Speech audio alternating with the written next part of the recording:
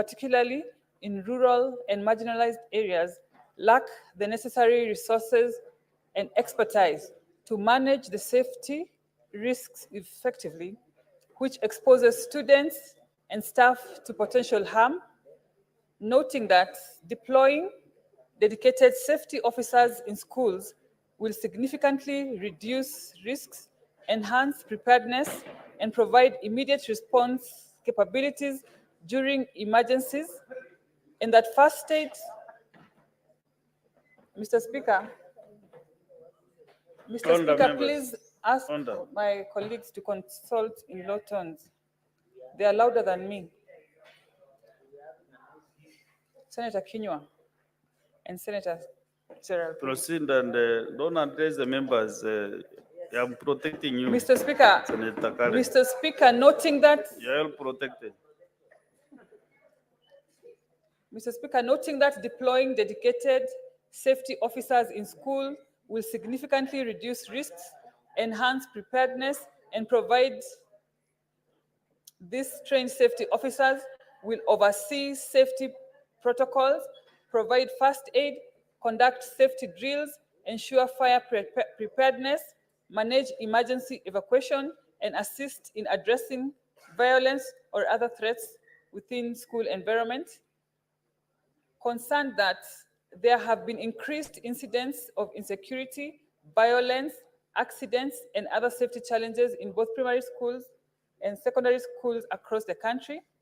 Now, therefore, the Senate urges the national government through the Ministry of Education to, 1, recruit and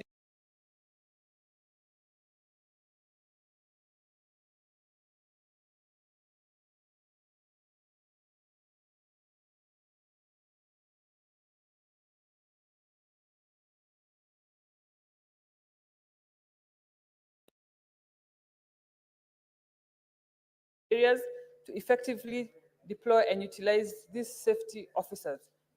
Mr. Speaker, I give notice. Thank you. Next order. Order number 7, questions and statements. We have several statements and standing order 53-1. We start with Senator Mohamed Chute.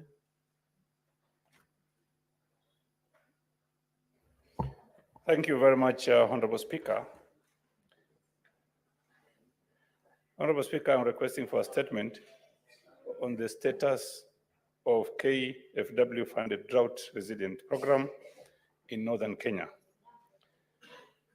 Mr. Speaker, sir, I rise pursuant to Standing Order 53-1 to seek a statement from the Standing Committee on Land, Environment, and Natural Resources regarding the status of KFW Development Bank-funded drought resilient program in northern Kenya.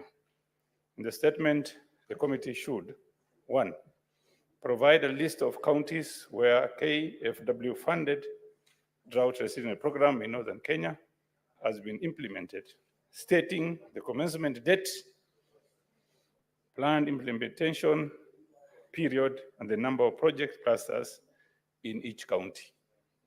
Number 2, disclose the total amount of money allocated for the full implementation of the program, specifying whether these funds by German-based KFW Development Bank have been given to the government as a grant or as a loan.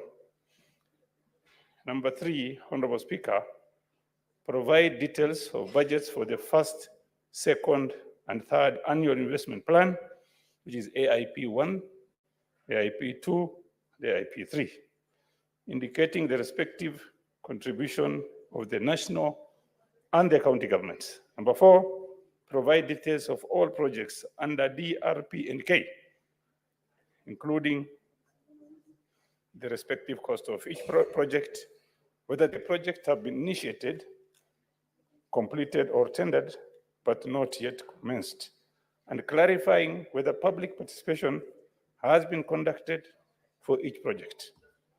Finally, number 5, Honorable Speaker, state the duration of costs of the contract for consultancy services awarded to GOPA, G-O-P-A, Worldwide Consultants, indicating total amount paid to the company so far. Thank you, Honorable Speaker. Next is Senator Joyce Korir.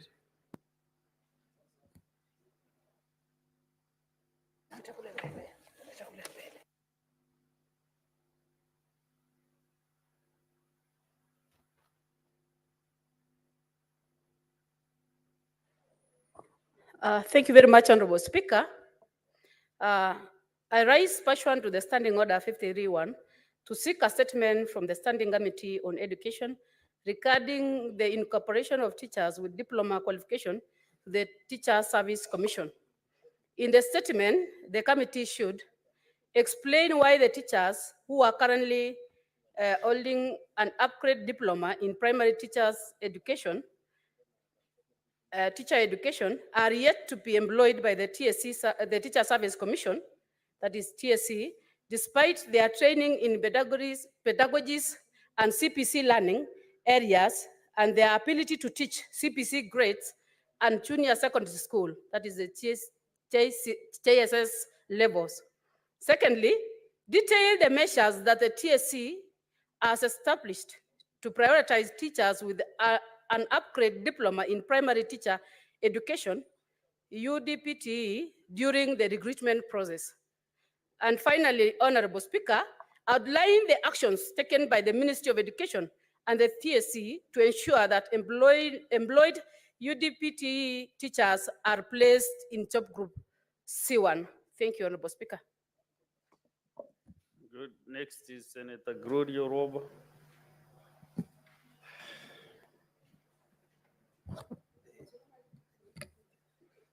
Thank you, Mr. Speaker. I rise pursuant to Standing Order 53-1 to seek a statement from the Standing Committee on Health regarding the status and implementation of the Linda Mama Healthcare Program.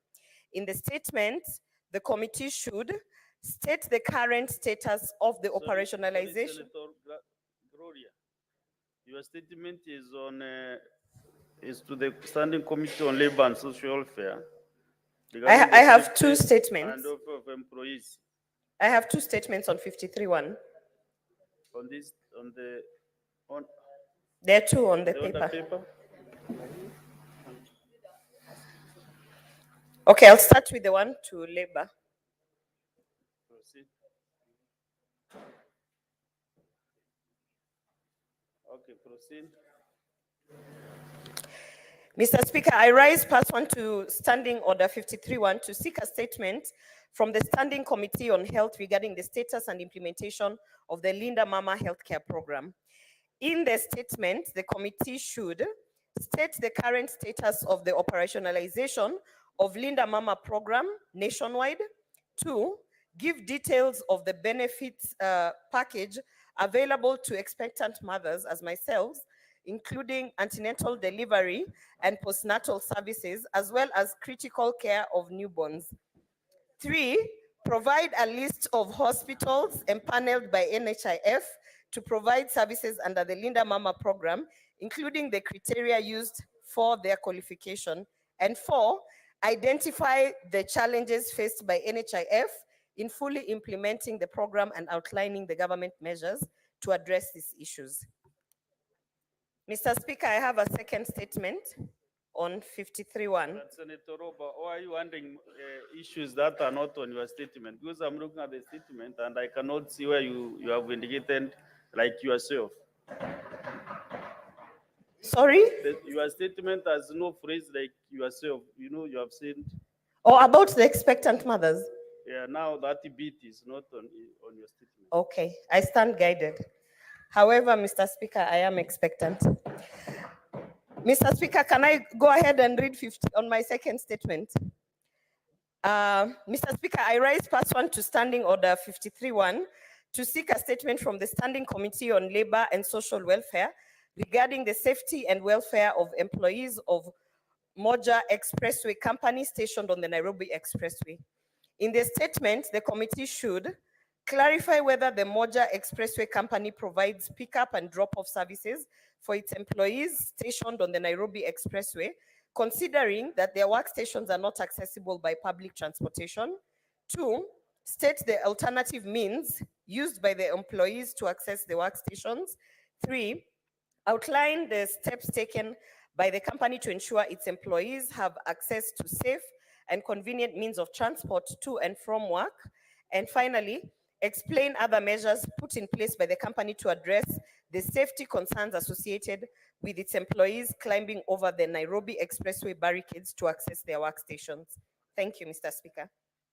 Thank you, Senator Edwin Sifuna.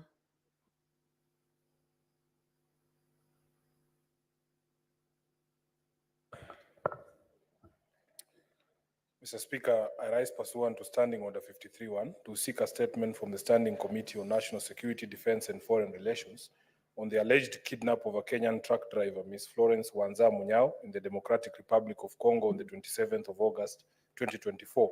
In the statement, the committee should address the following. Number 1, explain the circumstances surrounding the disappearance of Ms. Munyao. Number 2, state her current whereabouts. And number 3, outline the actions taken by Kenyan authorities to secure her release and enable her to be reunited with her family from Machakos County. I thank you, Honorable Speaker. Thank you. Next is Senator Chalgei Samson.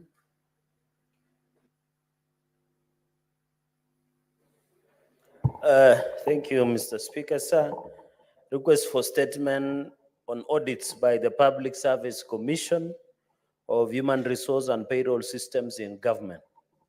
Mr. Speaker, sir, I rise pursuant to Standing Order 53-1 to seek a statement from the Standing Committee on Labor and Social Welfare regarding the audits by the Public Service Commission of Human Resource and Payroll Systems in Government.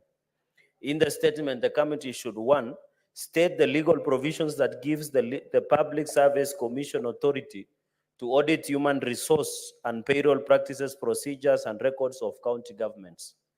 Number 2, Mr. Speaker, provide a list of all county governments that have requested the Public Service Commission to audit their human resource and payroll practices, procedures, and records, disclosing the findings of the said audits from county governments. Number 3, Mr. Speaker, state whether the audit reports have been tabled in respective county assemblies and explain why they have not been tabled in Senate. Number 3, Mr. Speaker, provide a schedule of the respective costs of each audit, indicating the entity that bore the cost.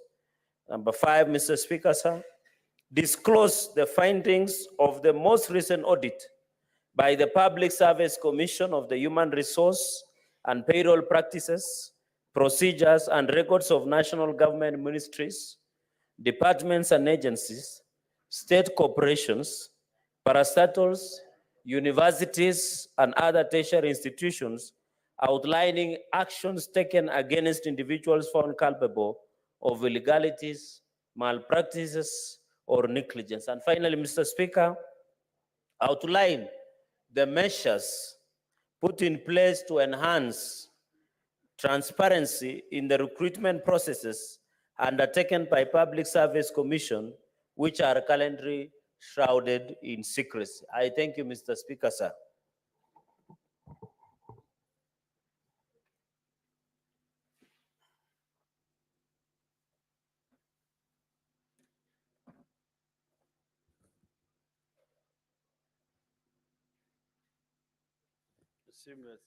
Just a minute, I'll listen to you. Just a minute.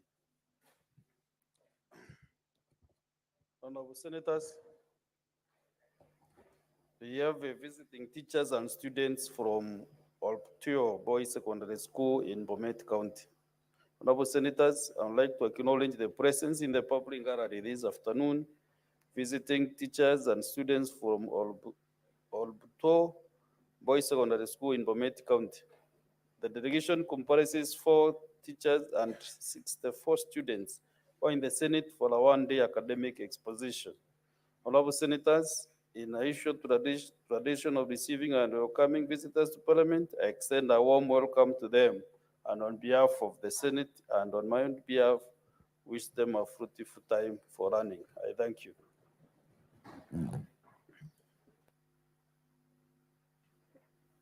Senator from Bomet County is not allowed. Bomet, Mbundas, Kericho. So majority leader, welcome these great boys from Bomet County.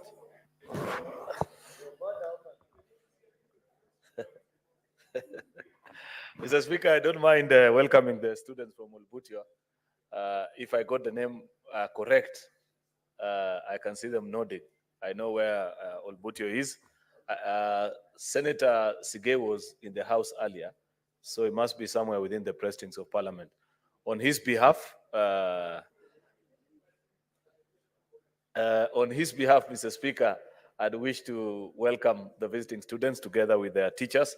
I hope they get to enjoy their tour of Parliament, enjoy debate, see us in action. Perhaps it's different from what they watch on TV.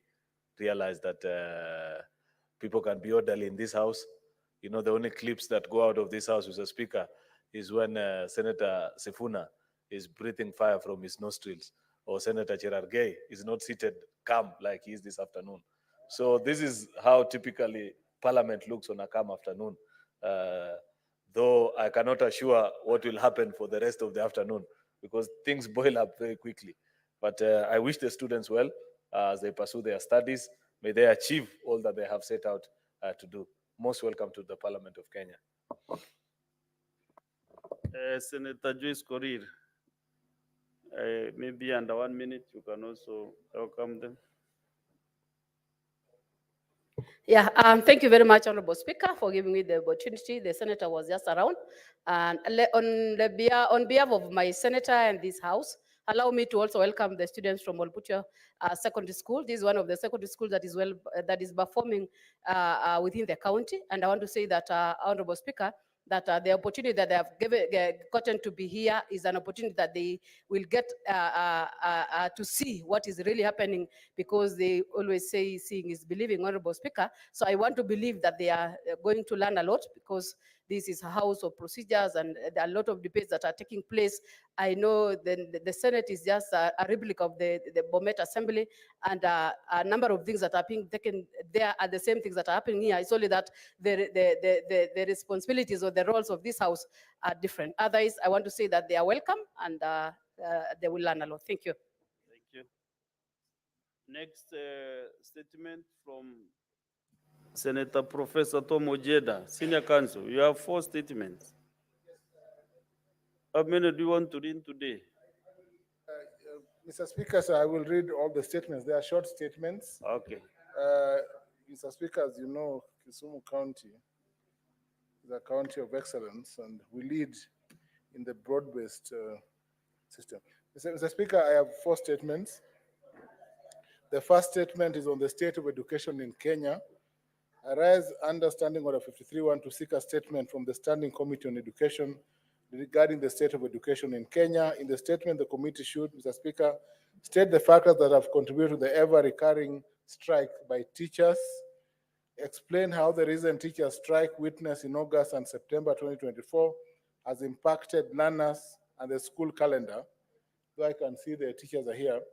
3, outline steps taken by the government to permanently address grievances by teachers and ensure that similar grievances do not lead to industrial action in the future. Provide details of the current terms of employment, salaries and benefits for teachers serving in public schools at various cadres, explaining how these terms, salaries and benefits compare with those of teachers serving in private schools. And lastly, explain measures put in place by the government to ensure Kenya achieves and sustains the recommended teacher-student ratio in public and private primary, junior secondary, and secondary schools, disclosing any plans by the government to recruit additional teachers. Mr. Speaker, my second statement is on the safety of pupils and students in schools across the country. And this is necessitated, Mr. Speaker, by the strikes that we have seen in schools. I rise pursuant to Standing Order 53-1 to seek a statement from the Standing Committee on Education regarding the safety of pupils and students in schools around the country.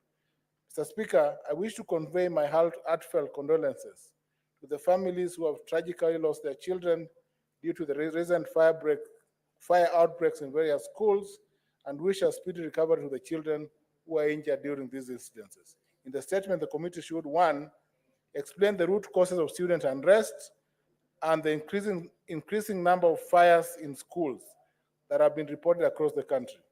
Two, outline the policy of the Ministry of Education on the safety of pupils and students in schools and disclose any measures to enhance the safety of those in boarding schools. Three, explain any existing emergency protocols for handling fire outbreaks and other disasters in schools and state steps to enact a harmonized disaster preparedness and emergency policy, including mandatory emergency drills in all schools. Four, state measures in place to ensure accountability and compensation to families of victims injured or succumbing to school fires and other disasters. Five, outline any measures to protect pupils and students in boarding schools from the threat of human trafficking. And lastly, disclose the budgetary allocation set aside to mitigate safety of pupils and students against fires and other disasters in public schools from financial years 2020 to date. Mr. Speaker, my third statement is on the state of maintenance and repair of medical equipment, including vaccine refrigerators in health centers and hospitals in Kisumu County. Mr. Speaker, I rise pursuant to Order 53.1 to seek a statement from the Standing Committee on Health regarding the state of maintenance and repair of medical equipment, including vaccine refrigerators in health centers and hospitals in Kisumu County. In the statement, the committee should provide details on the current supply and availability of drugs, including vaccines in health centers and hospitals in Kisumu County, and outline the measures being implemented to address the existing shortage of drugs and vaccines. Two, inform the Senate on the conditions of maintenance and repair of all medical equipment in health facilities, particularly vaccine refrigerators, and associated budgetary implications, stating the frequency of servicing and repairs. Three, disclose the budget allocated in the financial year 2024-2025 from both the county and national government for maintaining a consistent supply of drugs and vaccines. And lastly, state the budgetary allocation for the years 2024-25 from both Kisumu County and national government for the repairs and maintenance of medical equipment and refrigerators. Lastly, Mr. Speaker, sir, I wish to seek a statement under Order 53.1 from the Standing Committee on Devolution and Intergovernmental Relations regarding the operationalization of municipalities of Maseno Holo, Kombewa Bodi, Ahero Awasi, Muoroni Chemelil, and Kantito Paponditi. Article 186(1) of the Constitution of Kenya 2010, read together with Section 9(1) and 9(3) of the Urban Areas and Cities Act 2011, allows the county governor, upon the resolution of the county assembly, to confer status of municipality on a town that meets the set out thresholds. The conferment of municipal status to 5 towns above mentioned calls for good planning and execution to ensure effective governance, accelerated development, and improved livelihoods of the residents. In the statement, the committee should, my lord, Mr. Speaker, explain the status of compliance by the county government of Kisumu with the provisions of essential services in municipalities enumerated in the first schedule to the Urban Areas and Cities Act 2011. Two, state whether all functions outlined in Schedule 4, Part 2 of the Constitution, including the attendant staff, budget, and assets, have been transferred from the respective county government departments of the municipalities as per the Gazette Notice of 13th October 2023 issued by the Governor Professor Peter Nyang'nyong. Third, explain whether the new municipalities have established physical offices, and if so, where these offices are located for each of the 5 municipalities, and whether these municipalities have operational bank accounts for financial transactions management and day-to-day running of operations, and provide details of the bank accounts and any funds allocated to the municipalities for their establishment. 4, state whether the staff have been deployed in these municipalities, and if so, provide details on the number, remuneration, and the roles of the deployed staff. 5, explain whether these municipalities have established management boards and outline the number of meetings that have been held by the boards since the establishment, providing any resolutions for such meetings and whether allowances have been paid to board members for the meetings held as prescribed. Lastly, outline the general terms of remuneration of the board members and elaborate whether such terms are similar to those of other boards within the county government and whether these terms meet the standards set out by the SRC guidelines. Thank you, Mr. Speaker. Very well. Next is Senator for Taita Taveta County, John Zumaruma.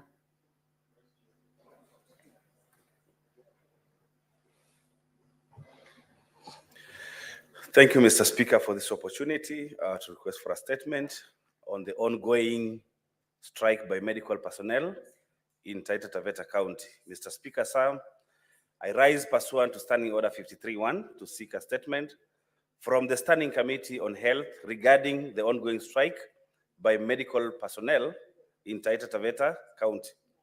In the statement, the committee should, 1, appraise the Senate on the reasons presented by the striking workers that necessitated the industrial action. 2, update the Senate on any measures taken by the county government of Taita Taveta to address the issues raised by the striking workers before commencement of their industrial action. 3, inform the Senate of the steps the county government is taking to resolve the strike. And finally, provide an account of the number of casualties in the 4 sub-counties resulting from this industrial action, which could have been avoided had the strike not occurred. I thank you, Mr. Speaker. Good. The next is a statement by Senator Foram, Senator Joseph Kiduku. Is not present. That statement is dropped. The other one is the statement from the Senator for Kisii County, Senator Richard Onyonka. Also, the statement is dropped.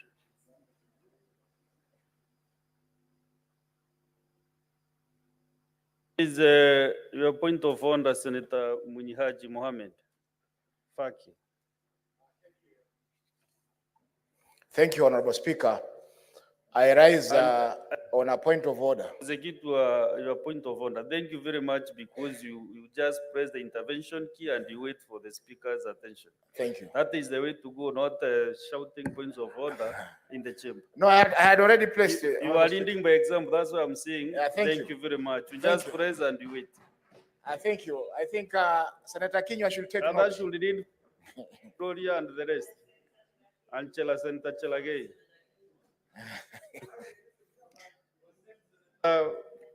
Thank you, Mr. Speaker, sir. I rise on a point of order to seek your guidance on an issue that is affecting the House generally. And this is with regard to our committee work. Most of the committees, Honorable Speaker, are experiencing a lot of quorum issues.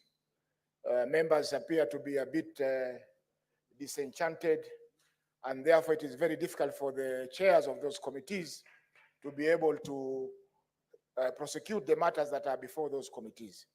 Mr. Speaker, this has been mainly been necessitated by the fact that so far we have not been able to know from our committee chairs what are the budgets of our respective committees.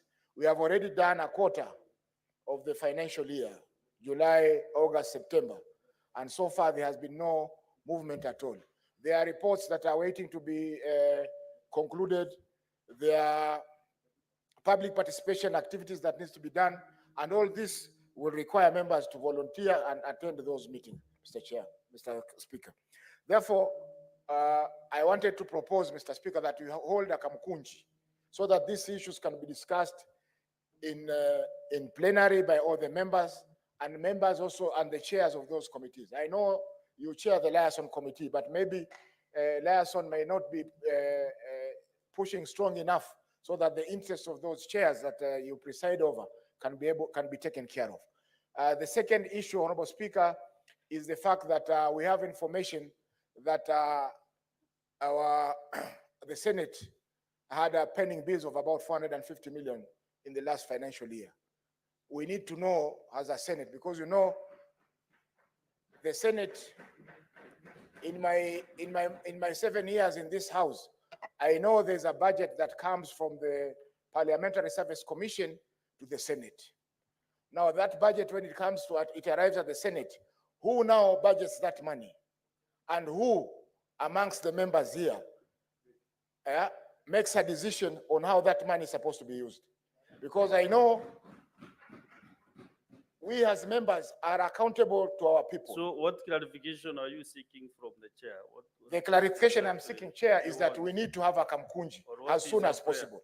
In fact, this Kamkunji should have been done before we opened the house yesterday, so that members can be briefed on what is happening, so that committees can be vibrant again.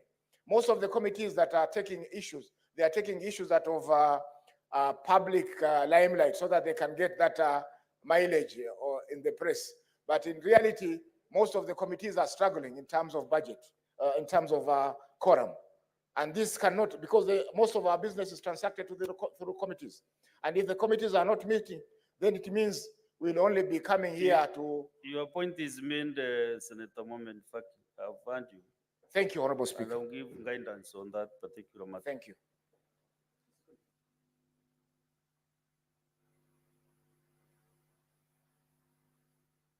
On Kamkunji as a receipt and all these interests.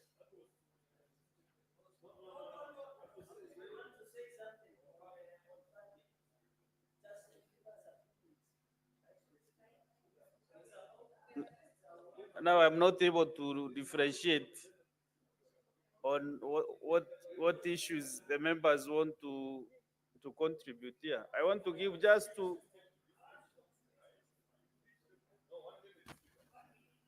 I'll give you 1 minute each, 2 from this end and 2 from this other side on the issue raised by Senator Mohammed, in fact. And then we are going to give a few, maybe 20 or so minutes for the statements. Senator Gloria. Thank you, Speaker. I'm glad that Senator Faki has brought this issue up. Speaker, like every other institution, the Senate actually runs on a budget. And Mr. Speaker, we have been reminded severally by Gen Z that we need to live within our means and we must practice austerity measures. However, Mr. Speaker, the Senate, and particularly the senators, do not have any oversight of the budget that we have as a Senate, Mr. Speaker. In the National Assembly, they have a budget and appropriation committee that actually is able to give foresight and control on the expenditure. But in the Senate, Mr. Speaker, there's a lot of gray areas, Mr. Speaker. Yesterday, we had Senator Sifuna sweating because the air conditioning system here has a problem.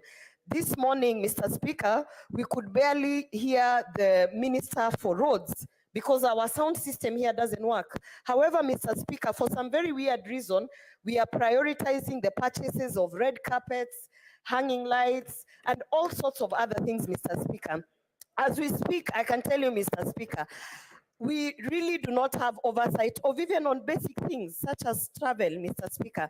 And we just are asking, as a House of Oversight, Mr. Speaker, if we can be allowed to see the money that has been appropriated to Senate and how we can be able to use that money with the austerity measures, Mr. Speaker. And finally, just to conclude, Mr. Speaker, because I am not a chair.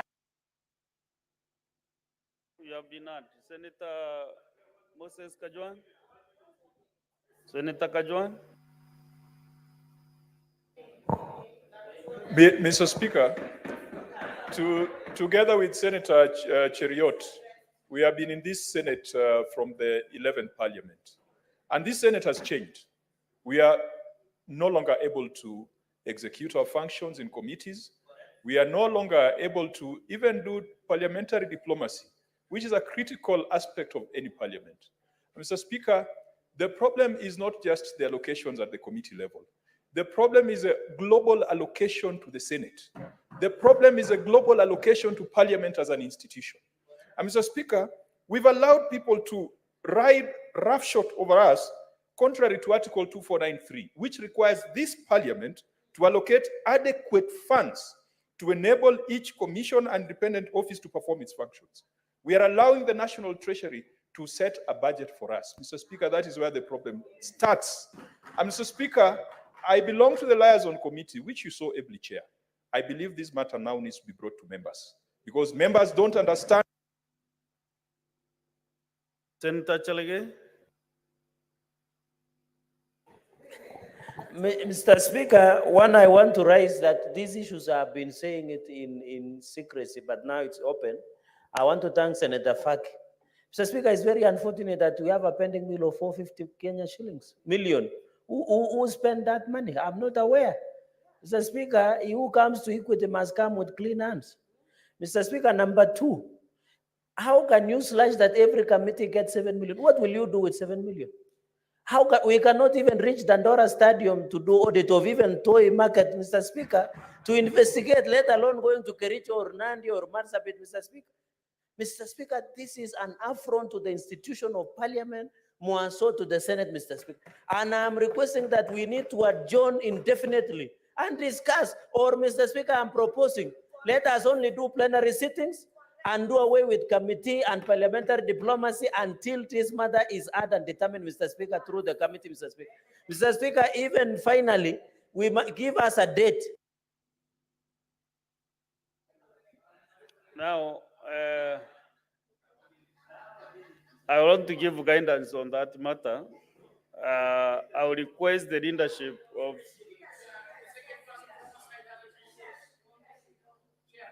I want to give guidance, majority leader, since you will be able to mediate this matter and the minority leadership and the majority leadership. You preserve your comment so that you not be. Yeah, so I will request that both Onda, Senator Chalige, Onda, majority leader, I want to give you guidance now. And I don't know this bromance between you and Senator Gloria this afternoon is a bit worrying.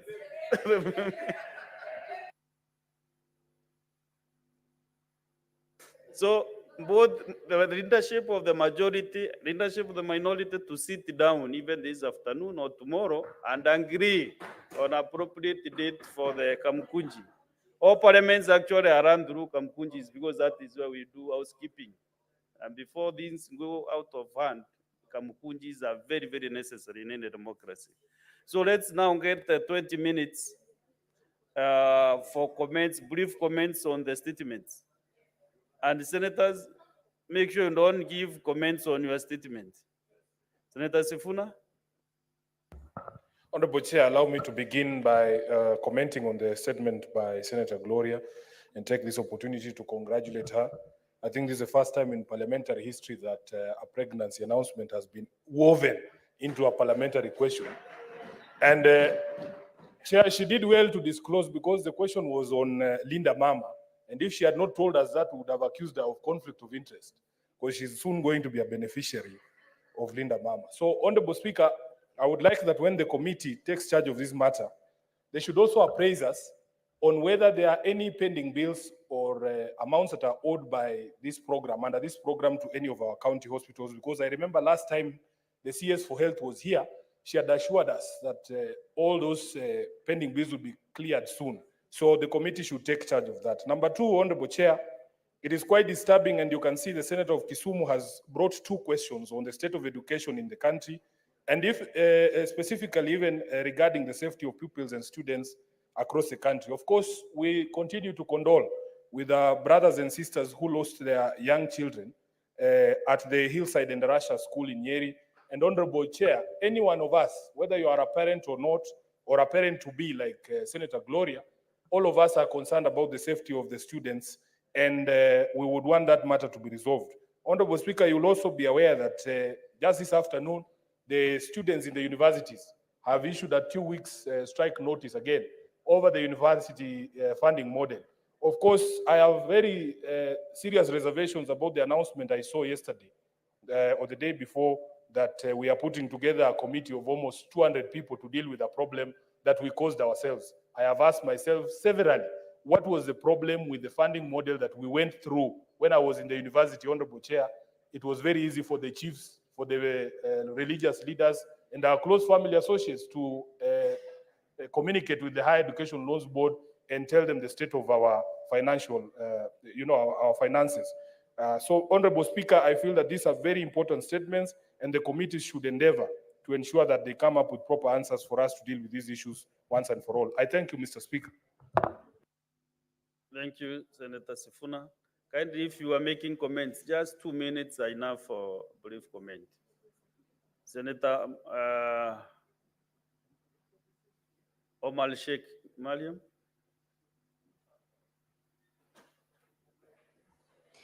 Thank you, Mr. Speaker, for giving me this opportunity. Mr. Speaker, I also wanted to comment on the education, on the statement raised by Senator Kisumu. Mr. Speaker, where I am seated, Mr. Speaker, education system in Kenya is discriminative. I raise a statement concerning hijab in some public schools, in secondary schools, and still, up to now, they are not allowing Muslims ladies in school. That is Alliance Girls and Kenya High. Mr. Speaker, that statement is up to, I interrogated with the Ministry of Education, and the reason they give us is not an answer specifically. And on that, these both schools is public schools and is funded by taxpayers. Mr. Speaker, when it comes to also security, safety measures in school, first priorities in a institution, in a society, we must take care of our kids. Last night when I saw in the news, there is a septic tank which has not been in school. The kids drop in and lost her life. Mr. Speaker, we need the Ministry of Education to take charge and inspect each schools, private schools and public schools, so that if it is not conducive for our kids, it must be closed. Thank you, Mr. Speaker. Senator Kavidu Agnes. Are you commenting on the statements? I'll call you back. You said you're coming back. Not you, Mr. Speaker. Thank you. Mr. Speaker, I'm commenting on this statement by Sifuna. Senator Sifuna, Nairobi, about Miss Florence Wanza Munyao, who has disappeared in Congo. She went as a driver. I understand the lorry is back here in Kenya, but the person is not here. And nobody seems to be knowing where she is. And so, Mr. Speaker, I'm wondering if the lorry is more important than a human being. Mr. Speaker, I would request the committee who the statement will be put to make sure that they do this one very fast. And Mr. Speaker, that's why we are saying that we need the Kamukunji very fast, because the committees has to continue with their job. At the committee level is where we senators do most of the work at the Senate. So without the committees working and functioning properly, the work of the Senate will be stuck. Mr. Speaker, I request and I beg the Committee of Security to take this matter very seriously, because the parents of Florence are having sleepless nights because they don't know where their daughter is. The other statement by the Senator of Kisumu about the fires in the schools. Mr. Speaker, when parents take their children to school, they take their children to school well and knowing that their children are safe and secure at school. But when these fires are there and children die, and even some disappear without being known where they've disappeared to, Mr. Speaker, it's very, very depressing for the parents to take a child to school and get back a dead person to come and bury. Mr. Speaker, this will worry a lot of parents, and maybe some of them will be even afraid of taking their children to school because they'll be fearing that they might not come back. This is very devastating, and I ask the committee to take very hasty measures to make sure that they take the government to task, because even students must be given security. Even if it means policemen being employed and deployed to schools for the security of these children, it's important because they are helpless, they cannot protect themselves. Thank you, Mr. Speaker. Next is Youth Leader, Senator Buru Oginga. Thank you, Mr. Speaker, sir. Mr. Speaker, sir, I want to comment on the statement sought by Senator Chute regarding the North,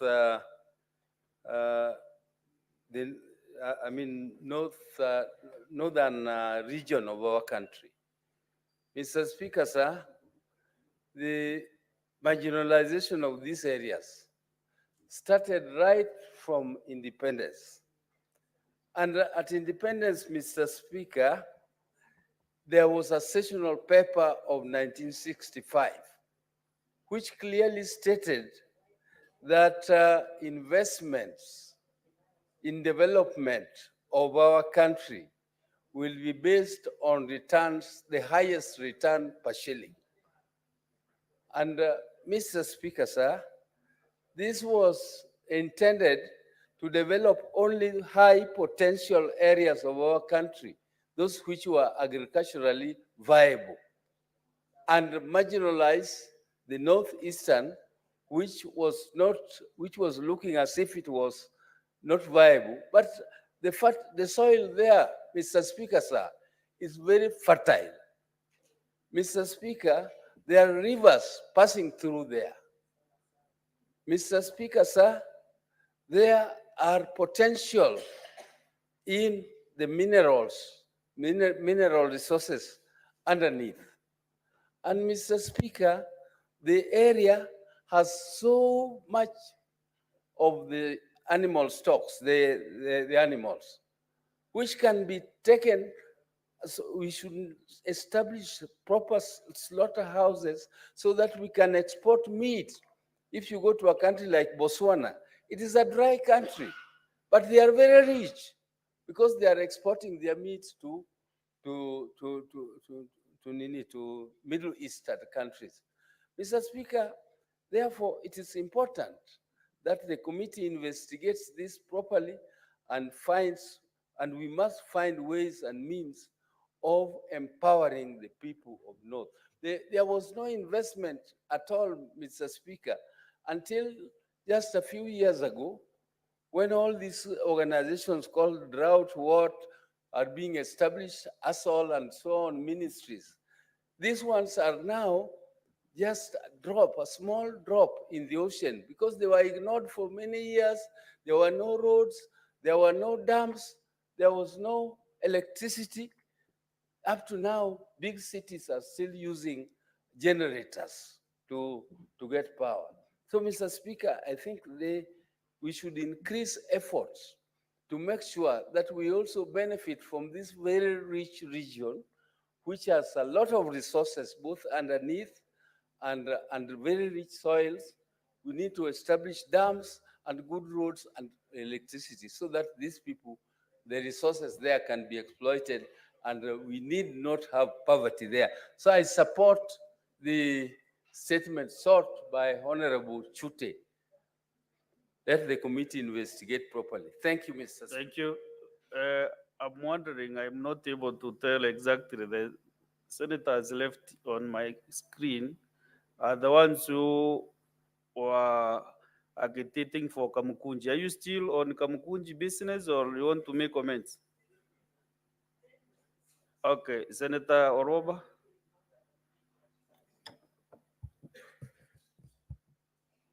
Thank you, Speaker. I want to add my voice on Senator Tomojenda's statement about the safety of pupils and students in schools across the country. Mr. Speaker, you know we've been experiencing a lot of unrest. We have seen from Dagoretti to all these schools, including fires, Mr. Speaker. And for me, I think that it is time that we stop addressing the issue in one way. Mr. Speaker, I think we need to actually look at what is causing this unrest, Mr. Speaker. And above and beyond that, Mr. Speaker, I went to my former school, St. George's, to check on the fire safety measures, Mr. Speaker. And I realized that a lot of schools take for granted the policy that was given some years back of removing the grills from the windows and ensuring that the dormitories are left open, Mr. Speaker. In all the fire cases where we have lost students, we have seen that the dormitories were locked and the dormitories also had grills, Mr. Speaker. So I urge the Ministry of Education to actually have a team to go and assess and provide a checklist to all the schools so that it is not about a 67-page policy that's there, Mr. Speaker. Most of the people implementing are not going to read 67 pages. If it can just be reduced to 2 A4s of a checklist of what should be there and what should not be there, I think we'll be making some headway. And Mr. Speaker, there has been a conversation about abolishing boarding schools, Mr. Speaker. That is not the way to go. There are so many reasons why parents choose to take their children to boarding schools. So just because we have a problem or a calamity in one boarding school or two, then you cannot start saying that the boarding schools must be shut down, Mr. Speaker. We have seen accidents happening in day schools and we don't call for the day schools to be shut down, Mr. Speaker. So I call upon the Ministry of Education and led by the Minister Julius Migosi to ensure that there's a checklist provided, because we are lacking a checklist from the Ministry of Education to make sure that our facilities, the dormitories particularly, are safe, and not only from fires, but also from intruders and all sorts of other risks that are there. Thank you, Mr. Speaker. Thank you. Senator Kajwang Moses. Mr. Speaker, I'd like to comment on the statements on the state of education and the state of healthcare in the country. Mr. Speaker, when we resumed our sittings yesterday, we came back during the recess. We lost 21 children at the age of 12 to an unfortunate fire at Endarasha Hillside Academy. Mr. Speaker, on behalf of the Homa Bay delegation, I wish to convey the condolences of the people of Homa Bay. A house with a conscience ought to have resumed its sittings with a minute's silence. Mr. Speaker, I'm a parent of a child in that demographic. My son turned 12 years old. And I would really tremble to think that I would send my son to school, to a boarding school, to pick up skills and to relate with other children, only for him to come back in a body bag. Mr. Speaker, if you read the story of Endarasha, it is a horror story. This is one of those things that if our committees were properly resourced, the first business would have been for the relevant committee, be it education or security, to go to Endarasha, to go there and establish the facts. We cannot trust the government to tell the story.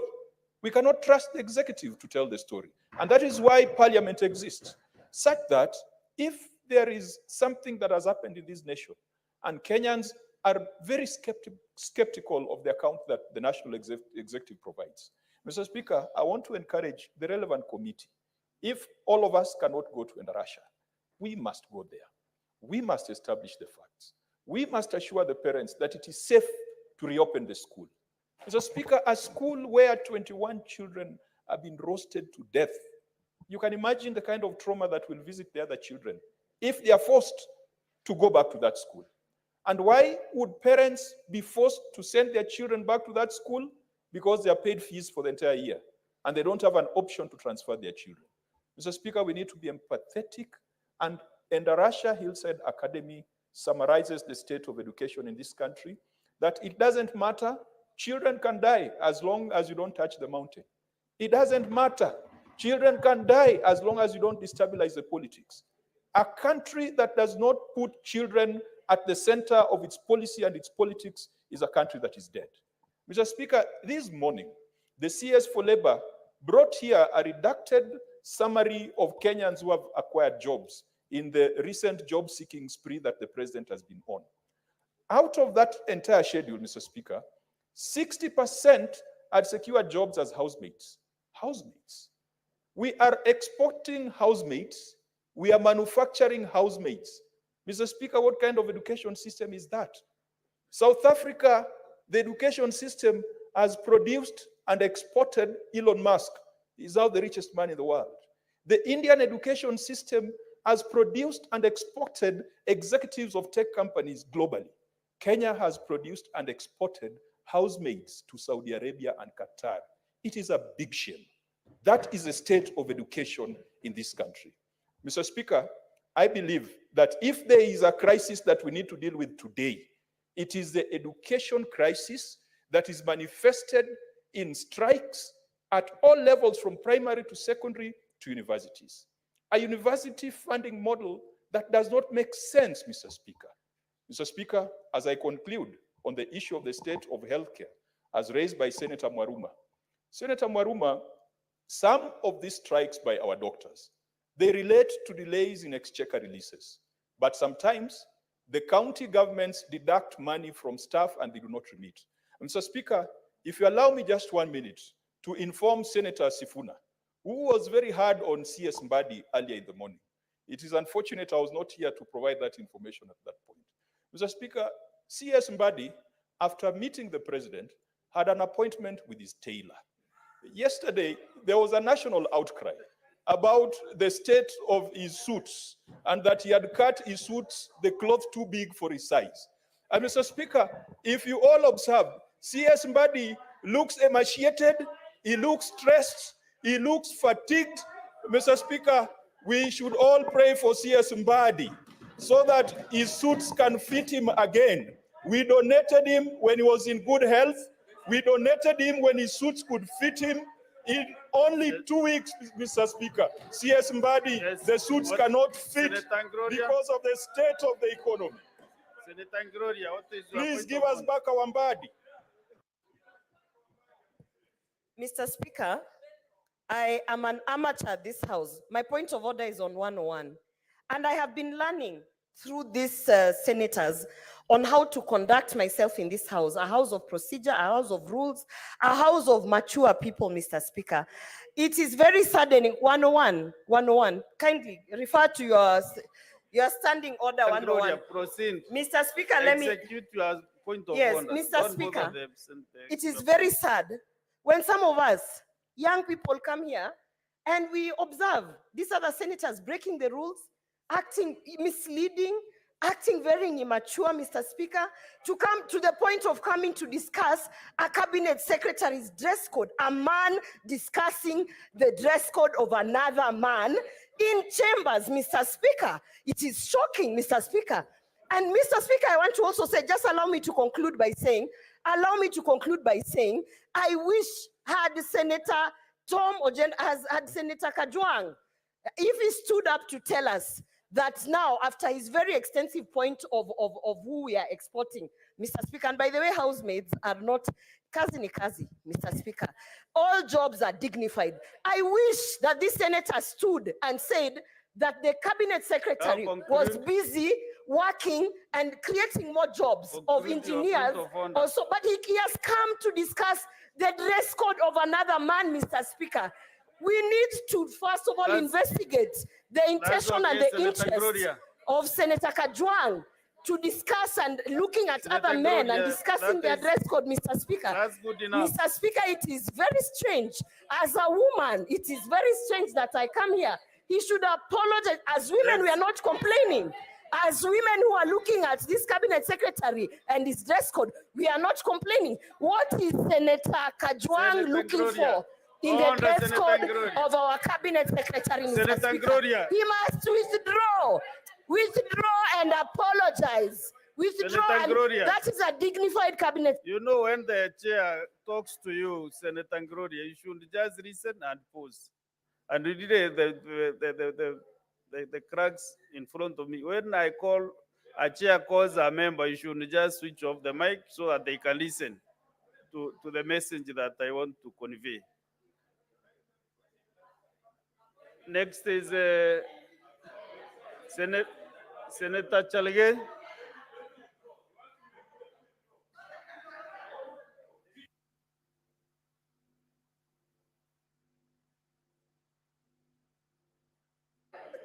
Thank you, Mr. Speaker. I want to comment on two issues. One, in 2 minutes. In okay, 2 minutes, please. just on two statements. I'm not going outside what is happening. Don't worry. Mr. Speaker, on the issue of state of education, I think I want to appeal to university students. While they're expressing reservations on the university funding model, Mr. Speaker, I think it is important that the technical committee has been appointed. I want to appeal to students from universities to present and propose the university funding model for review, Mr. Speaker. I think as a way out and solution, we should revert to initial funding model of university where all of us were able to access higher education's loan board across country. So, Speaker, I condemn with the strongest terms possible the bludgeoning, the attack against students of Multimedia University yesterday by the police officers, Mr. Speaker. It was so embarrassing where we live in the country of rule of law.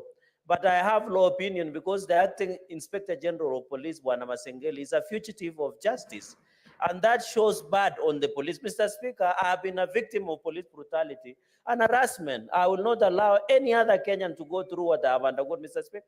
I was arrested naked on 14 April 2022 in my bed. Mr. Speaker, if I was at a certain age, Mr. Speaker, if I was at certain age, I would have cursed those police officers, Mr. Speaker. If I was beyond 80 in my culture, Mr. Speaker, when you see a person who's 80 years and above, I would have cursed, and Senator Lemonen would have understood, Mr. Speaker. Mr. Speaker, on the issue of safety in schools, I want to pass my condolences, Mr. Speaker, to the Russia community, Mr. Speaker. Chalege, the three gracious Linda is just yelling because you are arrested naked. I don't know what they saw missing. Mr. Speaker, would they want to see me naked? Can I table, they can see me in camera so that I can.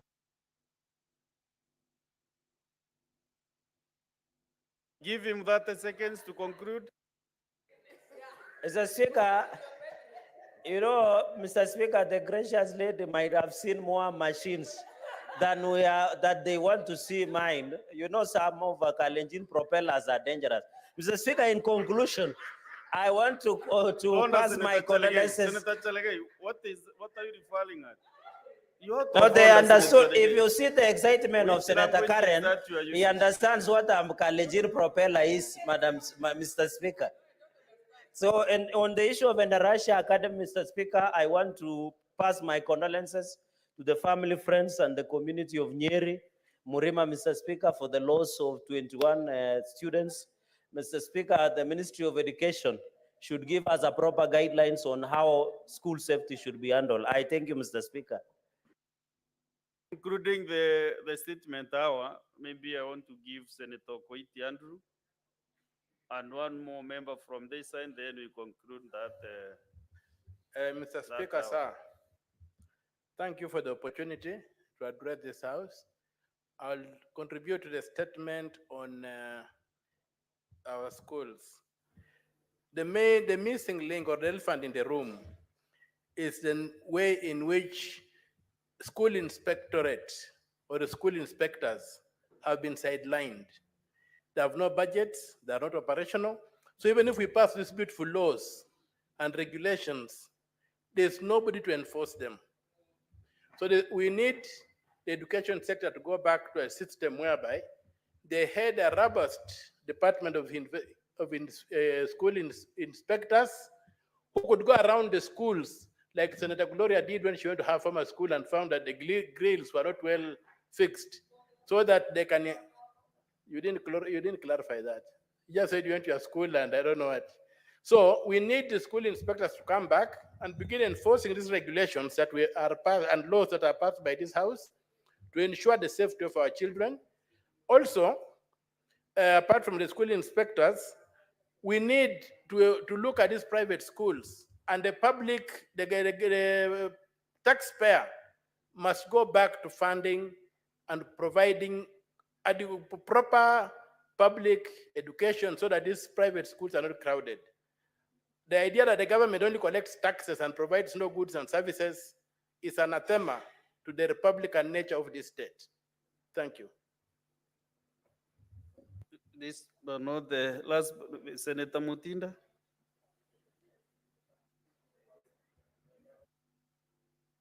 The mic, thank you. Thank you, Mr. Speaker, for giving me this opportunity. And I want to start by sincerely giving my very heartfelt, sincere condolences to the family and of the parents of Edarasha Primary School in Nyeri. But Mr. Speaker, we have a tendency whereby we bring matters before this House. And what we do not address is the timeline for when these issues should be given feedbacks. It is a high time that the Committee of Education, that I believe will handle this matter, to fasten and speed up, because we await and then you find that other issues are still cropping up. It is a high time also the County Director of Education for Nyeri, where this school is, should by now have given also his statement or a report as to what really transpired. I want to thank our president, Dr. William, whom we saw the other day when he was in the county of Nyeri, actually just this last weekend. And he committed to ensuring that he's going to support the school coming back to its status. But as far as my colleague Senator Mtata has mentioned, the inspectorate team should be able to give a report. It's one thing when funds are there, but what are the kind of standards that need to be adhered so that our kids are safe? We entrust our kids actually in these institutions by the heads of these particular learning institutions. Learning institutions at some point in this country have become a commercial business, not adhering to the required standards of the Ministry of Education. The other day, we were even concerned in Nairobi, in the sides of Githurai, where we have a primary school, one classroom with over 80 students. Yet the regulations are very clear that the maximum number should be up to 45. Kids are squeezed in there. Yet the ministry is there, the people are being paid each and every month to ensure that they partake their roles, even if funds are not in place, but the person in charge should be able to ensure that in whatever time before the school.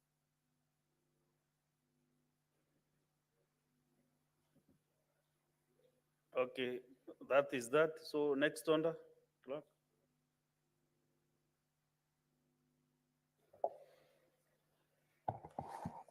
Order number 8, the County Government's Amendment Bill, Senate Bills number 39 of 2024, first reading. A bill for an act of parliament to amend the County Government's Act to provide for inter-county transfers of county public officers, the establishment of the County Public Service Board's consultative forum, and for connected purposes. Next order. Order number 9, the Labor Migration and Management number 2 Bill, Senate Bills number 42 of 2024. A bill for an act of parliament to provide for the first reading. A bill for an act of parliament to provide for the regulation of private employment agencies and the recruitment of workers within and outside Kenya, safeguard the rights and welfare of job seekers and migrant workers, and for connected purposes. Next order. Order number 10, motion, alteration of the Senate calendar for part 4 for the third session. Senate Majority Leader, move the motion.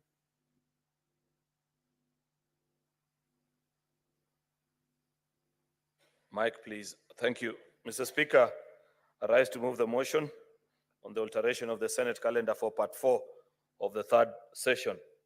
That notwithstanding the resolutions of the Senate made on the 15th of February 2024 on the approval of Senate calendar and 19th of August 2024, the alteration of the Senate calendar, pursuant to Standing Order number 32-4, the Senate resolves to further alter its calendar, regular sessions for the third session 2024 in respect to part 4 to 1, continue with regular sittings until Thursday, the 31st of October 2024. 2, proceed for recess from 1st of November 2024. 3, resume regular sittings on Tuesday, 12th November 2024. Mr. Speaker, this is a decision that we reached at the SPC, alive to the fact of the next motion, actually, which we shall be speaking about in a few minutes, Mr. Speaker, of the Senate Mashinani program, which, as you are aware, Mr. Speaker, is scheduled to take next week in Busia. But because of other exigencies of work, Mr. Speaker, and considerations that need to be made, we've had to reschedule it actually to the month of November. And Mr. Speaker, that being the case, then it means we have to redo our calendar as has been proposed this afternoon, Mr. Speaker. This is a fairly straightforward matter, but there are two things that I'd wish to speak to. I didn't get a chance, Mr. Speaker, to speak when Senator Musa Faki spoke earlier on the need for members to show up in committee sittings. And I wish he had actually matched his word with his action, Mr. Speaker, by staying in the chamber long enough. One of the biggest tragedies of this current Senate, Mr. Speaker, and I must say this with a very heavy heart, Mr. Speaker, is that it is extremely empty on most afternoons, Mr. Speaker. I have never seen Parliament as empty as it is. Mr. Speaker, I am used to seeing a Senate where people debate, and not on points of orders, Mr. Speaker, on bills and legislation, Mr. Speaker. That practice has since long disappeared because people have become transactional. They come here, they issue statements and disappear. In fact, Mr. Speaker, it's only that I don't want to name people, but if you see the number of people that bring statements to this house, many afternoon, Mr. Speaker, they consider that to be legislative work. Then you wonder, who is going to process this statement, Mr. Speaker? If everybody was just to come, lay a statement and disappear, why do people fight so hard to be elected to come to this house, Mr. Speaker, then leave your chairs to be empty? Mr. Speaker, we must also be serious as a legislature. I listened to people lament this afternoon, oh, this is not working, labor, I don't know education, I don't know the other. Mr. Speaker, begin first of all by transacting even that business in this house, Mr. Speaker. This is a premium platform, Mr. Speaker. Millions of Kenyans yearn for the opportunity to sit in the legislature of their republic, Mr. Speaker. I don't understand this new generation of legislators that we have in this current session, Mr. Speaker, that people show up at 2:30 and by 3:15 you cannot see them in the house. Mr. Speaker, I don't think that it is for lack of things to do, Mr. Speaker, that you find many. Look at the experience, for example, Senator Oburu, the youth leader, is serving his 7th term in Parliament, We have Mr. a Speaker. point of order from Senator Andy Okech.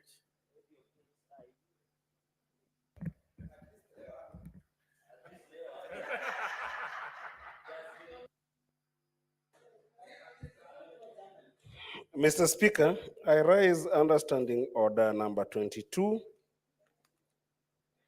And I hope on this one, I want to wish the majority leader the courage to be able to check point of order number 22 and point of order number 23, Mr. Speaker. I do empathize, and Mr. Speaker, because they are very long-standing orders, allow me to speak to them without reading them because they are too long. And the reason why they are too long, Mr. Speaker, is because in this entire, Mr. Speaker, may you protect me from the noise the other side by Senator Cherargei, Mr. Speaker? Just protect me, Mr. Speaker.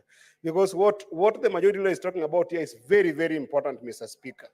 And because it's important, Mr. Speaker, the point of orders number 22 and 23 are functional point of orders, Mr. Speaker. They are the point of orders that prescribe functions of leadership of this house, Mr. Speaker. They define the leadership of the majority side and their deputies. They define the leadership of the minority side and their deputies. And they have got functions, including, Mr. Speaker, whipping members of this house to be in this house. Mr. Speaker, is it in order for a whole majority leader, Mr. Speaker, to get up and come here and start lamenting about his members who are not showing up in the house and therefore making the house always empty, Mr. Speaker? Is it an abdication of duty that majority leader, together with his deputy, and majority whip and deputy majority whip and even the minority leader, Mr. Speaker, are not doing their work in terms of whipping members of this house to be in this house, Senator Mr. Speaker. Okech. Why must we sit as senators, Mr. Speaker? Senator Okech, have your seat. Resume your seat. If I am the majority leader, Kiriari, what he meant about elections, once you're elected, you take personal responsibility. It is not about whipping members to be in the chamber. It is about personal responsibility and duty after you get elected. That is what he meant. And it does not do the work of the whip, which is done by Senator Boni Karwale. Proceed, Majority Leader. Mr. Speaker, I'm struggling to follow what my good friend Senator Eddy is trying to converse because, you know, I never whipped him to put up posters in Migori and ask the people of Migori that he wants to represent them in this house. Therefore, it cannot be my business to whip you as a member of the Senate because I'm a leader in this house to tell you come. Mr. Speaker, I was giving the example of Senator Oburu, a fine gentleman, a revered legislator, serving his 7th term in parliament.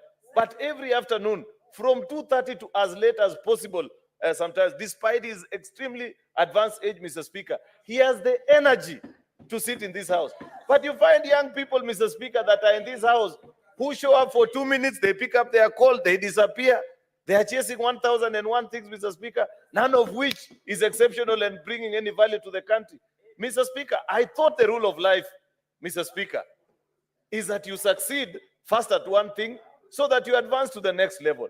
Therefore, I want to request and humbly plead with my colleagues that, Mr. Speaker, because we have got such a sacred responsibility, and there are many things that the country is looking up to us to resolve, can we find the time to attend house sitting, Mr. Speaker? If you look at the order paper today, Mr. Speaker, you will see more than 20 bills that are the committee of the whole stage, Mr. Speaker, some of which have been on this order paper for more than 5 months, Mr. Speaker, because we cannot raise 24 delegations. Surely, Mr. Speaker, do we need a Kamkunji, like we are being invited, Mr. Speaker, that we need to call people to come? These are not budgetary issues, Mr. Speaker. You don't require a budget, Mr. Speaker, for you to do your legislative work. Therefore, Mr. Speaker, I don't know what Senator Eddy has eaten before coming into the house, but I am trying to address you, Mr. Speaker. He is actually over shouting, and I cannot concentrate, Mr. Speaker, because of the noise that he's making. Senator Okech, can you, if you are consulting the senators for a very low tone, mention the terms?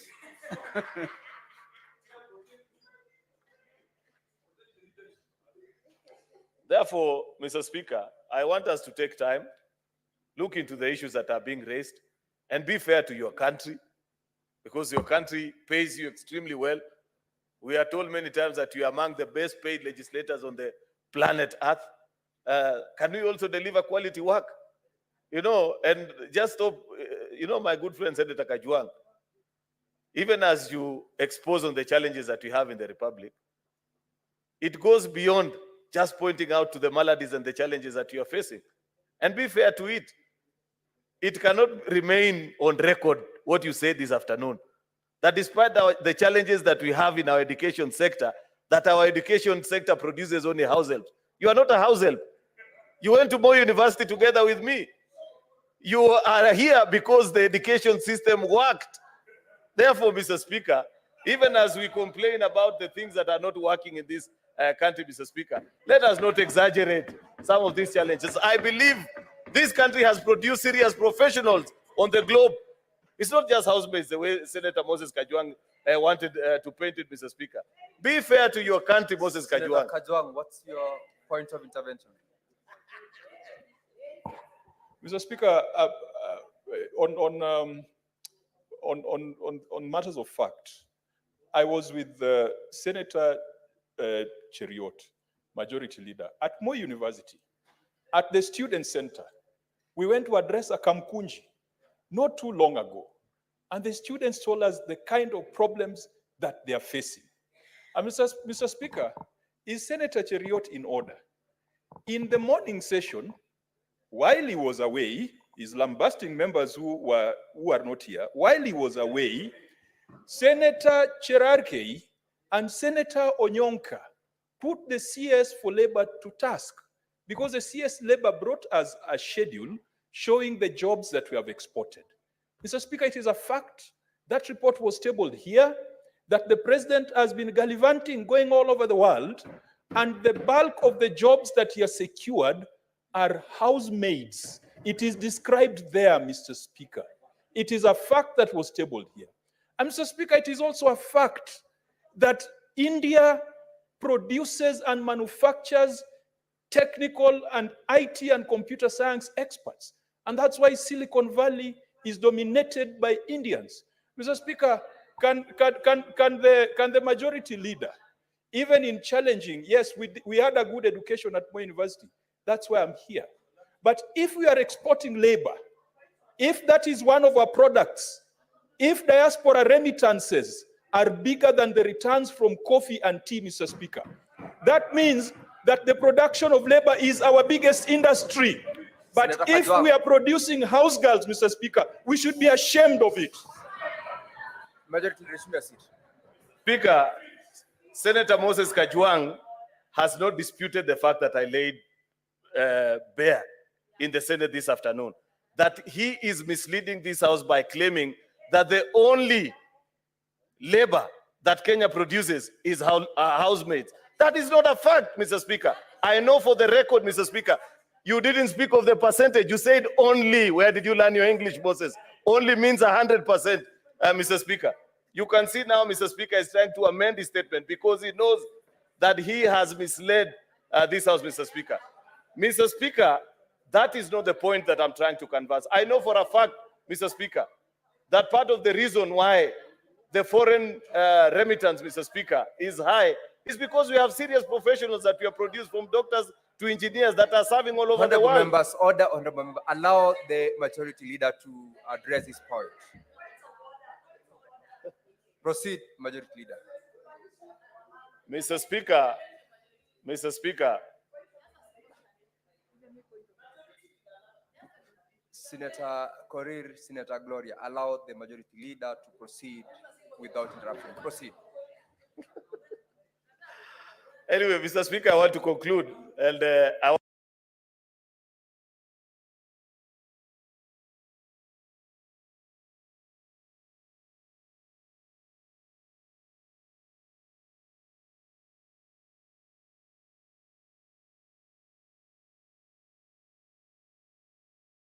want to commend the senators that are in the House this afternoon, including my friend Moses, longest serving member of the Senate, Mr. Speaker, but always here at 2:30, sits patiently up to 6:30 on most afternoons, Mr. Speaker.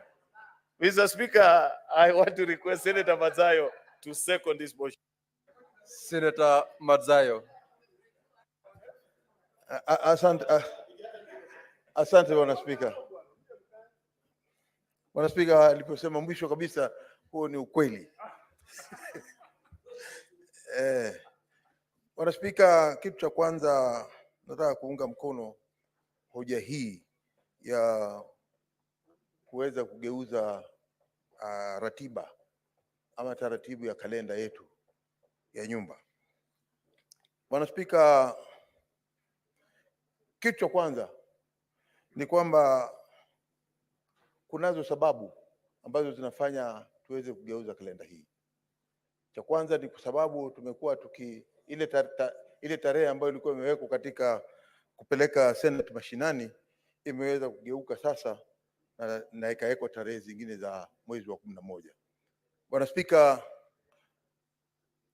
vile vile pia itaweza kupatia nafasi maseneta kuweza kujiandaa na kusafiri kuenda mpaka huko Bungoma ili kuweza kushirikiana na ndugu zao wananchi wa Bungoma kuwa na hiyo ratiba ya Senate mashinani. Bwana Spika, mimi kama nikiwa nitaweza kutoa ule advice ama sijui tunaweza kuita namna gani, lakini ni kwamba katika hili bunge letu la Senate sasa imekuwa ni lazima tuzingatie mambo ya kwamba tuko na seriousness, ya kwamba hizi tabia ambazo tunaanza sasa za kuweza kwamba kuona kama seneta mwenzako anaongea na pengine huwezi kupendelea vile anavyoongea, unasimama mara moja na kusema kwamba, ama unabofya kile kibwagizo kiko mbele yako, alafu unaweza kusema kwamba unataka kutoa hoja ya nidhamu. Hoja ya nidhamu, Bwana Spika, kama ninavyoelewa mimi katika ile wakati ambao tumekuwa hapa ndani na tumekuwa pamoja na ndugu yangu Cheriot na pia vile vile Kajwang', najua hoja ya nidhamu ni kitu muhimu sana, ambao kumuingilia mtu katikati akiwa anaongea, pengine saa nyingine inakuwa inapoteza hata ule mwelekeo ama zile fikra alizokuwa nazo. Kwanza tuweze kujizuia, tumuache yule anayekuwa anaongea aongee mpaka amalize, alafu ndio utaweza kujua mwelekeo wake ulikuwa namna gani. Hoja ya nidhamu ni sawa, lakini tuzitumie kwa njia ya kisawasawa. Hayo ndio maoni yangu ambayo naweza kusema. Na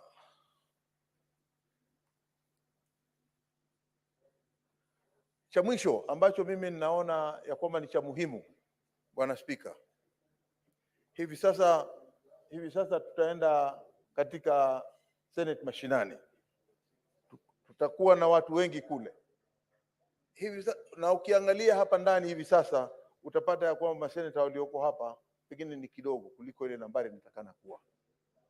Tumekuwa hapa nikikumbuka kama ile seneti ya kwanza ya mwaka wa 2013, Bwana Spika, ilikuwa inajaa sana mpaka ikifika saa 12:30 bado watu wamejaa, bado maseneta wamejaa ndani ya chambers sana. Ni ukweli kabisa, na ukweli ukisemwa sengine inakuwa ni uchungu. Ni ukweli kabisa, ndani ya hii Senate tukiangalia hivi tunaona tumepoteza mwelekeo.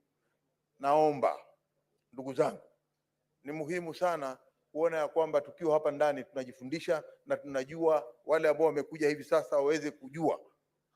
Mtu kama Boni Halwale huketi hapa mpaka mwisho kila siku, hiyo hatuwezi kataa. Ndugu yangu Sifuna pia anaketi hapa mpaka mwisho, hatuwezi kataa hiyo. Kwa hiyo nataka pia kuuliza wale wengine, haswa wale maseneta wapya, kwamba wamekuja ni lazima waweze kujua. Hata Senator Gloria pia yuko pale, huketi sengine mpaka mwisho ukiwa kuna sababu, lakini ana zile tabia zingine ambazo anaingia hapa ndani sitaendelea pande hiyo, lakini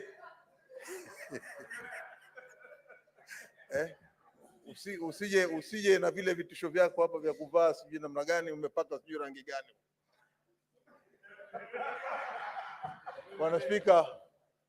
Bwana Spika, mimi nataka kusema tu kwamba naunga mkono ndugu yangu alivyoleta hii hoja ya kwamba sisi tuweze kugeuza ile kalenda, na nafikiri itakuwa ya matumizi zaidi. Asante Bwana Spika.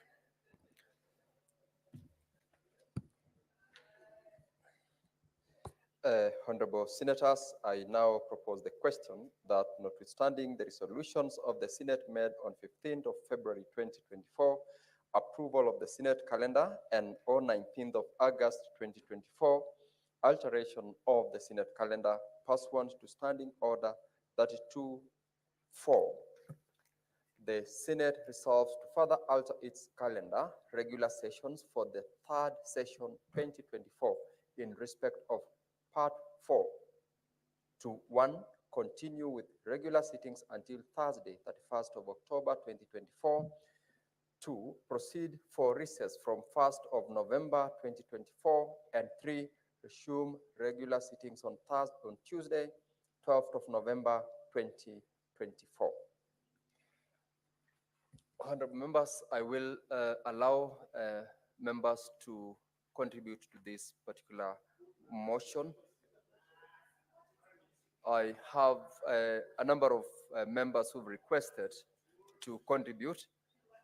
Senator Orwoba Gloria. Thank you, Speaker. It is important that, Speaker, we contribute to the matters we want to contribute, Mr. Speaker. And I want to support this proposal, Mr. Speaker. I want to support this because I have seen what recess does. People come back rejuvenated, but I have also seen that sometimes it is better we stay in chambers and have the debates that we need to have, Mr. Speaker. Mr. Speaker, coming from a background that believes that all jobs are dignified and must be respected, Mr. Speaker, as a specially elected senator, I want to say that even as I take my recess, Mr. Speaker, in the proposed dates that we have, Mr. Speaker, we go back to talk to the housemaids that Senator Kajwang was referring to, Mr. Speaker. Those are dignified jobs, and those are voters, and they should be respected, Mr. Speaker. So as a house, sometimes, and this is why I think this proposal that is being brought by the majority leader is important, because I think Senator Kajwang needs to go back home and appreciate the people that voted him in. Some of those people are housemaids that Senator Kajwang, and I'm sure he has a housemaid in the house, Mr. Speaker. So, Mr. Speaker, as I support this proposal, Mr. Speaker, I want to remind all the senators that recess should be taken seriously. And when we go for recess, when the time comes, now that it has been postponed, Mr. Speaker, I urge all the senators to go and talk to all the electorates, including the housemaids. What is your point of to order? just Senator Gloria. Senator Gloria, allow Senator Kajwang to raise his point of order. Proceed, Mr. Senator Speaker, Kajwang. it is out of order to impute improper motives on the part of colleagues. We had a debate here, a conversation on statements, a matter that has been prosecuted. On discussion of the calendar of the Senate, Senator Gloria Roba is imputing that Senator Kajwang has got a low opinion of housemates. I never said that. I never, and it's not about sounding. Mr. Speaker, can you direct Senator Roba to stop clout chasing and focus on the matters at hand, and to withdraw the kind of motive that she's trying to impute on my part? Mr. Speaker, it is house girls that feed my children, that feed me, that clean my house. I hold them in the highest esteem. The only question here is that we are not producing jobs for the future. That's my problem. Senator So, Mr. Kajwang, Speaker, you've made your point. please Senator guide Gloria. Senator Gloria to focus on the things that are before us, or else she logs out. Very well, Senator Gloria, kindly resume, and as you submit or Mr. Speaker, contribute to this motion, refrain. Mr. from Speaker, I making am reference contributing to the motion. Proceed. The motion is about the calendar of Senate. Senator Gloria. Yes. Allow the chair to conclude the directions he was giving. Okay. Continue submitting to the motion, but refrain from making reference aligned to the extent that is not within the motion on the adjournment of the House. Thank you, Mr. Speaker. I stand guided, and I am encouraging. Mr. Speaker, the motion is about the calendar, and in that calendar, we have recess. And you know, we have seen even most of the times people think recess, you go to sleep. But recess is actually about going back to your constituency of people who elected you, so that you can touch base with them, Mr. Speaker. Amongst those people are plumbers, mamambogas, and housemaids, and house girls, Mr. Speaker. So for me, I am just encouraging all the senators in the House that when they go back to recess, they should not forget the house girls, because those house girls, those are dignified jobs. And Mr. Speaker, as I was contributing to that motion, I also wanted to really place the importance of all jobs, senators, National Assembly members of Parliament, all jobs, even your job in the Speaker's panel, Mr. Speaker. And this is being addressed in the calendar that we have there, because recess, the purpose of recess is so that we can touch base with the people who sent us here to represent them, Mr. Speaker. And I can tell you, as a specially elected senator to represent women, Mr. Speaker, we fall under the cadre, most of us, of house girls. So I am speaking to those specially elected constituency of people. We respect them. And Mr. Speaker, even if we have to export 1 million house girls, Mr. Speaker, to Dubai, to wherever, some of these house girls, I have lived in Denmark. We pay some of these house girls more than we pay the senators in this house. So, Mr. Speaker, we should remember that every argument we bring to this Senator house, Gloria. Mr. Speaker, Senator Gloria. and I want to conclude by saying I support the motion. Senator Sifuna. Honorable Speaker, let me begin by saying that I share in the frustrations that have been expressed by the Majority Leader because I sit with him on the Senate Business Committee, and also you do. Honorable Speaker, if you look at the matters that are on the order paper, it's sometimes very, very difficult for us to clean the order paper, and I'm sure that each one of us is interested in making sure that their business moves.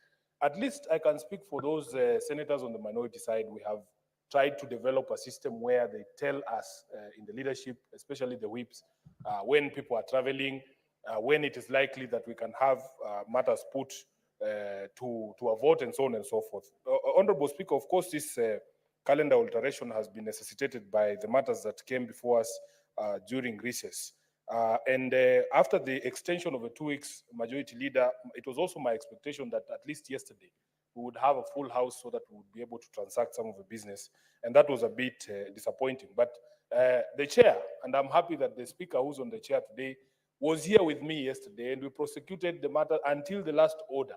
And it was as the situation was as described by the Majority Leader, the house was quite empty. And sometimes I also wonder, is there another Senate somewhere? You know, because you could be sitting here thinking that we are the Senate, and yet the quorum is somewhere else. And I also sometimes ask Eddie, my Senator Eddie here, to also take me to these places that he goes on the afternoons. And because, Honorable Speaker, I don't think it is the work of the whips. And Senator Galwale can bear me witness, Honorable Speaker. It is not the work of the whips to carry senators physically on their backs and deliver them to the House. Resume your seat. What is your point of order, Senator Eddie? Mr. Speaker, you know, I don't know what is going on with the leadership today, Mr. Speaker, because the leadership keeps on imputing very improper motive on members, Mr. Speaker. I think, Mr. Speaker, it is not fair for, and I think it was on a lighter note, but the problem is that on this answer, anything that is said cannot be a lighter note outside there. It is wrong for my deputy minority whip to actually try to tell the nation that I'm not here in the afternoon, Mr. Speaker. When his own bill was here yesterday, Mr. Speaker, it is me who actually sat here and contributed the entire 20 minutes on his bill, Mr. Speaker. And Mr. Speaker, if you go unanswered, Mr. Speaker, and check the number of time the deputy minority whip has been in this house in the afternoon compared to Eddie Okech, Mr. Speaker, I think you will find that I've been here 80 times much than the deputy speaker, Mr. Speaker. And Mr. Speaker, there is something called Mzalendo Trust, Mr. Speaker, that had actually given a score on this house and showed that it's Senator Gay who is the most available person in this house, followed by yours truly, Eddie Okech, in terms of president in this house, Mr. Speaker. So, Mr. Speaker, just I wish that my very good friend, Mr. Speaker, Senator Sifuna, can withdraw that statement, and also appreciate that the fact that I supported him yesterday up until the last minute, Mr. Speaker. I thank you, Mr. Speaker. Senator Sifuna, resume your seat and resume your contribution. Sorry. Honorable Speaker, I'm quite surprised by the path that has been taken by Senator Eddie, because I also take him to nice places, especially in the evenings. So if I ask that you show me where you usually go in the afternoon, don't take it personally. But Speaker, I want to conclude by saying that I look at this calendar and it is extremely tight because of the slow pace at which business moves. And if we can commit, I wanted to even suggest maybe to the majority leader that we should designate special days for putting the question and divisions so that it is mandatory for people to attend. And that way, all our bills move. Because I can see all of these, many of the bills on the order paper, Honorable Speaker, you will see these are members' bills. And we have already been 2 years in this house.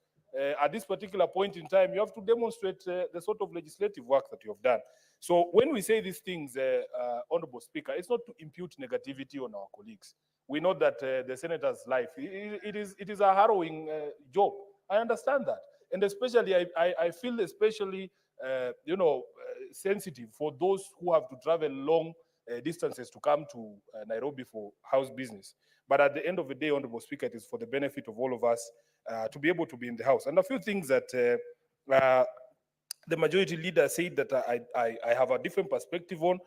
Honorable Speaker, I had opportunity to sit with a few members of the diaspora. The reason why diaspora remittances are more than any other industry in this country is because we are not creating jobs here. And that is something that has been acknowledged even by the Kenya Kwanza government by trying to put in place certain things. Even yesterday, the debate we were having about having cheaper electricity, putting in place infrastructure, all those things are the things that other countries have done to encourage investment in their countries that then result in jobs. So it is not that we are exporting labor. We have been unable to create opportunities for people here. And if you speak to the people who have spent their lives in the Middle East, in the Eastern Europe, in the US, doing menial jobs, Honorable Speaker, they would like to come back home. And in fact, that is the message that they told me to carry when I came back, that they would like to come back home. They would like to retire in Kenya. They would also like not even just to retire, but find opportunity to do the same jobs that they are doing out there here in Kenya so that they can be around their families, Honorable Speaker. So lastly, Speaker, we have to be a bit more, I don't know what I can say. I have challenged my friend, the leader of majority, that we need to maintain that spirit we had when we were discussing that motion on nationhood, the state of the nation. It would really feel bad if we lost that spirit. So that if something is wrong, and the way that we had started, if something is wrong, something is wrong. I don't think there is anybody, Honorable Speaker, who can be proud of the country we are living in. When you see the images we saw yesterday on the news, that police officers are bludgeoning a student at the university, and a police officer just casually drops a tear gas canister, or where the young man is lying. I don't think anybody or any one of us can be proud to live in such a country. And we need to go back with that spirit that as we conduct our affairs here, we can set the objective truth and set our country right. I thank you, Honorable Speaker. Thank you, Senator Sifuna. Senator Cherargei.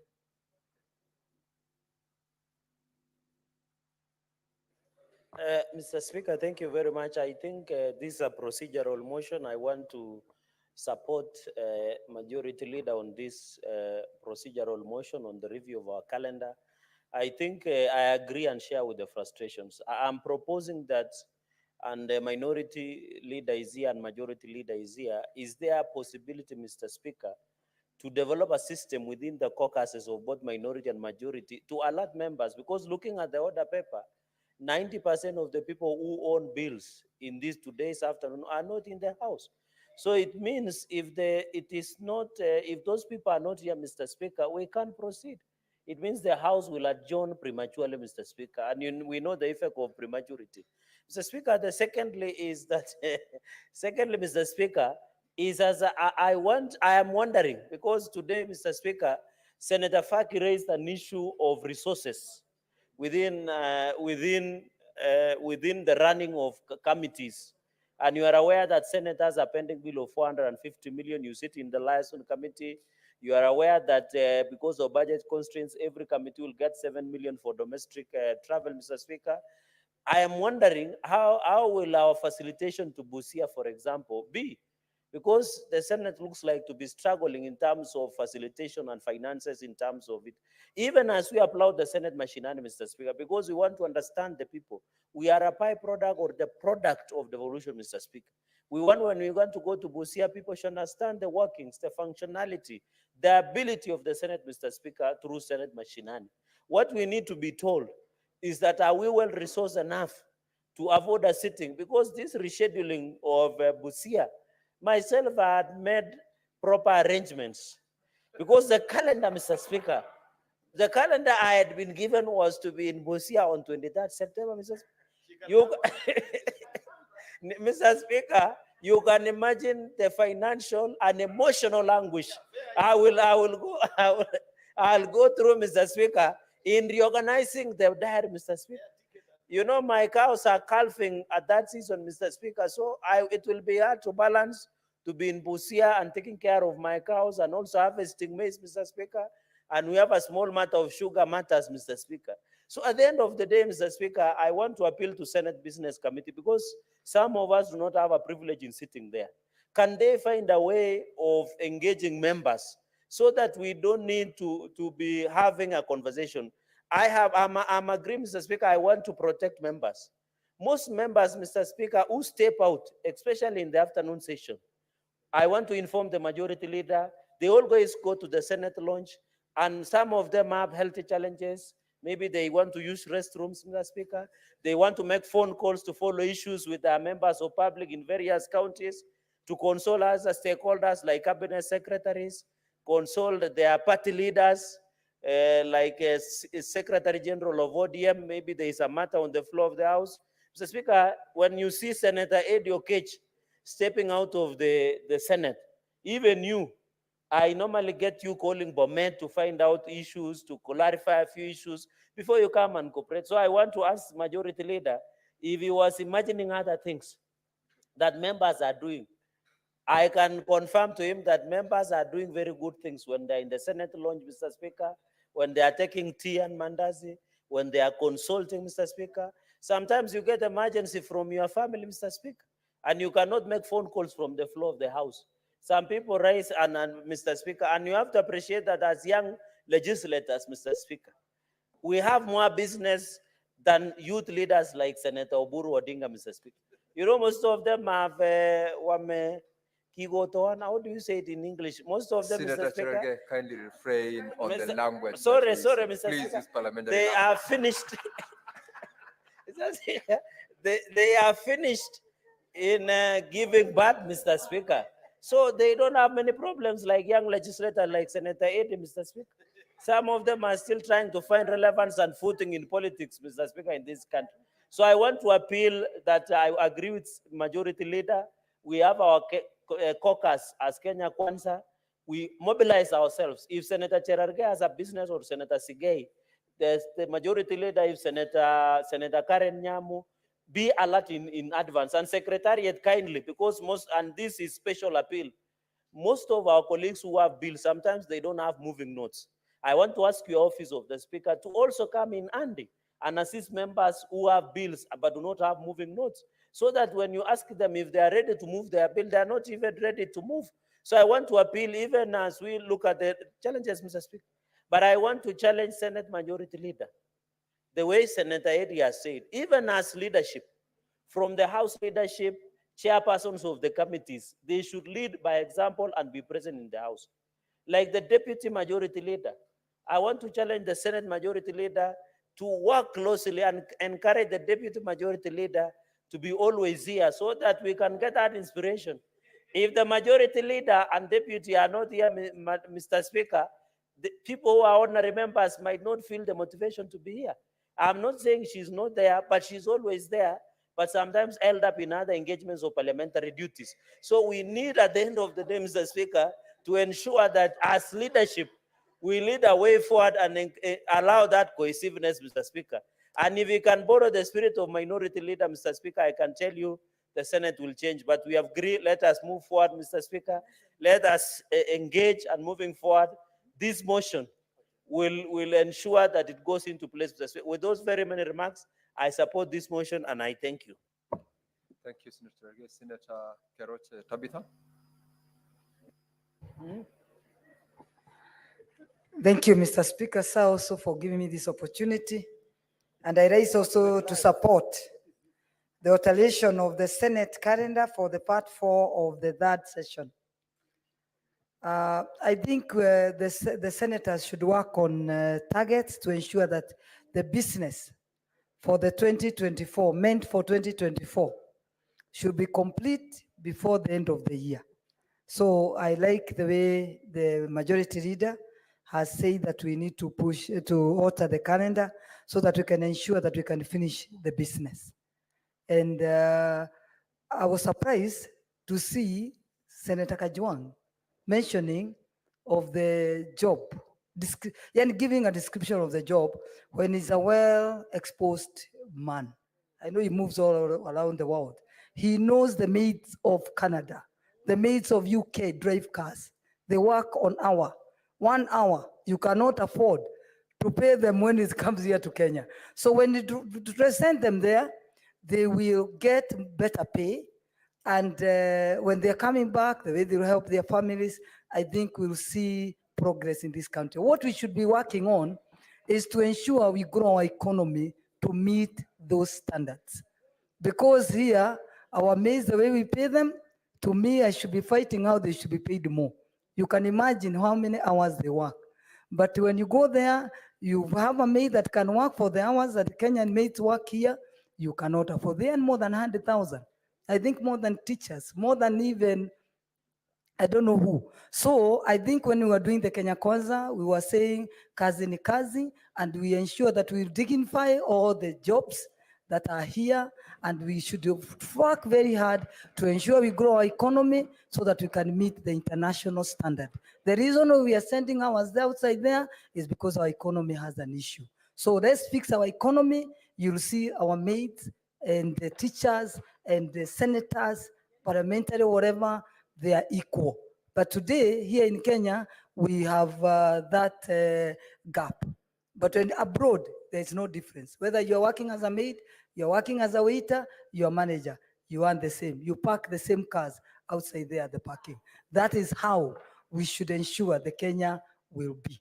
But we need to grow our businesses, we grow the manufacturing, we ensure that we get that enabling environment for businesses to thrive in this Kenya. So, Mr. Kajwang, you've traveled. Don't lie to people that you don't know the work of the maid. When we send somebody in German to do a maid, it's better off paid, highly paid, more than the DCs of this country of ours, more than the county commanders of this country of ours. And when they bring their money here, you can see the difference. You will never even know they were maids. But here in ours, you are thinking the maid in your house is the same maid in abroad. But I know one day, even our mates here in Kenya will match the international. So I support the alteration of this calendar so that we ensure that we can finish the business meant for the 2024. It will be so sad that we can forward business meant for this year 2024 to 2025. And I think it's not right for a senator like the Nandi senator to stand here in front and lie to the whole of Kenya that Senator Keroche is not in this house. I'm very sure if we compare who is in this house more than the other, it is Senator Keroche, not Senator Nandi. And I know the Nandi people can confirm that, and the Nakuru people can confirm that. Thank you, Mr. Speaker, sir. Thank you. Thank you. Senator Kajwang. Right of reply. Honorable members, Mr. Speaker. Senator Kajwang, proceed. Mr. Speaker. The Honorable Senator Kinyua. Resume your seat, Senator Kinyua. Take your seat, Senator Kinyua. Please take your seat. Senator Kajwang, proceed. Mr. Speaker, this being a procedural motion, I intended to make very minimal remarks until Senator Keroche spoke. And until Senator Keroche mentioned Senator Kajwang and Senator Cherargei. Mr. Speaker, let me start with the easier part. The easier part is to support this motion and to remind the House that we have a lot of work to do. And Mr. Speaker, we have a very short time to the end of the session. In the next few months, we will be hosting the East African Legislative Assembly Games here in Kenya. And we know how disruptive that is. In the next few months, we'll be having the Conference of Parties on Climate Change in Baku in Azerbaijan. In the next couple of days, a few of our colleagues will be going for the UN General Assembly. The schedule towards the end of the year is very packed. Mr. Speaker, we hope that we'll also be discussing the formula on revenue allocation. And for those of us who have been here, that has been one of the most contentious issues. And I'm happy Majority Leader corrects me that it will come in the next session. Mr. Speaker, we will be talking about our appointee to the Salaries and Remuneration Commission. So there's a lot of work, Mr. Speaker, not to mention Senate Mashinani, which is usually 1 week of serious work outside Nairobi. Mr. Speaker, I'm proud of the Senate that even when we were on recess, the Senate kept the nation informed on the things that are happening in dark places in this country. If it was not for this Senate and the Committee of Roads that is chaired by Senator Karungo Athangwa and the Senator for Kisii, amongst others, this country would not have understood the problems at our airports and the issue of Adani. And Mr. Speaker, everywhere we go to, we are told that the Senate is doing a good job in keeping the government in check.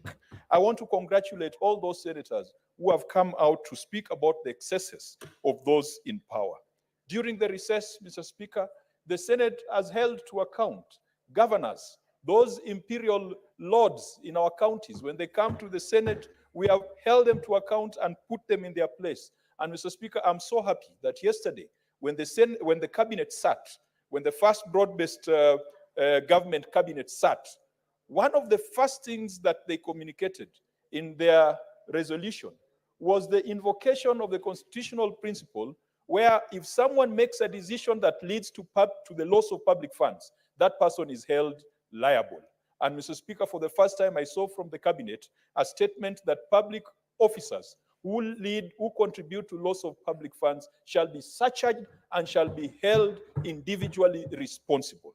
Mr. Speaker, even when this parliament was attacked by young people who really they were not coming to attack us, were coming to have a conversation with us, it was a Senate that insisted that we must continue with our sessions.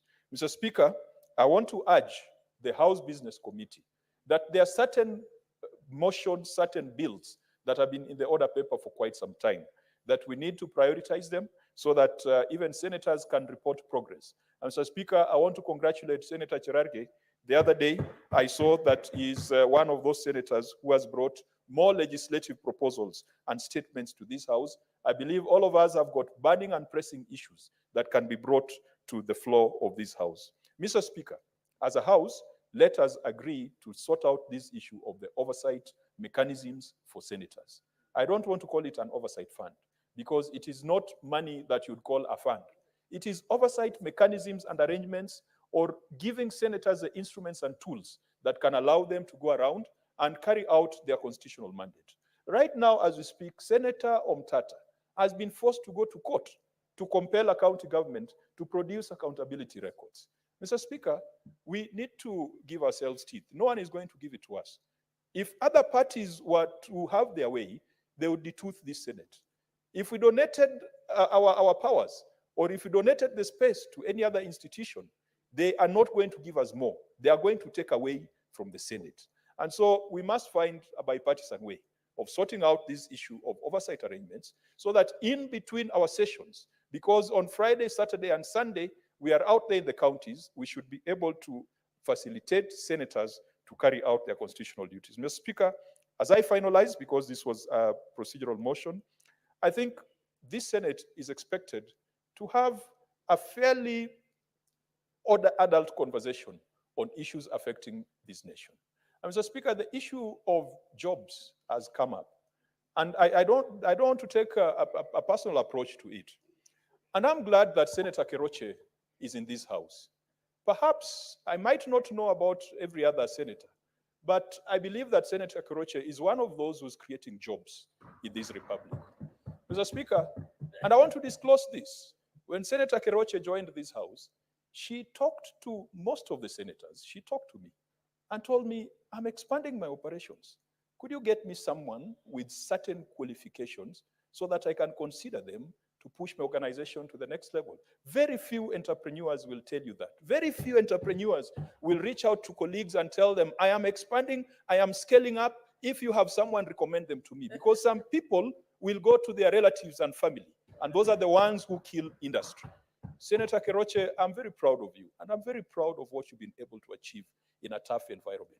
But we cannot be lenient with a government that spends money on training, spends money on education, and then does not spend time and money to create employment opportunities for those people. We cannot mince words. We must tell the government the truth as it is. Why can't we enable more people to be industrialists and entrepreneurs like Senator Keroche? Why should we spend money on an education system that gobbles up the bulk of our budget for us to then spend more money to go look for jobs for those people out there? Mr. Speaker, the labor market follows the rules of supply and demand. If you've got an excess supply of labor, it means that your local market, you have already satisfied the conditions, you have already satisfied the demand for the local market. For you now to go to Germany to look for more jobs for your people. And yet, we are here as senators, the upper house, Mr. Speaker, trying to be apologetic over a government that has failed to create jobs for our people. Whether we are exporting nuclear scientists, Mr. Speaker, whether we are exporting tech professionals, whether we are exporting lawyers, Mr. Speaker, we are in an environment where in this country you have doctors without jobs. And yet the doctor-patient ratio is not where it's supposed to be. You have a situation where you have lawyers who are tarmacking. Senator Kajwang, what's your point of order, Senator Gloria? Mr. Speaker, I raise on a point of order on statement of fact. That is Standing Order 105. Mr. Speaker, I have heard Senator Kajwang saying that this government is not creating jobs and this government is actually not intentional on solving the issue of the lack of jobs, Mr. Speaker. Mr. Speaker, it is open knowledge and it is in the public that we have various funds.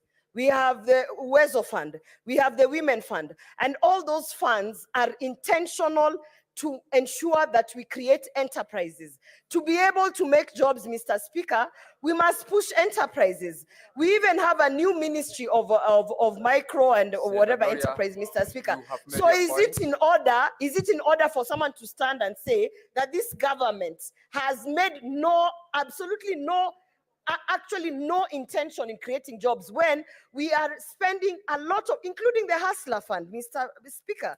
So, Senator Mr. Gloria, you Speaker, have made your point. yes, I think he should say maybe that Senator Kajwang. we have done it at 50% or Senator Gloria, 30%, resume your but seat. not that we have not done it as a government. As you conclude, Senator Kajwang, could you also be confined to matters of facts? As you conclude. Mr. Speaker, I invite the House to peruse publicly available documents, the report of the Kenya Institute of Public Policy and Research, KIPRA, the report of the Kenya National Bureau of Statistics. The numbers are there. The unemployment ratio, the unemployment rate is there. The Federation of Kenya Employers, the rate of unemployment is there. It is not getting any better. And that is why you have now a policy of growing diaspora remittances. And Mr. Speaker, as I said, diaspora, the product that you are calling diaspora remittance is human capital. Mr. Speaker, when we went to the United States, in the state of Minnesota, we found highly trained Kenyan doctors running the medical services in that country. That is how it used to be in the past. They did not go there yesterday. They went there 20 years ago. That is how it used to be in the past, that we would produce doctors and export doctors. Mr. Speaker, we used to produce engineers and export engineers. Mr. Speaker, the London Metropolitan Transport System was designed and is supported by a Kenyan, produced and educated here in Kenya. In Minnesota, the state, Mr. Speaker, the head of nursing and medical services is trained at the University of Nairobi, did his locum and internship in Kenya. That is a kind of export that we should be doing. Mr. Speaker, even when it comes to coffee, we export prime coffee. We export prime tea. That is what Kenya has been known for. That is what Kenya should be known for. And that is what our government should strive to be known for, that we are exporting professionals of the highest caliber who can bring back home skills that can drive this economy. And I am not afraid to say that someone who went to the university, it is demeaning for them to go to Qatar and be subjected to house calls, Mr. Speaker, when that person studied architecture, that person studied law, that person studied engineering. Let us not be apologetic. Let us not be embarrassed to call it what it is. But, Mr. Speaker, I do not believe that Senator Orwoba, 9 months from today, because she has told us there was no withdrawal, so there'll be some things after 9 months. 9 months from today, I do not think that that baby that she will raise and take to school, that she would be happy for that child to study engineering, only for that child to become a housemaid. Let us not be mediocre. Let us not be mediocre. And let us tell the government not to treat Kenyans in a mediocre fashion. We have the capacity to be the Silicon Savannah. Mr. Speaker, we have the capacity to export IT labor. We have the capacity to export legal labor. The president should not be using taxpayers' money to go and look for jobs of guards and house girls. And we are not demeaning them. We are just saying that let him create those opportunities here. Mr. Speaker, I beg to support. Now, Senator Halwale, you definitely cannot then. I rise under standing order number 66 to request that since we have now become repetitive on this procedural motion, Mr. Speaker, you put the question, you invite the mover to reply or to do some other business.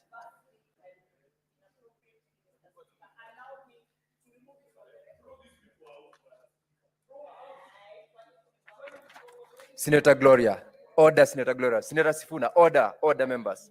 Order, honorable members.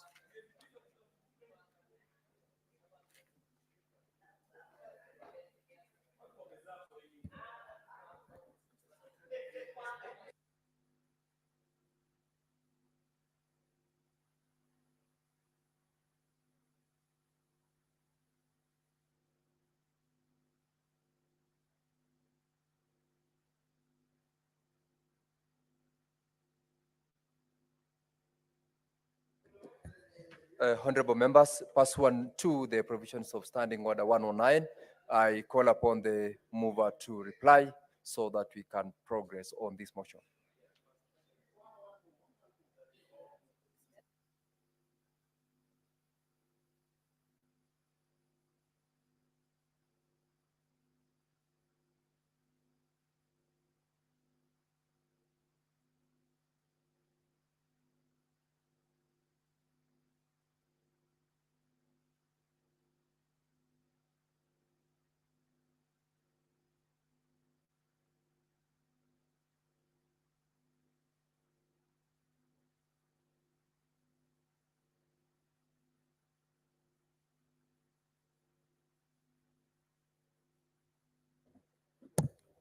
Honorable Senators, pursuant to Standing Order 1091, I propose the question that the mover be called upon to reply on the motion.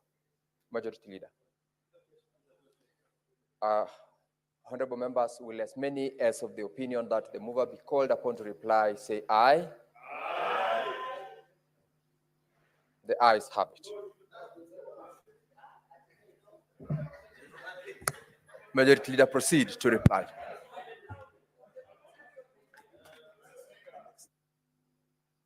Speaker, I want to thank colleagues who have taken time to speak to this motion, who have supported, and the commitment that has been made this afternoon by colleagues, Mr. Speaker, that they'll try and attend these sessions every afternoon, Mr. Speaker, debate, engage, Mr. Speaker, choose to be informed, not spew ignorance, Mr. Speaker, or half-truths, Mr. Speaker.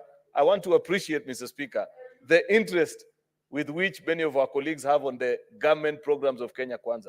I would invite Senator Moses Kajwang that he is looking for the information on bilateral labor agreements, Mr. Speaker, in the wrong places, Mr. Speaker. Such information as the jobs that the president has secured cannot be found in the postings that he's referring to, Mr. Speaker. Information on KNBS and such like information, Mr. Speaker. I want, Mr. Speaker, to appreciate as well, Mr. Speaker, the commitment that has come from Senator Cherargei and Senator Eddy, that despite their young age and interest within and without of this House, Mr. Speaker, that they will always stay between 2:30 and 6:30 in following what the leadership is urging them to do, Mr. Speaker. And that is how they will become leaders in this House in the future, Mr. Speaker, out of their dedication. With those very many remarks, Mr. Speaker, I beg to reply.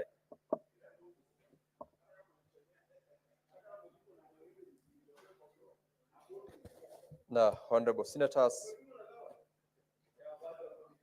pursuant to Standing Order 84-1, the matter does not affect counties. And I now put the question that notwithstanding the resolutions of the Senate made, Senator Boni Halwale, kindly take your seat.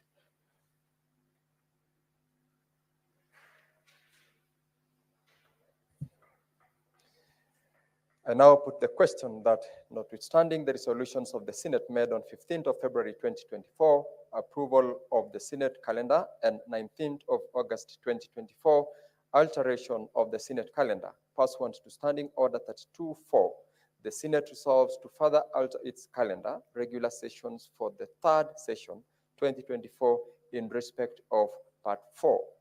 to 1, continue with regular sittings until Thursday, 31st of October, 2024. 2, proceed for recess from 1st November, 2024. And 3, resume regular sittings on Tuesday, 12th of November, 2024. Honorable members, will as many as of that opinion say aye? Will as many as of a contrary opinion say nay? The ayes have it. Could you please call the next order? Order number 11, motion, alteration of dates for the sittings of the Senate in Busia County. Senate Majority Leader. Thank you, Mr. Speaker. I rise to move the motion on the alteration of date for the sitting of the Senate in Busia County. That aware that on the 11th of July 2024, pursuant to Article 126(1) of the Constitution, the Senate did resolve to hold its plenary and committee sittings in Busia County from 23rd to 27th of September 2024, acknowledging that the recommendation of the Senate Business Committee to alter the dates for holding the sittings in Busia County and the need to put in place necessary measures for successful sittings. Now, therefore, the Senate resolves to alter the dates for the Senate Mashinani in Busia County from 23rd to 27th of September 2024 to the 28th of October to 1st of November 2024. These are moved by about 4 weeks, Mr. Speaker. I had explained earlier that there are certain contingency plans, Mr. Speaker, that haven't been concluded between us and the county of Busia, Mr. Speaker. You do understand that a visit in the Senate Mashinani program, Mr. Speaker, involves so many other plans, Mr. Speaker. In fact, Mr. Speaker, this program is so elaborately organized that it has now attracted global recognition. And in the beginning of next month, the minority leader and yours truly have been invited to Athens, Greece, Mr. Speaker, to receive an award on behalf of the Senate of the Republic of Kenya for innovative practices in entrenchment of democracy, Mr. Speaker, courtesy of the Senate Mashinani program. Therefore, Mr. Speaker, if the Secretariat and the technical people that are putting together this program, Mr. Speaker, ask that we delay our going to Busia by 4 weeks, Mr. Speaker, just so that we can have an even better Senate Mashinani than what we have had in Turkana, in Uasin Gishu, Kitui, Mr. Speaker, so that we make it better and make the people of Busia feel and interact with the Senate of the Republic of Kenya, then it's a simple ask for us. Therefore, Mr. Speaker, this is a fairly straightforward matter. I don't intend to be long on it. We've spent the afternoon debating, informing each other, Mr. Speaker, on various things. Therefore, I don't want to speak very long on this particular matter. I want to invite the Senator for Migori, Senator Eddie Okech Gisheru, Mr. Speaker, to second.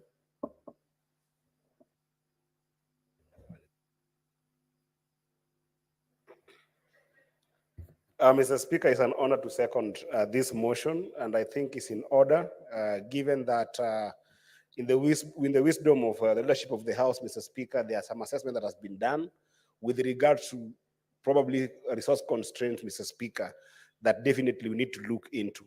Mr. Speaker, it is true that even now, Mr. Speaker, the Senate operations money hasn't come to the senators, and actually they are struggling to actually keep we are struggling, actually, I should not say they, but we are struggling to keep our operations going because of some challenges with the exchequer releases, Mr. Speaker. So it's indeed true that some adjustments need to be made. But Mr. Speaker, even as we opt for this adjustment, Mr. Speaker, apart from just taking the proceedings of the Senate to the grassroots level, Mr. Speaker, it's also important to say that my senior Senator, Cheriot, the majority leader, this was an opportunity actually to go and learn of opportunities that exist in the grassroots to inform this Senate in terms of the policies that we need to be advancing, Mr. Speaker. For instance, I've had an elaborate conversation around this issue of job creation, Mr. Speaker.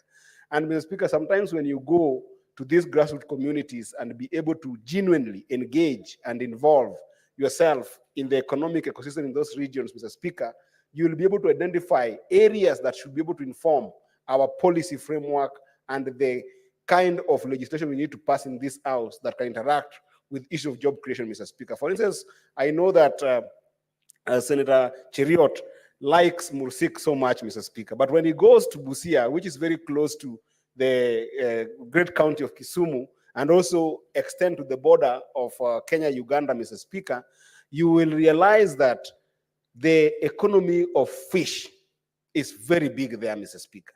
We have seen people, fighting over menial jobs that are created abroad, Mr. Speaker. Sometimes even if you talk about absolute numbers on those jobs, you might find that the so-called maids that we are giving abroad, Mr. Speaker, can be sometimes 100 or 200 a year. The other day I saw the Prime Secretary launching about 167 teachers abroad, Mr. Speaker.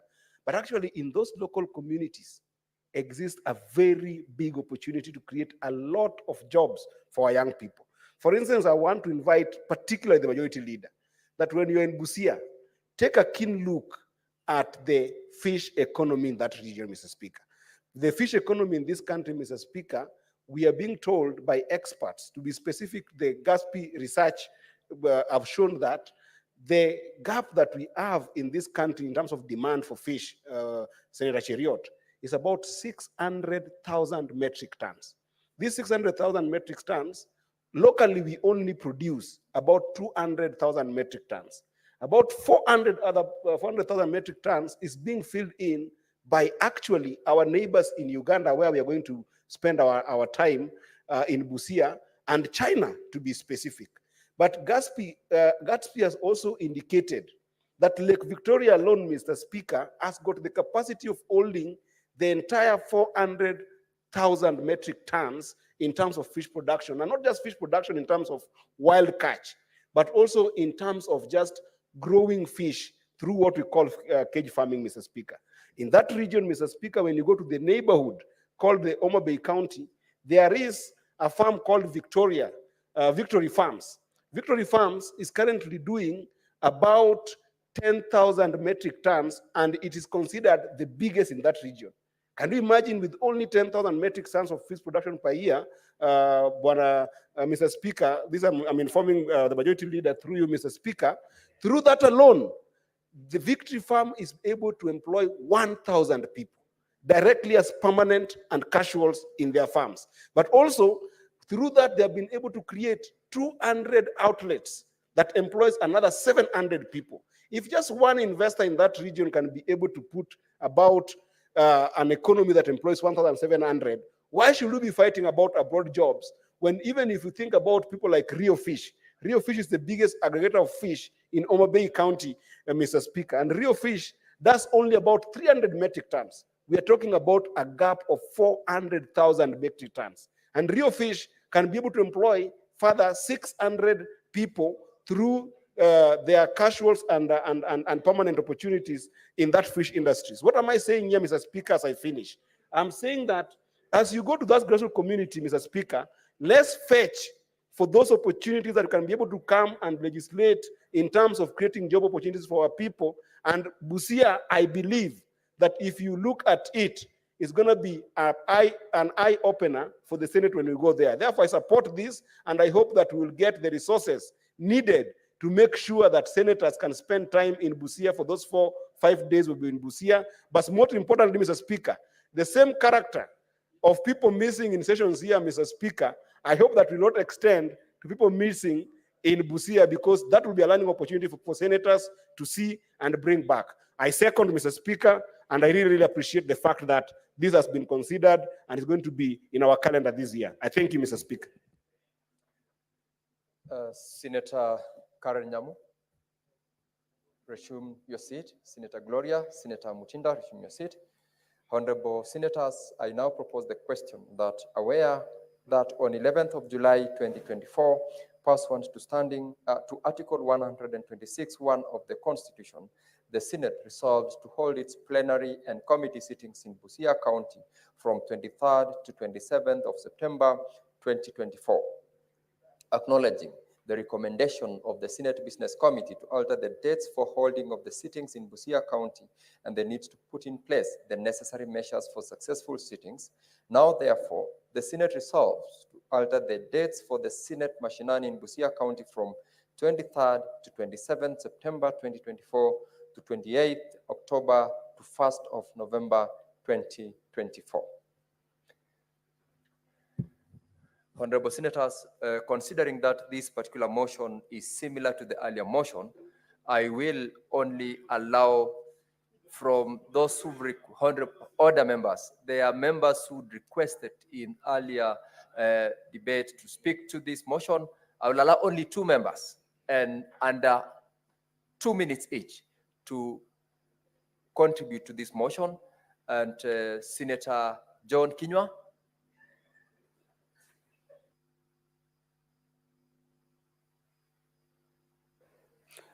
Asante Bwana Spika kwa kunipa fursa hii. Nasimama kuunga mkono kubadilisha kwa tarehe ya kuwa na kikao katika kaunti ya Busia, Bwana Spika. Bwana Spika, inapatia seneti fursa ya kutembelea mashinani na kupata kuchangamkia mambo ambayo inawahusu wale watu katika ile kaunti, Bwana Spika. Haijapotea kwangu Bwana Spika, seneti hii imetembea katika kaunti nyingi, tumetembea kaunti ya Kitui ambapo Bwana Spika tuliona ya kwamba wakati yule gavana alikuwa ameanzisha kiwanda cha kutengeneza nguo. Bwana Spika, tulienda mahali kunaitwa Uasin Gishu.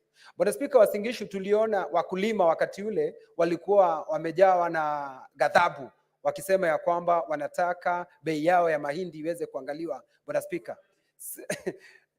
tukaambiwa tuzungumze mahindi. Bwana Spika, nakumbuka Mheshimiwa Murkomen aliambiwa, Murkomen, wacha Kiingereza, una Kiingereza kizuri, leo ongea mahindi.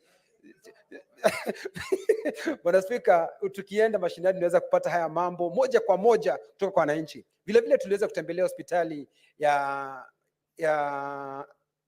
Moi ya Referral Hospital, Bwana Spika, na vile vile Bwana Spika, pale tuliweza kuona shida zinazowakumba. Bwana Spika, tulitembelea hivi juzi tumekuwa katika kaunti ya Turkana, Bwana Spika, tukaona vile ambavyo mambo ya stima inavyofanywa pale, Bwana Spika, tukiwa katika kamati. Vile vile Bwana Spika, maswali mengi yaliweza kuibuka. Kwa hivyo Bwana Spika, hii inapatia vikao katika gatuzi zetu, inapatia seneti fursa ya kuweza kuungana na wananchi, kuweza kuulizwa moja kwa moja maswali na wananchi, na vile vile kuona mambo yanavyotendeka pale mashinani kwenyewe, kwa Bwana Spika, kwa sababu shughuli yetu kubwa kama seneti ni kuangalia mambo pale mashinani. Kwa hivyo Bwana Spika, mimi naunga mkono kubadilisha kwa tarehe, hata ijapokuwa nilikuwa nimejipanga vizuri kwa zile tarehe ambazo zilikuwa zimewekwa, lakini mzungu anasema mtu asiye ni mtu pumbavu tu peke yake asiyebadilisha mawazo, Bwana Spika. Kwa hivyo Bwana Spika, naunga mkono na nasema tena asanti kwa kunipa fursa hii. Asante. Asante sana Senator Kinyua. Senator William Kisang. Thank you, Honorable Speaker. Honorable Speaker, I also rise to support this motion to postpone Senate Mashinane to Busia from next week, Monday to 28th of October, Honorable Speaker. Honorable Speaker, we know the constraints, we know the challenges that we are facing. I believe that's the reason why, in its own wisdom, the House Senate Business Committee decided that we reschedule by 5 weeks. Honorable Speaker, I know majority of the members, including what Senator Fernando Gerarge had said, they had made arrangements and even booked where they are going to put up, Honorable Speaker. But I believe the facilities will allow them to utilize in the new dates, Honorable Speaker. Honorable Speaker, I also wanted to inform my members that the bottom-up economic transformation agenda, Honorable Speaker, has done very well, and members, they need to follow. There are many opportunities of employment that has been created, Honorable Speaker, for the last almost close to a week. The Kenya Kwanza government has put in the papers for people to see opportunities that have been created. In the housing alone, affordable housing alone, Honorable Speaker, the government has created over 112,000 job opportunities, Honorable Speaker. While we were in Turkana last year for Senate Mashinane, Honorable Speaker, we were able to launch as ICT committee apps, free Wi-Fi in 2 markets, Honorable Speaker, and that one has created opportunities for the youth to do online opportunities, to do online jobs, Honorable Speaker. And we also had another opportunity to go and check like Turkana wind power in Longayalani, Honorable Speaker. Those are the experiences that we get by going for Senate Mashinani, Honorable Speaker. Honorable Speaker, there are these industrial parks that are being put up at the counties. And these are also opportunities that the Kenya Kwanza government has enabled the counties to generate additional opportunities, Honorable Speaker. It's important, even if you're in the position of the minority, Honorable Speaker, they need to talk about the positives that have been that are there, despite the challenges that we are going through, Honorable Speaker. We need to give credit where it is due, Honorable Speaker. Our constituencies, Honorable Speaker, they are going to have every ward in the 290 constituencies will have innovation hubs. And these innovation hubs, Honorable Speaker, will also create opportunities for the youth. Apart from having a center manager, 290 center managers in the innovation hubs, Honorable Speaker, it will also give the youth, the GNCs, opportunity to access free internet. And this free internet, they'll be able to do research, they'll be able to do, Honorable Speaker, online opportunities, even at night, Honorable Speaker. Honorable Speaker, I support that we push forward so that we prepare ourselves, Honorable Speaker. But what is also very important is for the leadership of the House to ensure the business that has been generated for this particular third session is completed within this particular time, so that when we go for the long recess in December, Honorable Speaker, we come back next year on a clean slate and start on new opportunities, Honorable Speaker. I know the majority leader said most members are not in the afternoon. I think also it's important to let the majority leader know that our other job is representation. So we go to also offices to look for opportunities for our electorate, Honorable Speaker. That's why once in a while people are not in the House, because they also do the other part of the job that we are given by the electorate. Thank you, Honorable Speaker. I support. Honorable members, pursuant to the directives I earlier on gave, I close debate on that particular motion and call upon the mover, the majority leader, to reply. Mr. Speaker, I thank members who have taken time to speak to this very important motion. I hope we can garner the support of the requisite number of colleagues, Mr. Speaker, so that we are in Busia in the month of November and get to learn, interact, deliver a Senate Mashinani to the people of Busia that is far much better than what the other three Senate Mashinani episodes actually did offer, Mr. Speaker. It is my sincere hope, Mr. Speaker, that at that particular time, Mr. Speaker, Kenyans will appreciate more the work of the Senate, unlike previously in the past, Mr. Speaker, where we've had different varying experiences, Mr. Speaker, and get to see real time, Mr. Speaker. When Senator Kinyo was speaking, Mr. Speaker, he mentioned something that piqued my curiosity. When we were in Kitui, we visited the Kitui, I can't remember the exact name, and I wish Senator Wambua was here to remind me, Kikotech. I'd wish to know how it's doing in this particular day and age. Because, Mr. Speaker, remember, right now, the national government is moving to offload its involvement in business, and hence the conversation of privatization in the sugar mills and so many other institutions where government has interest. I am seeing an emerging trend where governors, out of perhaps, I don't know, informed by what scientific evidence, Mr. Speaker, or what project viability proposals, Mr. Speaker, are setting up industries to be run and managed by county governments. If the national government is struggling, Mr. Speaker, to manage many of the industries, tell me how good our counties will be to manage many of these, Mr. Speaker. And I just thought of that particular industry, and I see many county governments, Mr. Speaker, are putting up this or the other industry. And it will be a good study, and perhaps you can be informed later on. If there are any industries that have been set up by the county government of Busia, it will be good, Mr. Speaker, to not only just visit the factory, but also assess their books and see how profitable they are, what is the sustainability plan, that institution, what are the governance issues that have arisen so far, Mr. Speaker, as part of our campaign to entrench devolution in this land. With those very many remarks, Mr. Speaker, I beg to reply. Thank you. Honorable members, I make a determination that pursuant to Standing Order 841, the matter does not affect counties, and similarly make and ascertain that we have the requisite quorum on this particular motion. I therefore, honorable members, put the question that aware that on the 11th of July 2024, pursuant to Article 126, sub-Article 1 of the Constitution, the Senate resolved to hold its plenary and committee sittings in Busia County from 23rd to 27th of September 2024, acknowledging the recommendation of the Senate Business Committee to alter the dates for holding of the sittings in Busia County and the need to put in place the necessary measures for successful sittings. Now, therefore, the Senate resolves to alter the dates for the Senate Mashinani in Busia County from 23rd to 27th of September 2024 to 28th October to 1st of November 2024. Honorable members, will as many as of that opinion say aye? Aye. Will as many as of a contrary opinion say nay? The ayes have it.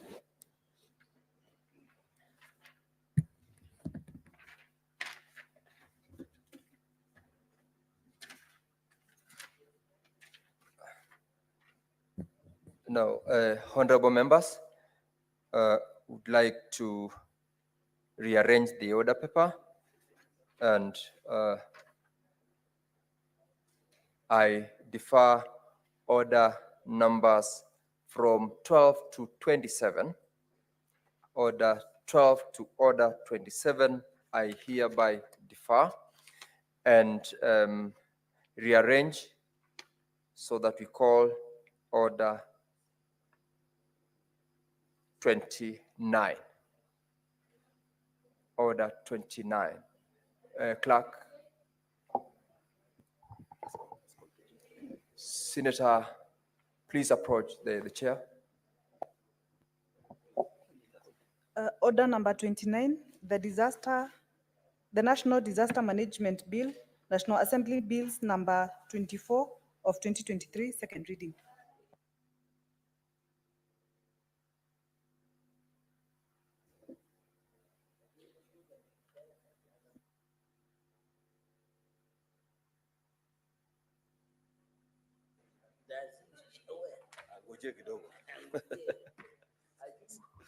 Mr. Speaker, I beg to move that the National Disaster Risk Management Bill, National Assembly Bill number 24 of 2023, be now read a second time.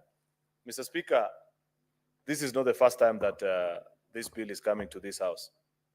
In 2014, or I think it was 2015, Mr. Speaker, when we had the Westgate attack, it was mooted the idea to have an agency that coordinates our disaster response. Because reading afterwards of that disaster, Mr. Speaker, it was said that the first responders actually spent quite a substantial amount of time arguing on basic protocols, Mr. Speaker, on how to respond, Mr. Speaker, to disasters such as those and so many others, Mr. Speaker, where there was argument on who should do what, which commander cannot take orders from the other, and many such things, Mr. Speaker. And therefore, the idea to actually have an institution that coordinates our disaster risk management, Mr. Speaker, was mooted. And it's unfortunate, Mr. Speaker, that has taken this long. I see now this is actually introduced as a National Assembly bill. And because Senate many times is magnanimous and rises beyond petty institutional ego wars, Mr. Speaker, we proceed to consider this particular bill, despite the fact that I know for a fact, and Senator Moses Kajwang will bear me witness, that the initial drafters of this bill actually is the Senate of the Republic of Kenya through members of this House. Mr. Speaker, this bill, as presently presented to this House, was actually first read,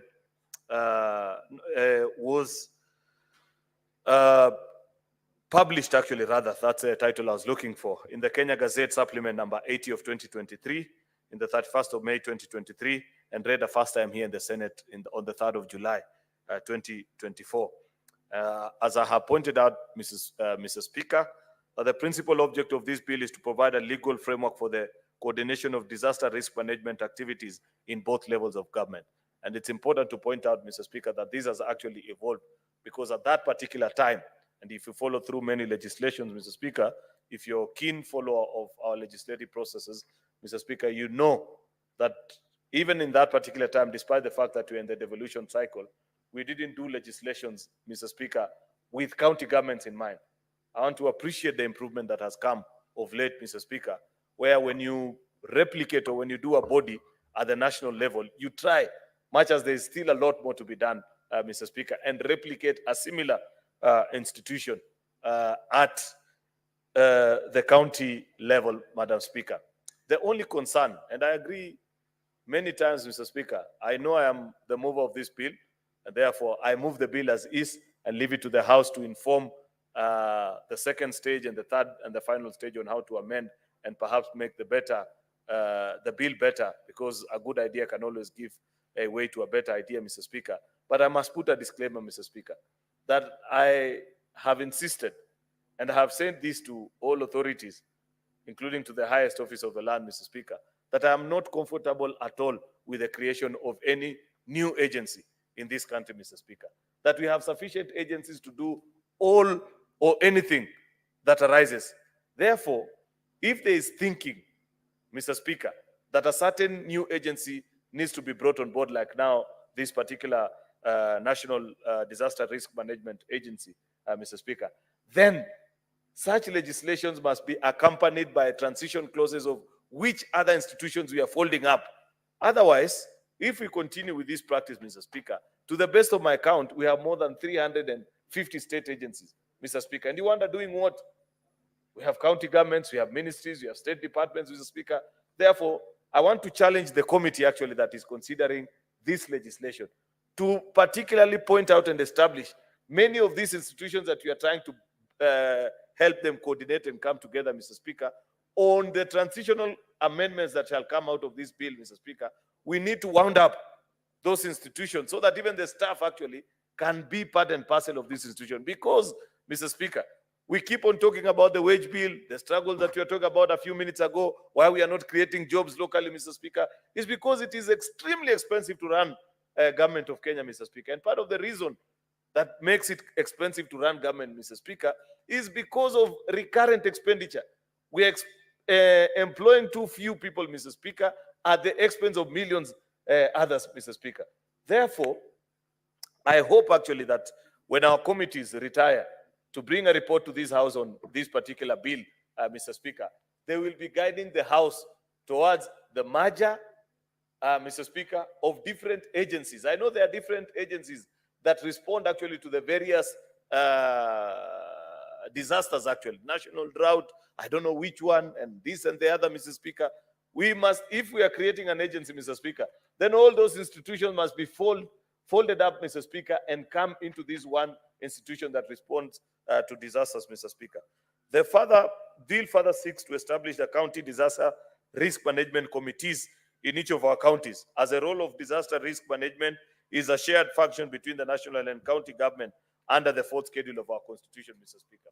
And that is a fact, Mr. Speaker, because there are certain disasters that actually occur at the county levels, which our county governments have ability to assess the risk, Mr. Speaker, and mitigate. The main premise of this bill, Mr. Speaker, is to approach disaster risk management in a manner that seeks to respond to effectively in a timely manner to any disaster or risk of disaster, and to prevent the adverse effects of disaster recovery as far as possible and the livelihood of the communities, Mr. Speaker, that are affected actually by these disasters, Mr. Speaker. Therefore, Madam Speaker, the establishment of a comprehensive framework will outline actually the strategies for how to mitigate, how to prepare, Mr. Speaker, how to respond, recovery that will better protect our citizens and infrastructure, Mr. Speaker. We risk leaving actually people will represent in this House, Mr. Speaker, to the devastating impacts of disaster. Therefore, it is imperative that we prioritize the passage of this bill, Mr. Speaker, Madam Speaker, to safeguard the well-being of our country and the people that we represent in this house, Mr. Speaker. Part 1 of the bill is all about preliminary provisions, Madam Speaker, of the name, the title, the object of the act. Part 2 of the bill, Madam Speaker, establishes actually the institutional framework on disaster risk management, which includes National Disaster Risk Management Authority, the authority that I've spoken into, Mr. Speaker, and I've said, I expect, Madam Speaker, that before the final passage of this bill, that we must include transitional clause, just like we did for SHIF, Madam Speaker, and transiting NHIF. I am very clear in my mind, Madam Speaker, that this country does not need any new agency, any new institution. We can only make better that which we have. And therefore, if we are creating a new authority, Madam Speaker, it is on the understanding and the premise that there are other institutions that we are actually either winding up completely or transitioning its people, its operations into the new agency, so that you don't end up with a continuous recurring bill, Madam Speaker, of close to 1 trillion Kenya shillings, Madam Speaker, just paying a few government workers, Mr. Speaker, while millions others continue to languish in poverty and for lack of opportunity because we are not able to manage, Madam Speaker. We must make government lean and efficient. And part of making it lean and efficient, Madam Speaker, is to look keenly actually and read through. And in fact, I wish the members of the National Cohesion Committee, Mr. Speaker, were part and parcel of us. Actually, we said it in the bipartisan motion that we passed here when we had the challenges that we had in June. And I hope, Madam Speaker, like somebody observed this afternoon, you know, we had given actually our committees 30 days to look into the resolutions that were into that bipartisan motion. I hope our committee chairpersons can soon start to pass or give us actually resolution of how far they are in implementing the resolutions that this House had passed at that particular time. It will be a waste of the country's emotion, the country's time, Madam Speaker, having spent the time that we spent here, speaking so candidly to each other, to only let them lie in the hands of Madam Speaker. I expect, Madam Speaker, that each of our chairpersons that we task with the various responsibilities will begin reporting back to the Senate on the actions that they have taken as directed by that particular motion when we spoke here in the month of June, Madam Speaker. I was speaking to part 2, Madam Speaker. Part 3 of the bill contains provisions on dealing with the manner in which disasters may be classified and establishment of the disaster electric information system, ways in which you are able to detect actually disaster, Madam Speaker, and the risk that is available. Technology is available worldwide, Madam Speaker, including here in Kenya, on ways in which you can point out and, you know, signal people way ahead of time, Madam Speaker. The people that were victims of floods here in the month of April, Madam Speaker, if we had such detection mechanisms, Madam Speaker, we would have sent the early warning systems out to detect, Madam Speaker, and inform people to either move away from the causes of those floods, Madam Speaker, and therefore saving life. Part 5, Madam Speaker, contains the provisions on institutional framework at the county level. And I said this is particularly important, and I'm happy about this, Madam Speaker, because it speaks to the growth of the Senate as a legislature in terms of, and even the office actually, of the drafters of this legislation, Madam Speaker, that there is an appreciation in the country, Madam Speaker, that there are 2 levels of government. This was a rare occurrence, Madam Speaker, in the 2013 to 2017 Senate. Many times we'd pass legislation and leave it to fight. Our understanding then and appreciation of devolution was that you either do a silo law for the national government and one for county government, Madam Speaker. But this interdependence and coordination, Madam Speaker, of actually the 2 levels of government, Madam Speaker, is a welcome improvement. Therefore, Part 4 speak to that particular issue of setting up of this institution actually at the county level, where you're setting up what is being referred to as the risk management committees to act as a focal point for coordination of disaster risk management activities at the county level and give information either to the national office or to the county governor's office, Madam Speaker, for mitigation of risk, Madam Speaker, and response to disaster. Part 5 contains the financial provisions, which include the funds of the authority, financial year, annual estimates, as well as accounts and audit of the authority. And this is where I disagree greatly with our colleagues in the National Assembly, Madam Speaker, with tremendous respect to them. They are the house that actually handles the budget. They know the fiscal difficulties that this country continues to exercise. Yet, they send to this house a bill that creates an extra authority without deference to what do you do with other institutions that are already doing work that is similar to this. I expect a house that interacts with the budget of the Republic of Kenya, appreciating the difficulty and the challenges that we are in presently as a country, Madam Speaker, to at least have accompanied, because, you know, Madam Speaker, finances are not infinite. These are resources that are scarce. If you're putting finances to a particular place, then it follows naturally that another place must lose. It is this idea that resources are infinite. There's a lack of appreciation, and I'm sorry to say this, on the part of our colleagues in the National Assembly, to know that there is a limit to which you can create authorities and continue to charge the exchequer, Madam Speaker, without actually putting a strain to the economy of this republic.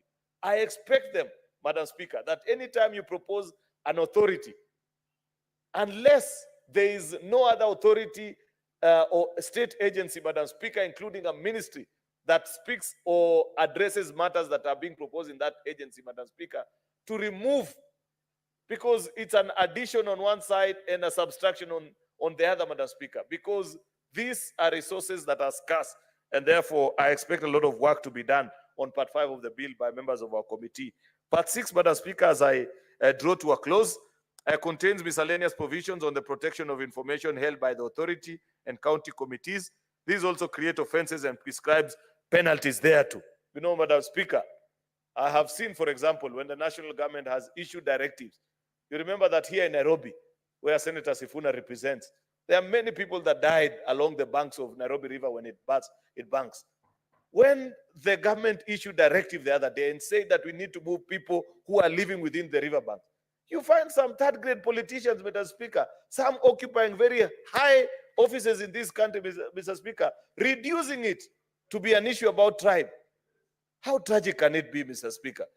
I don't think that the people that died in the month of April belong to any particular tribe. Those are Kenyans, and we expect that any responsible leader will expect to guide those people and tell them that you're endangering your lives. Let government provide alternative places for those people to live. Those are the offenses that are being referred to in this particular bill after identifying the risk, because it is also, Madam Speaker, dangerous for you to be informed that there's a risk here, don't occupy these particular parts, and you continue to defy, Madam Speaker. We must provide sanctions to Kenyans who want to continue to do such things, or even institutions, you know, Madam Speaker, that continues to endanger the lives of people. Madam Speaker, it is only in Nairobi and in this country where you find actually a government agency or a government department, they go ahead and dig a huge trench in a part of the road where citizens are used to passing with no warnings, and they leave for the night. In the course of the night, when people are walking, people are jogging, Madam Speaker, people fall into that particular ditch. Some even die, you know, get accidents, Madam Speaker.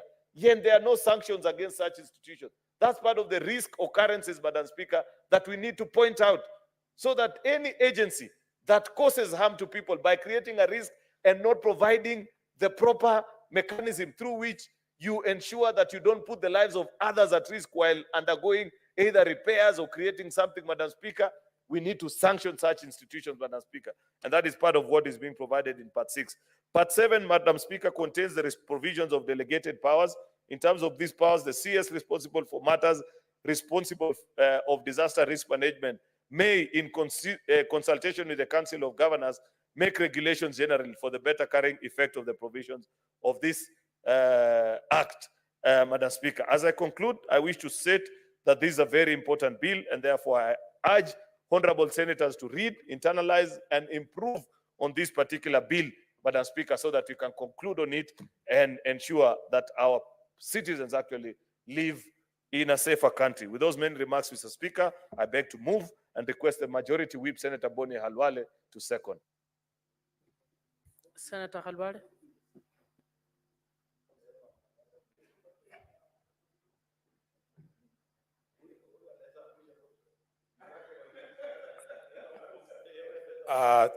Thank you, Madam Speaker.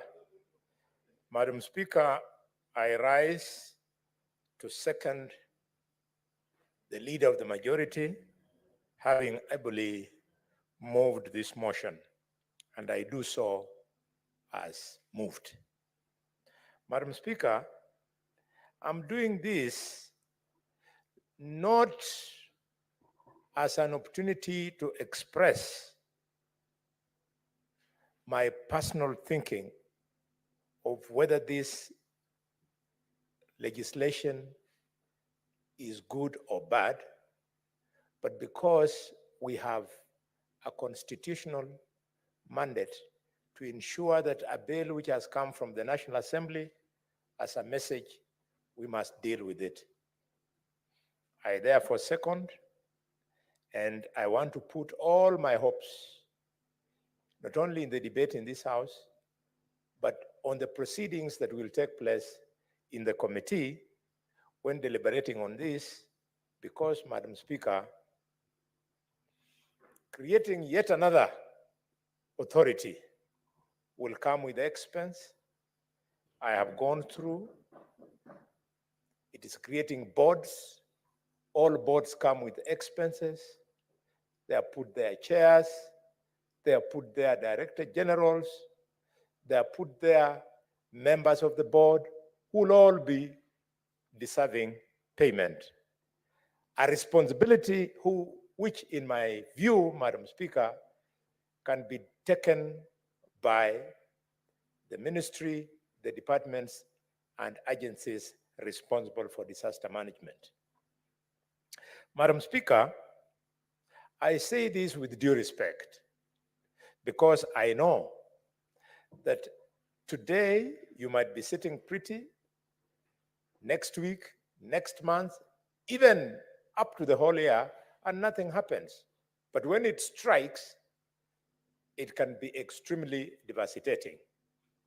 I therefore feel and think and believe that we should streamline the running of the agencies, the departments responsible for disaster management, because it is not something that will happen on a day-to-day, week-to-week, month-to-week basis, so that the disaster management preparedness can be there in the ministry, but not in an authority. All these people now, they'll be reporting on duty 8 to 5, Monday to Friday, week to week, month per month, doing what?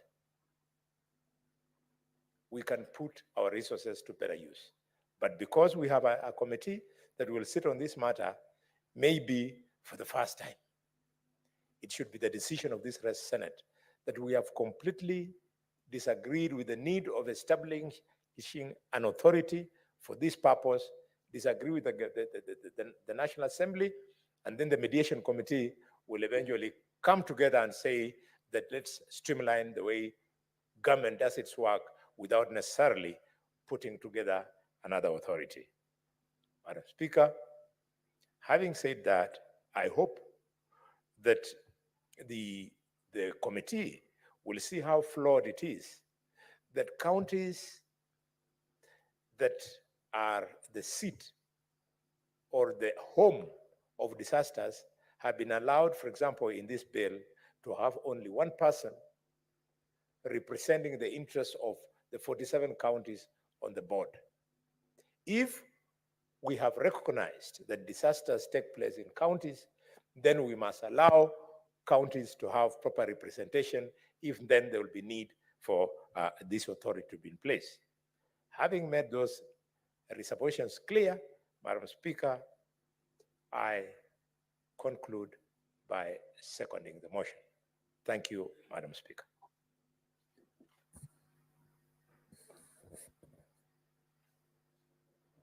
Honorable Senators, I now propose the question that the National Disaster Management Bill, National Assembly Bills number 24 of 2023 be now read a second time. I have Senator Okech. Eddie.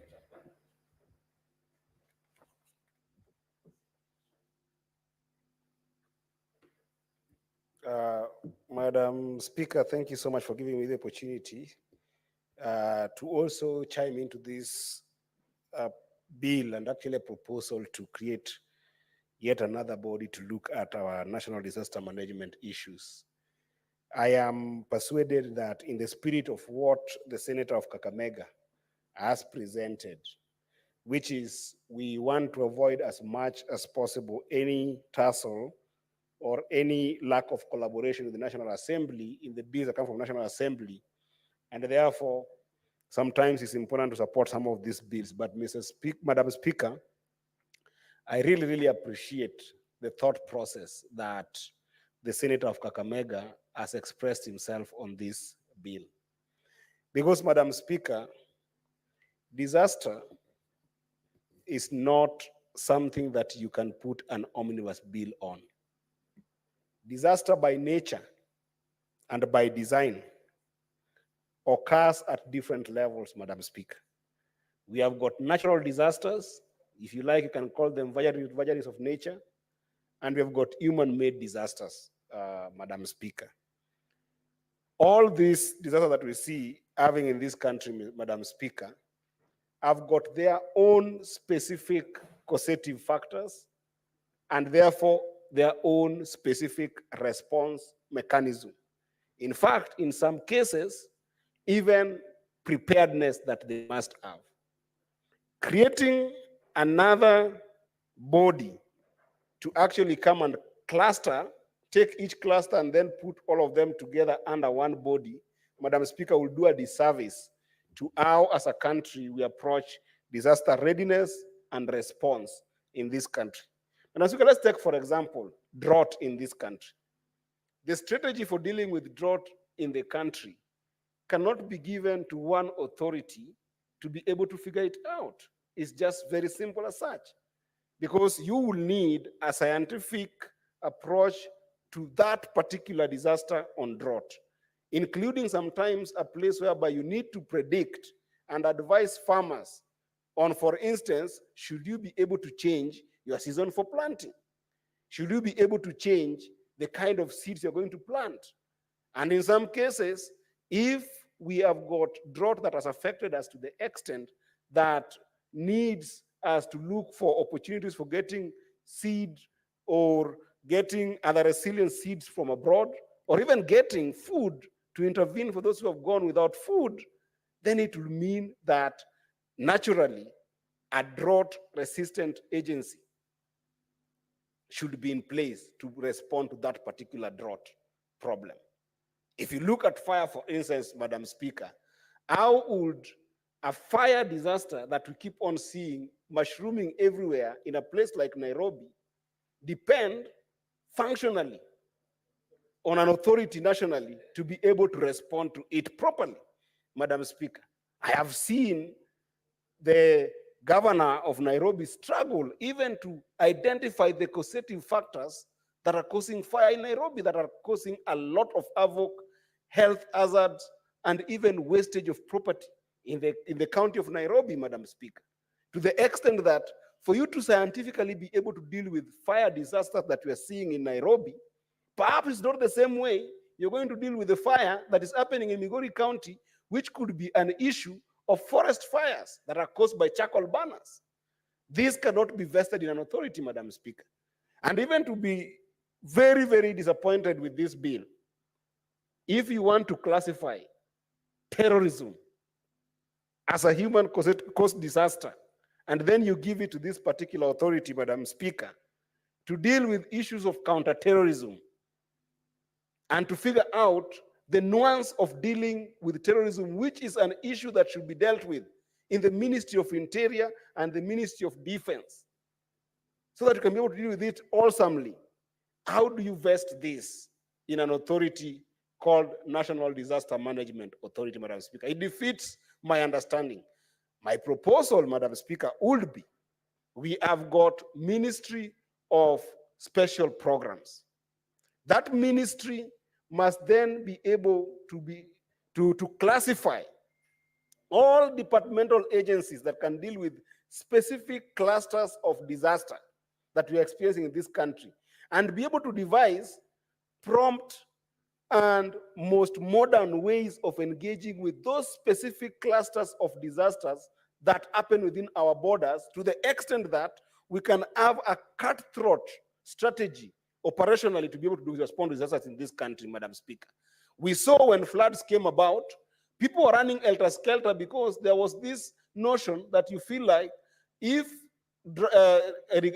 if floods are happening in the country, then the order of response must come from the presidency and come down and trickle down to all members of the county assembly and then to the governors, to the extent that we saw some of the worst responses to serious issues of flood in this country. If they were left to ministerial departments and to some extent to a number of counties to be able to devise their own ways of dealing with disasters that come in their own area, Madam Speaker, I believe that we could be able to have a very proper response and apt operation to be able to not only deal with a response mechanism to some of these issues, but even recovery, Madam Speaker.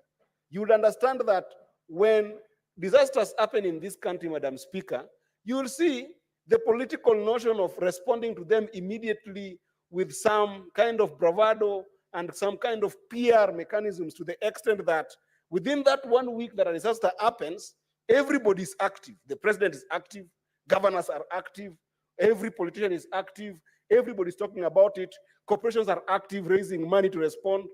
But then, Madam Speaker, what happens to true recovery of people who have been faced with those disasters, Madam Speaker? Can we be able to speak authoritatively to the fact that those who were affected by the floods in Tana River, Madam Speaker, during these huge floods, their lives are better because of response that we had in this country?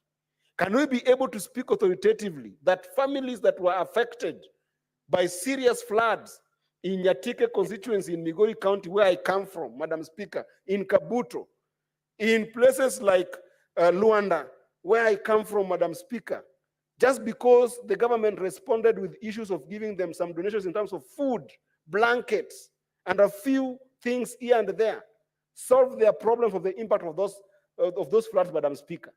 Can we be able to say authoritatively that from floods that we faced in Budalangi, Madam Speaker, and we keep on facing those floods year in, year out, because of simple national response that we have collectively by giving people response mechanism and response charitable goods like food and blankets, their lives are better, Madam Speaker? No, they're not. Those people are still suffering, and some of them don't even have shelter because there was no response connected to recovery to these people.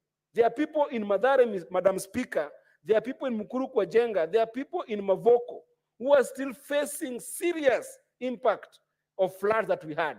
Why is that so? Because we ended up centralizing the notion of disaster response so that it's a response to help you eat today but not know how you survive tomorrow.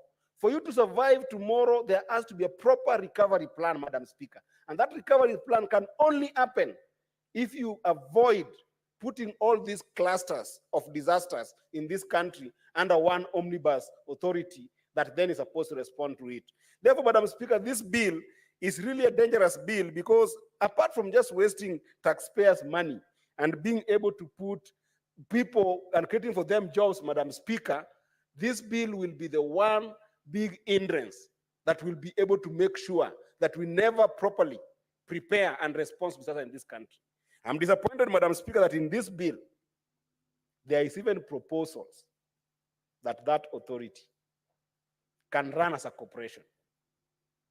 Basically, you're saying that this authority should actually be registered as a corporation under the register of companies. Because when you start arguing that this under section 2 of this bill, you start arguing that this authority will have the powers to own property, both movable and unmovable, to open bank accounts, to start borrowing, to also do lending. You are creating a corporation in this country, Madam Speaker, to deal with the disaster. How else can I speak about disaster without thinking about this commercialization of people who are going to suffer in this disaster, Madam Speaker? Because if you're proposing that you want to run a corporation that will deal with this disaster of whichever kind in the country, Madam Speaker, then what you're doing, Madam Speaker, is that you're basically creating a corporation that is supposed to mortgage our suffering as a people of Kenya during disaster and make any money from it. I wish that we could do a proper response to disaster by being able to make sure that we pass regulations that can be able to empower different agencies that are dealing with different clusters of disasters in their own way. And Madam Speaker, as I conclude, in this house, and I did promise, time without number, I've said that any bill that seeks to centralize any operation on basic needs of Kenyans, because disasters, most of the time when they happen, they do touch on serious basic needs. And any bill that seeks to centralize that, if you look at part 4 of this bill, Madam Speaker, that talks about counties being given some committees that are only responsive to this large authority that has got a serious board, and there's no coherence in terms of how that function arms, in terms of how those counties get funded and financed. Yet the national authority, you are giving the power to be able to borrow, to be able to lend, to be able to own assets, to be able to get its own independent budget, and you are denying counties that. That is something I will never support. Because when those disasters happen, Madam Speaker, they do happen in Migori County, they do happen in Kakamega County, and the point of call, Madam Speaker, starts with the MCAs, people who are with the people on the ground, Madam Speaker, to the extent that when anything happens, when a fire happens in Nairobi County or happens in Kuria, where I come from, Madam Speaker, the first person that the people will call there is the MCAs. And then the MCAs will look for the MP, and the MP will look for the governor and the women rep. The local leadership will coalesce around responding to this problem. The moment you deny them the functional capacity in terms of resources to think about how they respond to this properly, Madam Speaker, then it becomes a problem. Let's rethink how we want to deal with the disaster issues at the county level, how we want to house the functions of dealing with disasters at the county level, to the extent that, Madam Speaker, we will be happy to see counties being self-reliant, self-sufficient, with incredible capacity to deal with any kind of fast natural disaster that they experience. Because the truth is, when these natural disasters happen, sometimes, and actually in most cases, they don't happen in an equation whereby they affect the entire nation. For instance, when you look at the issue of floods, yes, it was a national conversation, but the impact was felt at very specific counties. And I've counted a number of counties that did experience these floods to unimaginable levels. Tana River experienced crazy floods, but that was not true, perhaps, to other counties.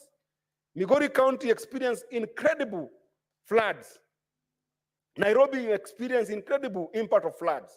Busia County experienced incredible effects of those floods, but not maybe to the same extent that Vihiga experienced, or maybe to the same extent that Kakamega experienced. If you put an omnibus institution that then wants to deal with disaster at that national level, what then happens to immediate response and sustainable response to those disasters when they occur in those particular communities? This is one area that, Madam Speaker, should actually embrace the spirit of devolution. And the spirit of devolution is that when there are resources, when there are strategies to operationalize preparedness, to operationalize response, to operationalize recovery mechanism in terms of disaster, that is something that must be absolutely decentralized, absolutely devolved to the grassroots levels, Madam Speaker. Therefore, I appreciate the spirit of this bill. I appreciate the attempt to be able to actually put in place a way of responding to disasters. But, Madam Speaker, functionally, this bill should not see the light of day, because it's just going to create more jobs that are going to cost taxpayers money, and should not see the light of day because it's going to centralize a critical agency that is supposed to be devolved. And more importantly, Madam Speaker, it is going to form a canopy against a number of cluster organizations that deal with specific areas of disaster response, like drought, like fire, like terrorism, and others that need to have independent agencies that can be can be able to deal with them. I do appreciate the fact that it is in the Senate, but I want to urge the members of the Senate that let us rethink such bills that perhaps are going to centralize very important functions. And therefore, Madam Speaker, with a lot of humility, a lot of respect, a lot of appreciation of the work that has gone here, I don't support this bill. I thank you, Madam Speaker. Senator Sifuna.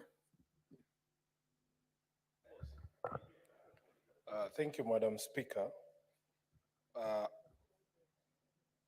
rise to give my views on the bill, Honorable Speaker, and I have identified what I consider positives in the bill and those that, in all honesty, have problems with. I will not take the path that has been taken by the Senator from Migori to wholesale condemn the bill, because in my view, there are some good provisions. Honorable Speaker, let me start with the things that I consider positives. If you look at section 4 of the proposed bill, Honorable Speaker, they are what they set out and call guiding principles of disaster risk management. There's something they called an all hazards approach to disaster management. Honorable Speaker, we have had disasters here in Nairobi. And if people hear that there has been a fire, say in a market or as the one that happened recently in Kuru Kwanjenga, everybody's mind is tuned to treating burn victims. And they forget that these people's houses have been affected. They have no places to sleep. There's children who are going to school who have no places to sleep. Books have been destroyed. Clothes have been destroyed. Personal property and other effects have been destroyed. So I'm hoping that if this is going to be the guiding principle to disaster management, we must identify all hazards that go or result from a disaster. Then the next one I like under subsection 2 is enhancing the capacity of the local communities as a front line to disaster risk management.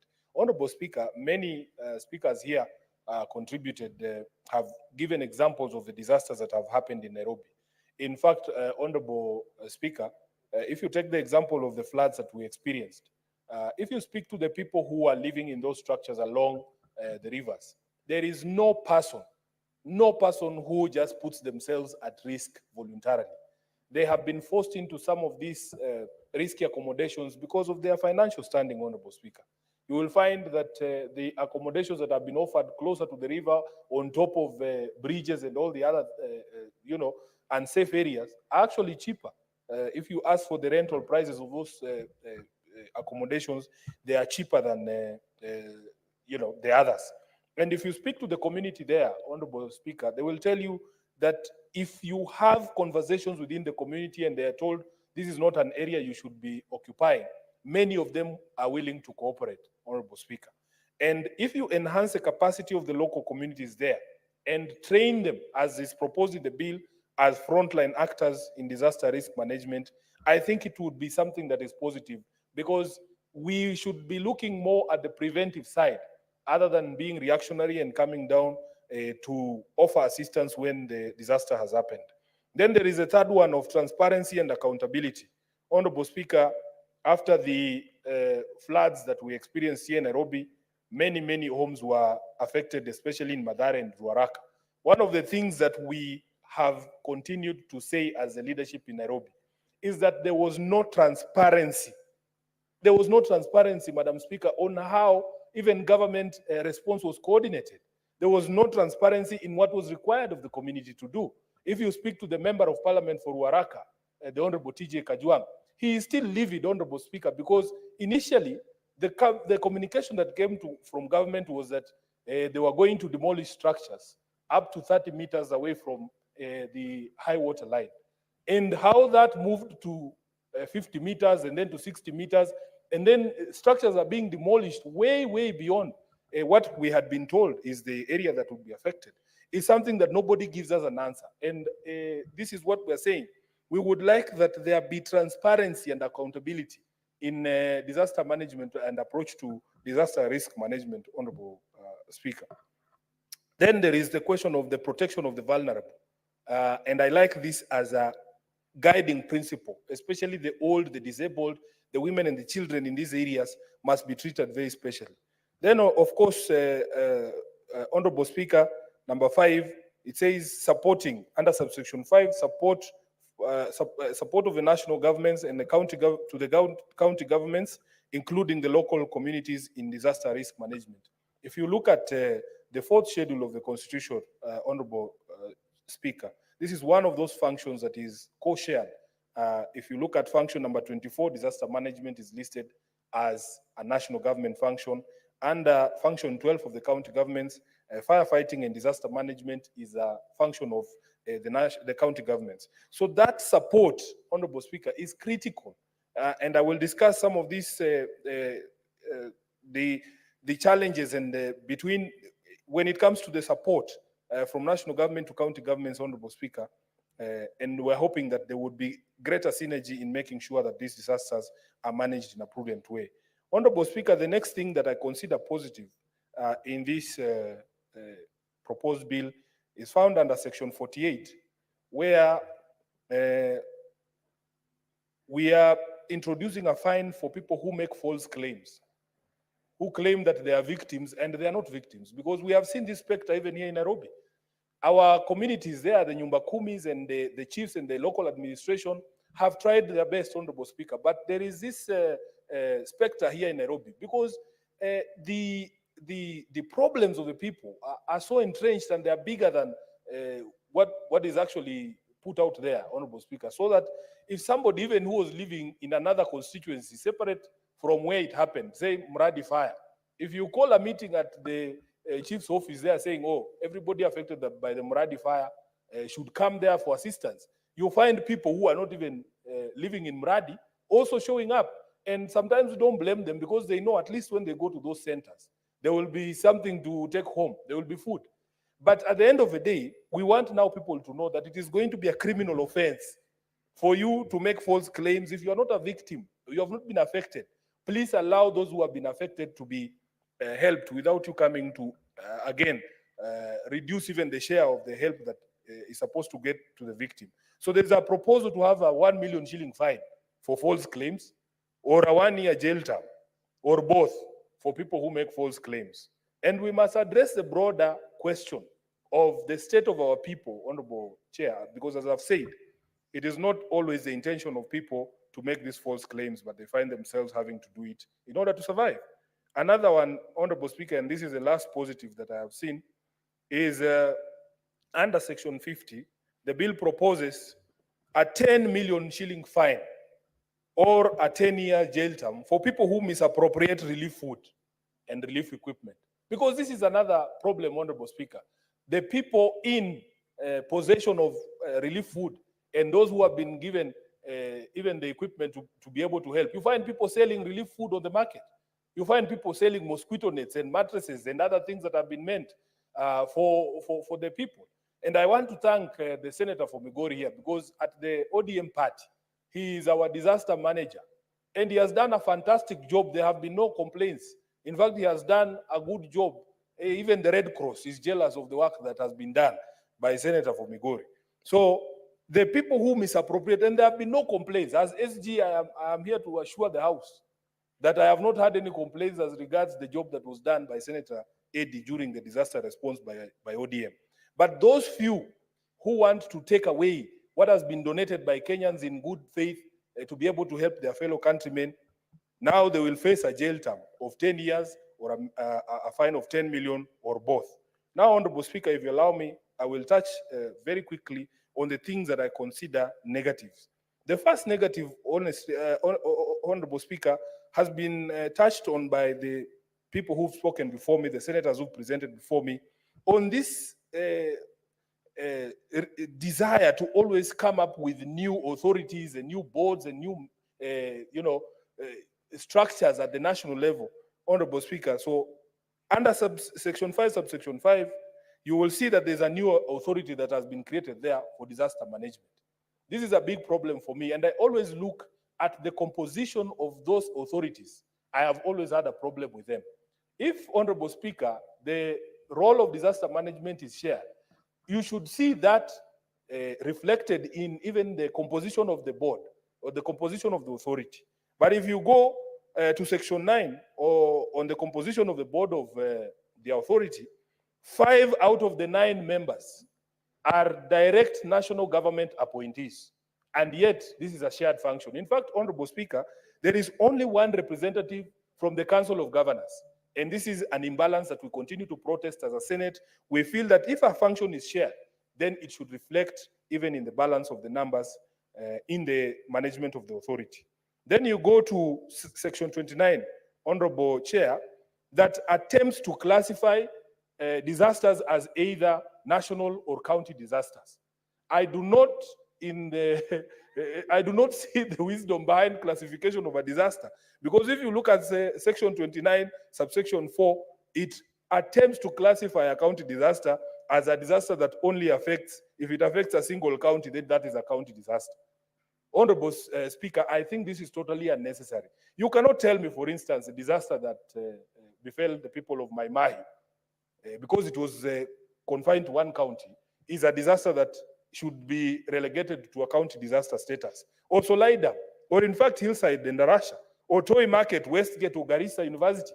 Those are disasters that require national attention. And I say this because if you go to then section 30 of the proposed bill, it is only when it comes to a national disaster, something classified as a national disaster. It only in those instances can the president then declare a state of disaster in the country that then allows the release of resources, equipment, personnel, even essential goods to be able to help those people. Honorable Speaker, I think this is superfluous. There is no need for us to classify disasters. Let each disaster be judged on the basis, on a case-to-case basis, and all the resources of the country should be available to help our people, whether the disaster crosses boundaries of counties or not. Madam Speaker, the next one is on the qualifications of the people who are supposed to man the authority and even what they call the county disaster risk centers. Madam Speaker, we had a very hilarious exchange here in Nairobi with the county disaster management team. When you look at the qualifications of the people managing, say, fire in Nairobi, we had a very clear mismatch of skill and responsibility. You have people with degrees in theology. You hear is the one who's the head of fire response in Nairobi. We are not saying that people with degrees in theology are bad people. But Honorable Speaker, like the Senator for Kitui, I hear he's a bishop. But Honorable Speaker, we need people because our universities are churning out professionals in disaster management. So if you look at section 10 of the proposed act, Honorable Chair, the chair of the board under section 10, there is no requirement that that person be an expert in disaster management. They just require a degree in a bachelor's degree from a university recognized in Kenya. And you know that is going to be a problem if you followed the conversation that Senator Kajwang was bringing here on the quality of education and the professionals that we're putting out. Why can't we make it clear if it is disaster risk management, there are universities, there are students, there are qualified professionals in this particular field. Let them be the ones to do this. We cannot open this to everyone, including lawyers like myself, Honorable Speaker. And I know the Law Society of Kenya will come for me, but it's the truth. If you look at section 20, subsection 1, on the qualifications for the Director General of the authority. In fact, on this one, they don't even ask for a degree. It just says he shall be competitively recruited. Honorable Chair, we're going to run into problems. If you go to section 36, subsection 2 and 3, on the head of the County Disaster Risk Center, they just say he or she must be a person who holds a bachelor's degree from a university. I would prefer that we specify that these people must have training and knowledge in disaster management because these are courses that are offered by our universities. Then, Madam Speaker, I want to go to section 49. Section 49, Madam Speaker, attempts to create an offense for making or circulating false alarms. Making or circulating false alarms. And I know that it might have been well intended. It might have been well intended but this is a section that I believe is subject to abuse. Because, Honorable Speaker, we must measure between the constitutional right to free speech and trying to fetter on that particular right by introducing very dangerous provisions such as this. You might find yourself, you might not be the originator of a message on WhatsApp, for instance, that there has been a fire in Mradi. In fact, the way we knew about the fire in Mradi, most of us saw the information on social media, on WhatsApp, on our social media platforms, including Twitter and Facebook. So you can imagine you creating an offense that if somebody posted something saying there has been a fire in Mradi, and then it turns out, in fact, the section talks about if it is not in the magnitude that you have said it is, that is now going to be an offense. I believe this is a dangerous trend, and especially in this regime that looks for excuses to arrest people, this regime that looks for excuses to abduct people. This one is a very dangerous tool in the hands of Kenya Kwanza. Honorable Chair, finally, I want to go to section 53. Section 53, subsection 1, provides that the people who are working currently at the National Disaster Operations Center and the National Disaster Management Unit will be seconded to the authority for 3 years. I don't understand, and I would like somebody to explain to me why the period of 3 years, because these are people who are already working there, and that if you don't wish to join the authority for those 3 years, you can go back to your parent authority or parent institution or apply afresh to the authority for you to be employed as a worker there. That is another dangerous tool, especially in the hands of a government that we do not trust, in the hands of a government that has shown that if you are not a shareholder and you apply for a job and your name is Wafula, I am telling you, you will be told you have no shares in this government and you will be thrown aside. So this is not a tool I would want in the hands of this Kenya Kwanza government or indeed any other government. Let it be clear that the people working in these two institutions will transition to the authority without any hindrance whatsoever, because they have been doing this job, they should just be absorbed. Honorable Chair, with those many remarks, I don't know if I say I support or I don't, because I have problems and I've seen also positive things, and I'm hoping when it comes to the third reading, I will be proposing those amendments to deal with those issues that I've raised. I thank you, Honorable Chair. Senator Murgor.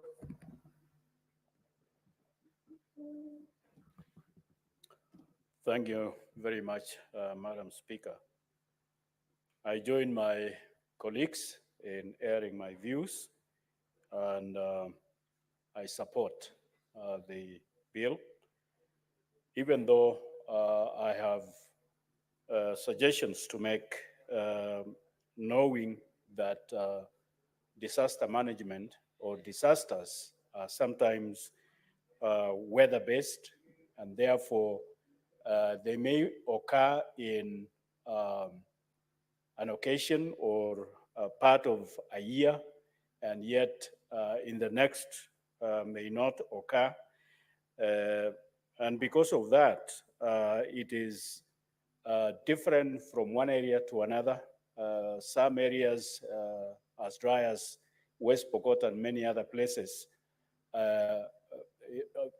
it is very difficult to manage disaster when it happens, when it is based on water or rain.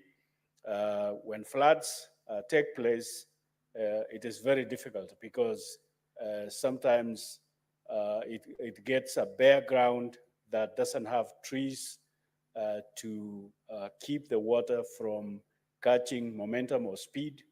And then there is no grass on the banks of the river, and therefore a river breaks a bank and goes into homes and so on. And therefore, it is very unpredictable to know what's going to happen in this season of rain or season of drought. And then it is also regional, and therefore there needs to be a study to know that this area, like Budalang, for example, that a colleague has mentioned, it is predictable and yet not predictable, but because of the history that a place such as that one has, it is it can be the technicality that there is can prepare to prevent and to prepare the people that occupy that area or live in that area, so that it is managed according to history that a place has. And then it is also, it requires a mechanism, and some of the mechanisms require education, and therefore, in my opinion, national government's responsibility or national level should uh, uh, prepare the policies nationally and then devolve to county levels who will actually be the ones that will implement them because they are the ones that are with probably some of the areas that are affected by these conditions and situations according to history and also geographical settings from place to place.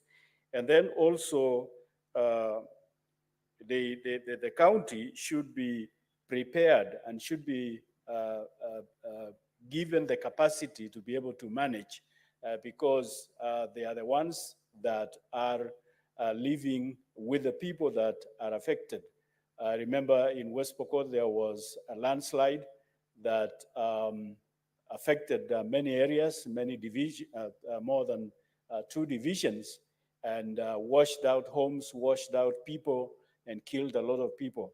And so it was the county government that first responded before everybody else did, and therefore putting the county government in a position that should be empowered to be able to respond to such disasters when they happen.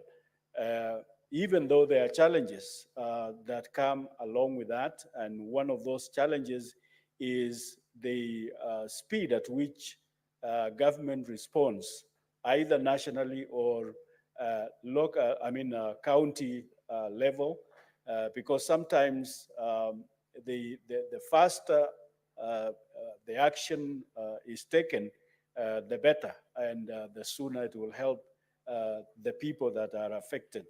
But sometimes the feeling and the slowness and the slow pace at which we take will leave people being devastated and also very vulnerable because we have taken long to respond.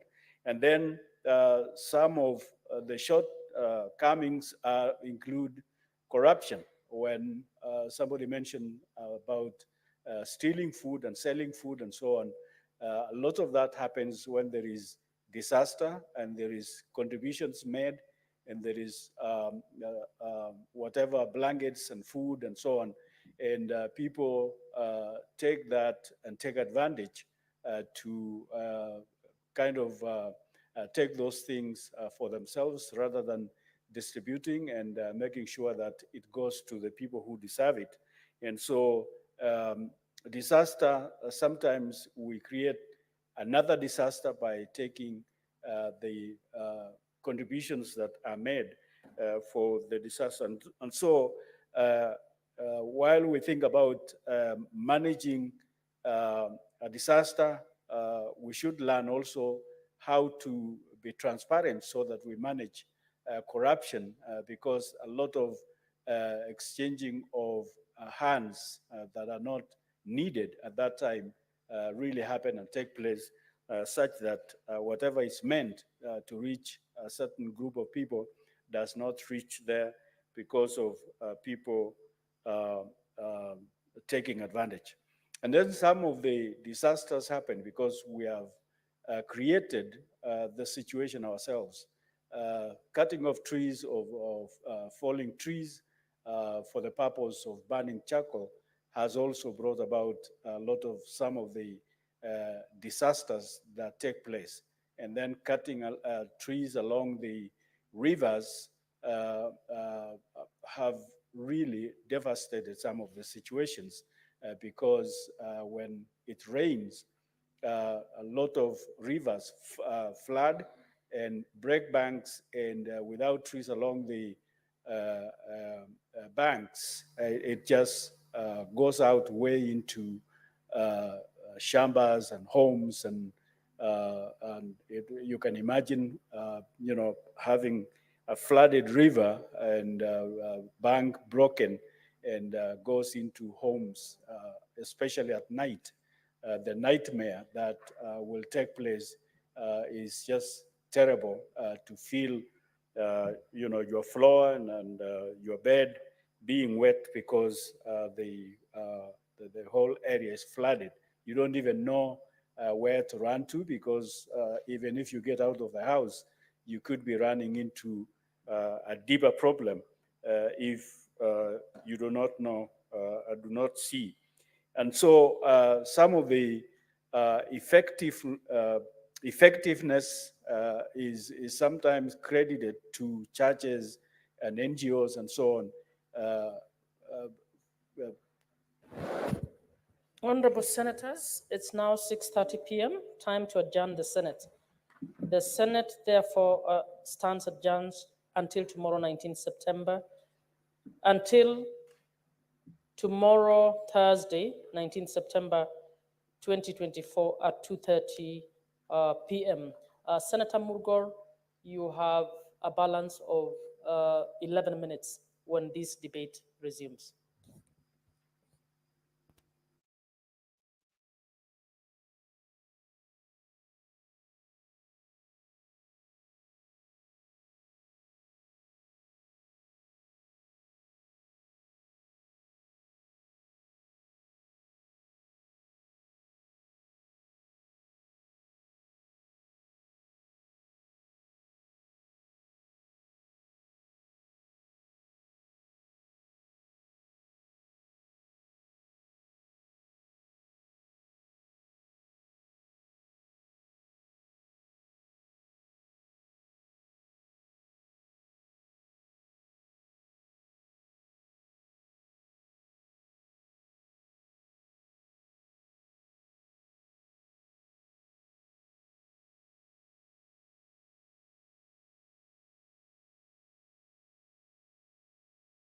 Up to around early 80s, when now we formed the Higher Education Loans Board, when the student population grew and the government now decided to give loans, what we used to call boom at the universities.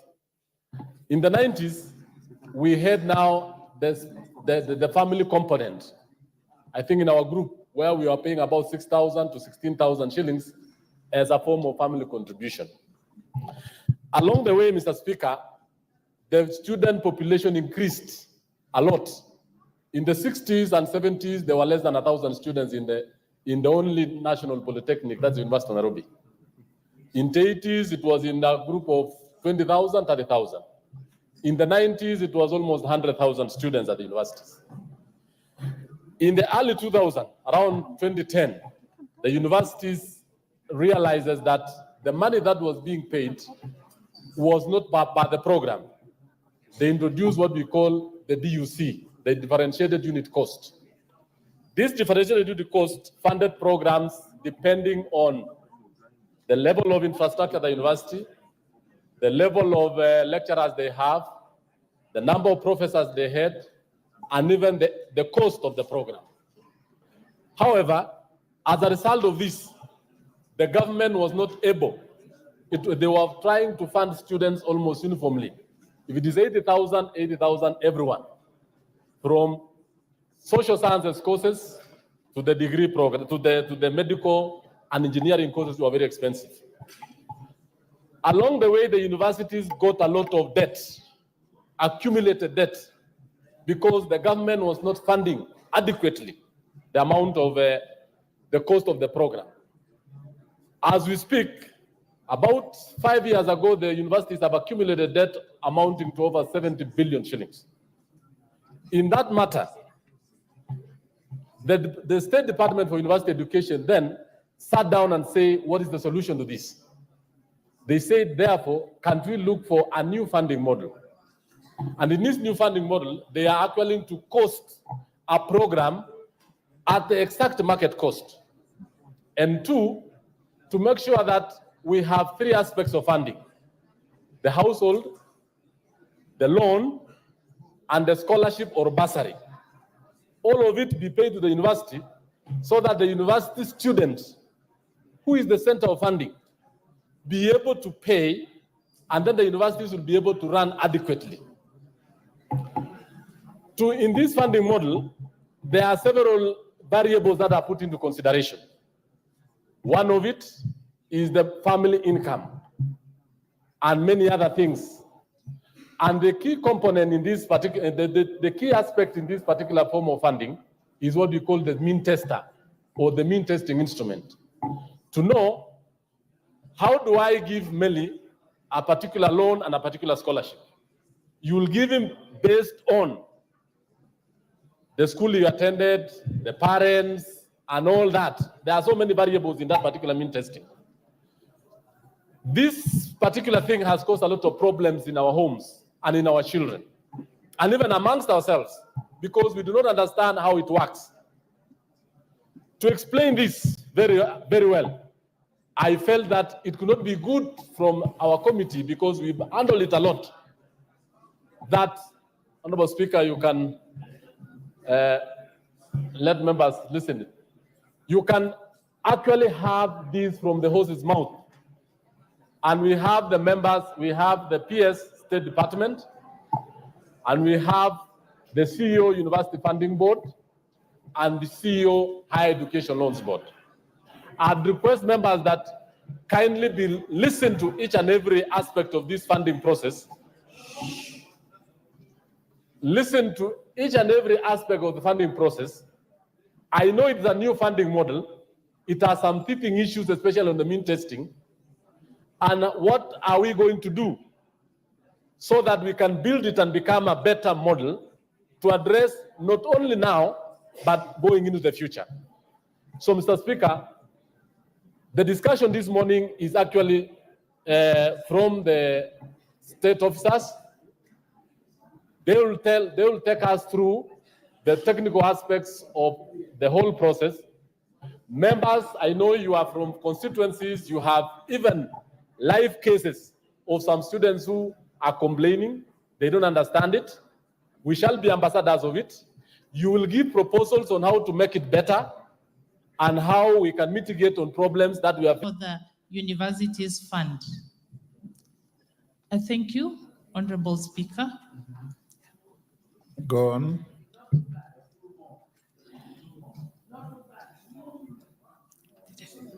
I didn't see that. Thank you very much, Right Honorable Speaker and Honorable Members of Parliament.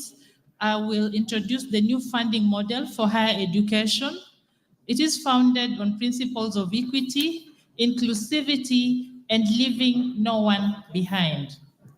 It shifts from the approach of block funding to universities through capitation to provide financial support to individual students from diverse socioeconomic backgrounds to access education in universities, as well as technical and vocational education and training institutions, in all programs that they qualify for, irrespective of the cost of the programs.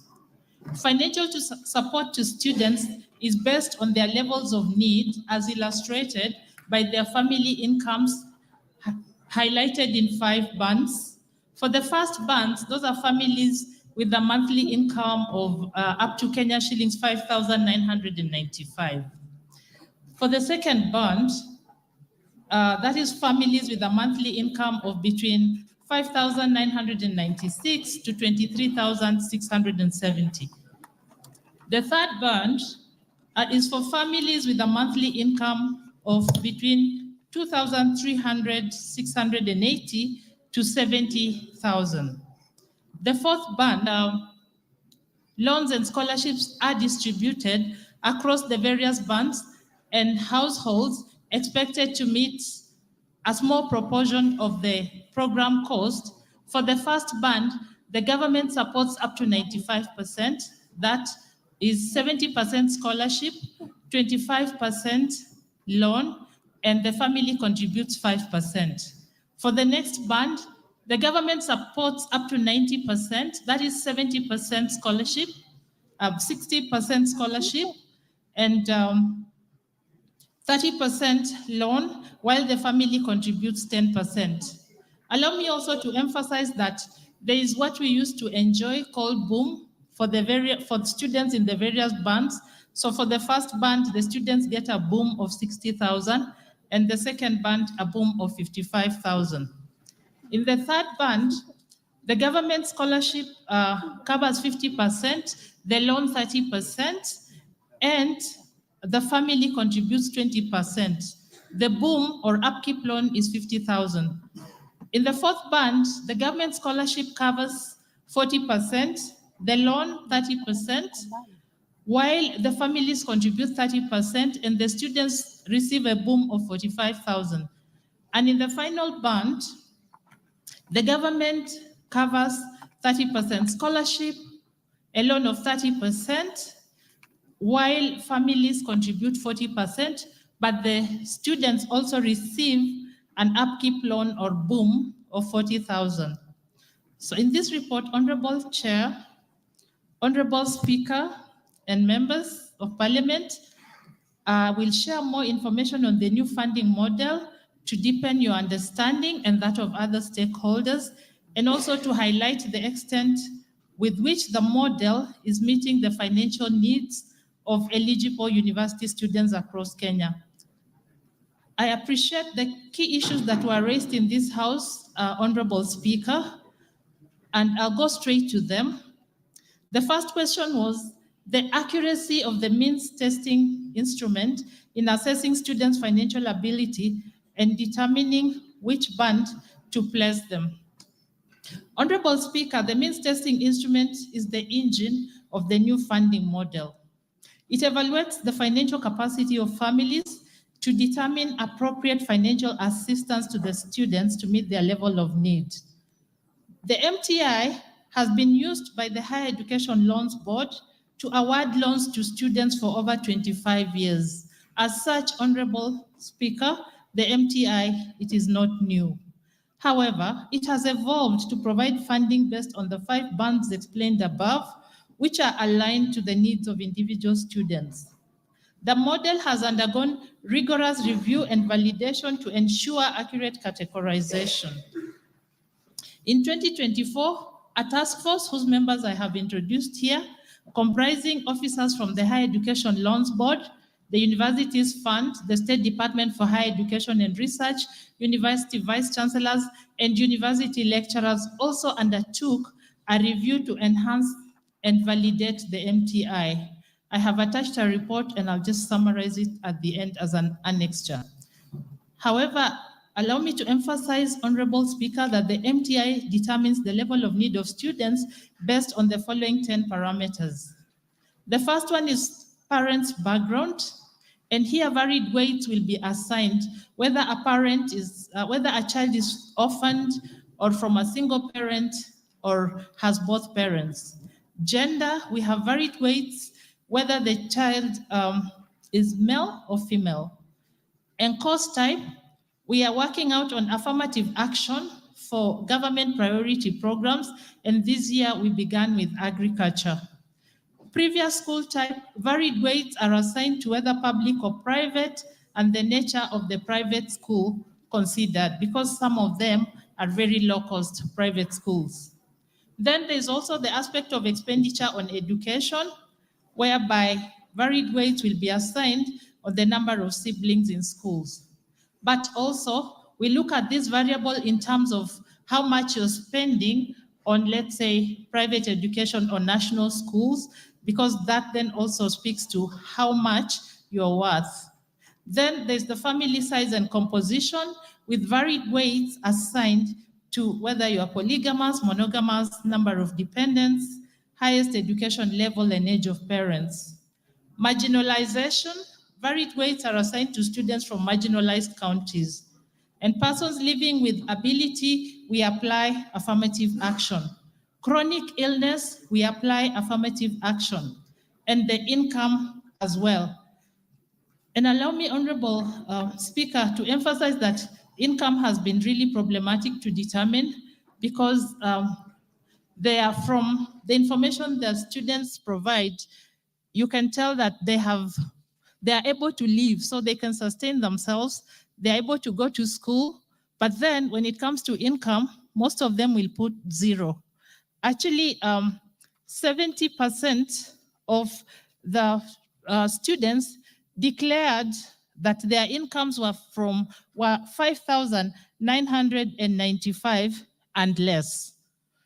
So then this calls in the significance not only of integrity, but also of applying some form of penalty to try and get the students to give the right information going forward.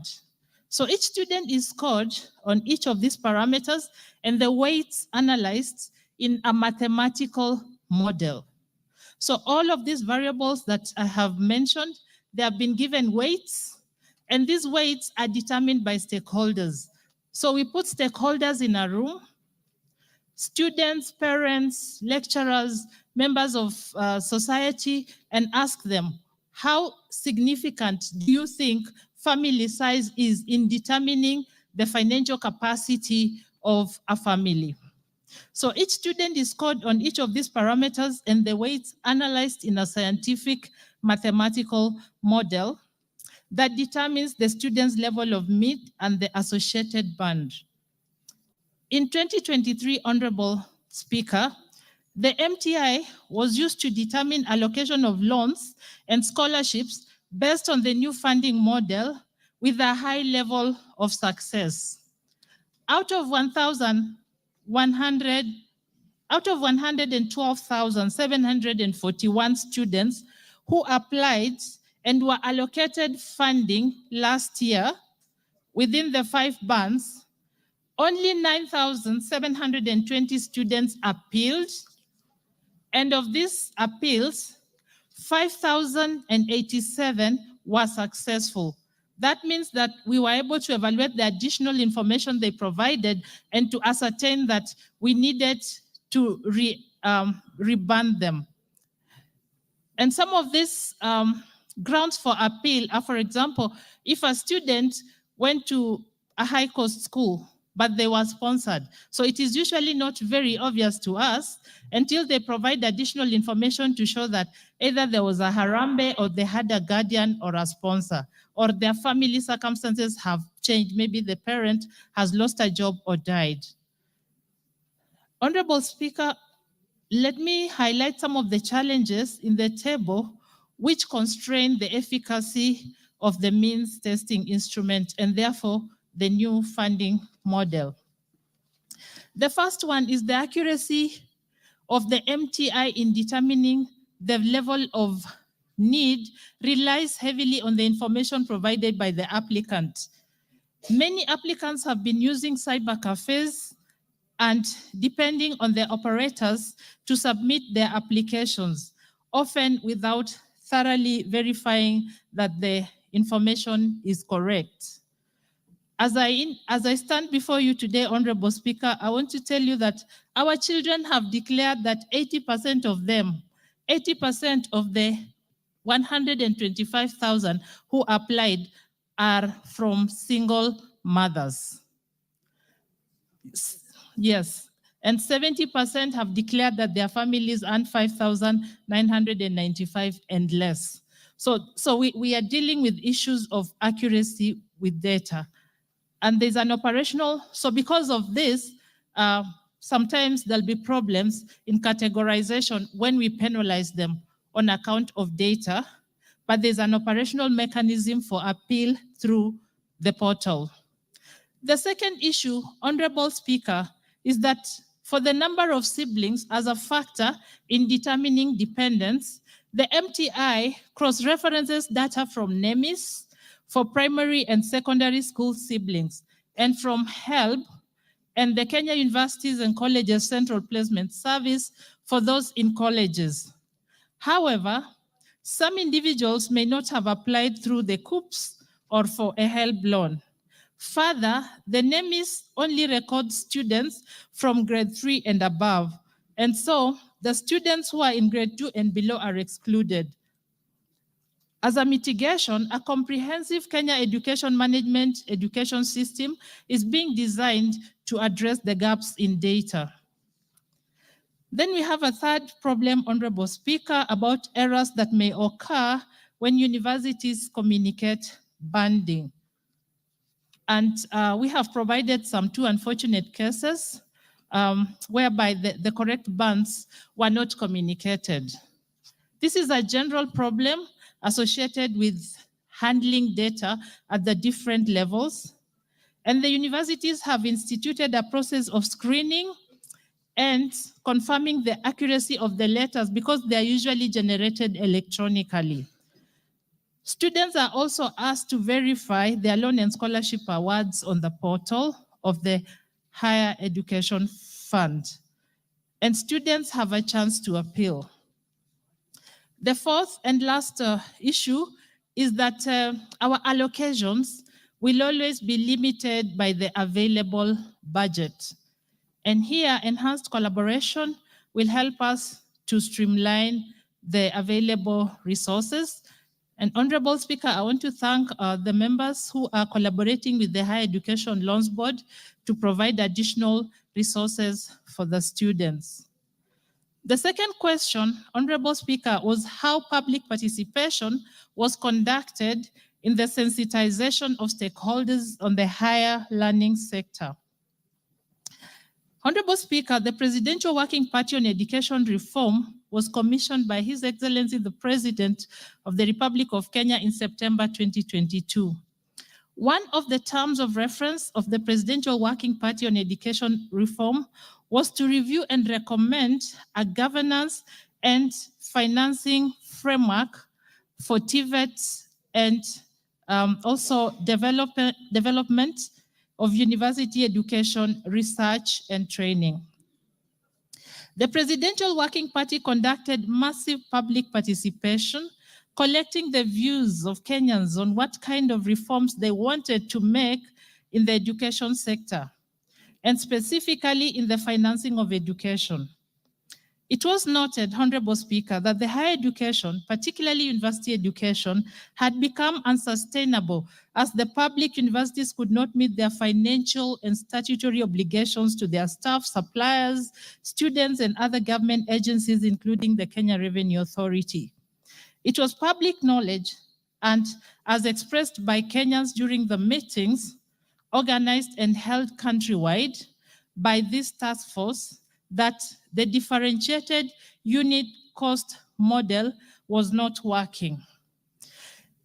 Honorable Speaker, allow me to demonstrate how the differentiated unit cost model, to explain how the differentiated unit cost model was not working for universities. The cost of a program in medicine is 612,000 a year. This was determined when the differentiated unit cost model was implemented. According to this model, the government committed to pay 80% of the cost, while families would pay 20%. So 80% of 612,000 would be 489,600. However, in the last financial year, for example, for continuing students, we were only able to pay 42% of the differentiated unit cost. So this was 205,632. So there, from the government commitment, we have a deficit of 283,968 shillings. On the other hand, families were expected to contribute 20% of the cost of the program.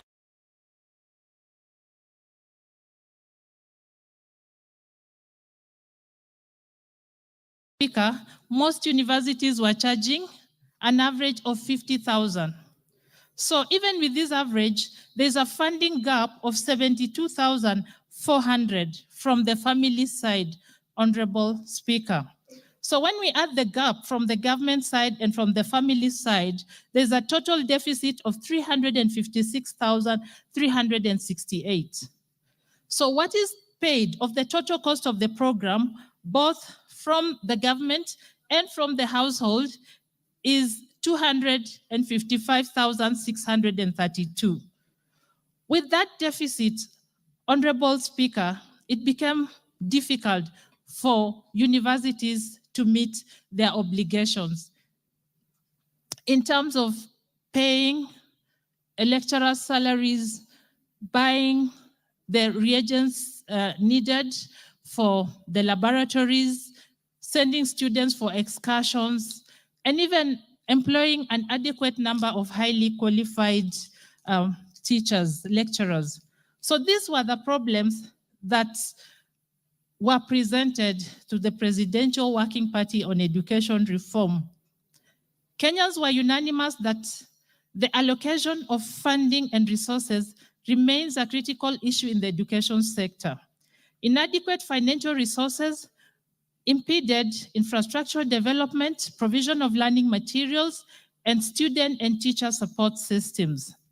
A new model was therefore needed to turn around public universities and make them financially stable as they deliver inclusive, equitable, transparent, accountable, and quality education to students. It is on the basis of rigorous public consultation, therefore, Honorable Speaker, with key stakeholders in Kenya, including vice chancellors, students, university staff unions, the public, government officials, and higher education experts, the community at large, that the Presidential Working Party on Education Reform designed a new funding model for universities and TVETs. Subsequently, the new university funding model was adopted, guided by the recommendation number 14 of the Presidential Working Party on Education Reform to adopt a sustainable financing model for university education that combines grants, scholarships, loans, and household contributions for differentiated categories of students as vulnerable, extremely needy, and less needy in order to address equitable access and inclusion in education. Honorable Speaker, the launch of the new funding model was followed by continuous public participation through organized validation, sensitization, and further consultation workshops across public universities and in other selected venues. In addition, there has been ongoing consultation and engagement through both mainstream and social media, resulting in useful feedback that has informed the improvement of the model. The views of the public arising from the public participation meetings, including students, parents, and university staff and management in workshops, seminars, mainstream and social media, and direct outreach to educational institutions have continued to strengthen the model and make it inclusive, equitable, just, and sustainable. Honorable Speaker, other key stakeholders sensitized are Huduma Center managers, Huduma Kenya Secretariat Contact Center staff, and the Huduma Cyber Cafe attendants to be able to assist the applicants. And further, a total of 77 institutions have been reached through Huduma Mashinani initiatives in schools, churches, and career fairs since June 17, 2024 to date. The third question, Honorable Speaker, is to confirm whether there is a possibility of extending the deadline for students to apply for funding beyond 15th of August 2024. I would like to confirm that eligible applicants have every opportunity to apply for funding based on a rolling deadline. The 15th August 2024 deadline was ostensibly aimed at catalyzing uptake and accelerating applications. The deadline was certainly meant to exert positive pressure on applicants to act swiftly to facilitate the processing of data and determination of household contributions in a timely manner. As at 15th August 2024, a total of 104,575 students had successfully applied for funding. The number increased to 125,893 students by 16th August 2024. These included 8,530 KCSE 2022 students. To date, Honorable Speaker, the total number of applicants is 127,623, of which 119,093 are of the KCSE 2023 cohort. It is important to emphasize, Honorable Speaker, that our projection was that only 122,634 students out of the 153,275 students that had been placed in various public and private universities would apply for funding. And this was based on the past trends where not everybody applies for funding. Some parents choose to pay. From past experience, therefore, students tend to relax when they are given a lengthy application period. However, given the challenges that some students have faced in applying for financial support, the deadline for student applications for funding is currently set at December 31st, 2024. Applications will therefore continue within the universities, and this message has been communicated on the websites. The fourth question, Honorable Chair, was on mechanisms put in place to ensure students who have not received national identification cards can apply for student funding. Honorable Speaker, we did ensure that students who have not received their national identification cards could still apply for funding through the new funding model. And the following alternative identification methods were introduced and successfully applied. The students could use first the Kenya Universities and Colleges Central Placement Service identification numbers. They were also allowed to use waiting cards, which demonstrate that they had applied for the national identity cards. They used the Kenya Certificate of Secondary Education Index numbers and also their birth certificates.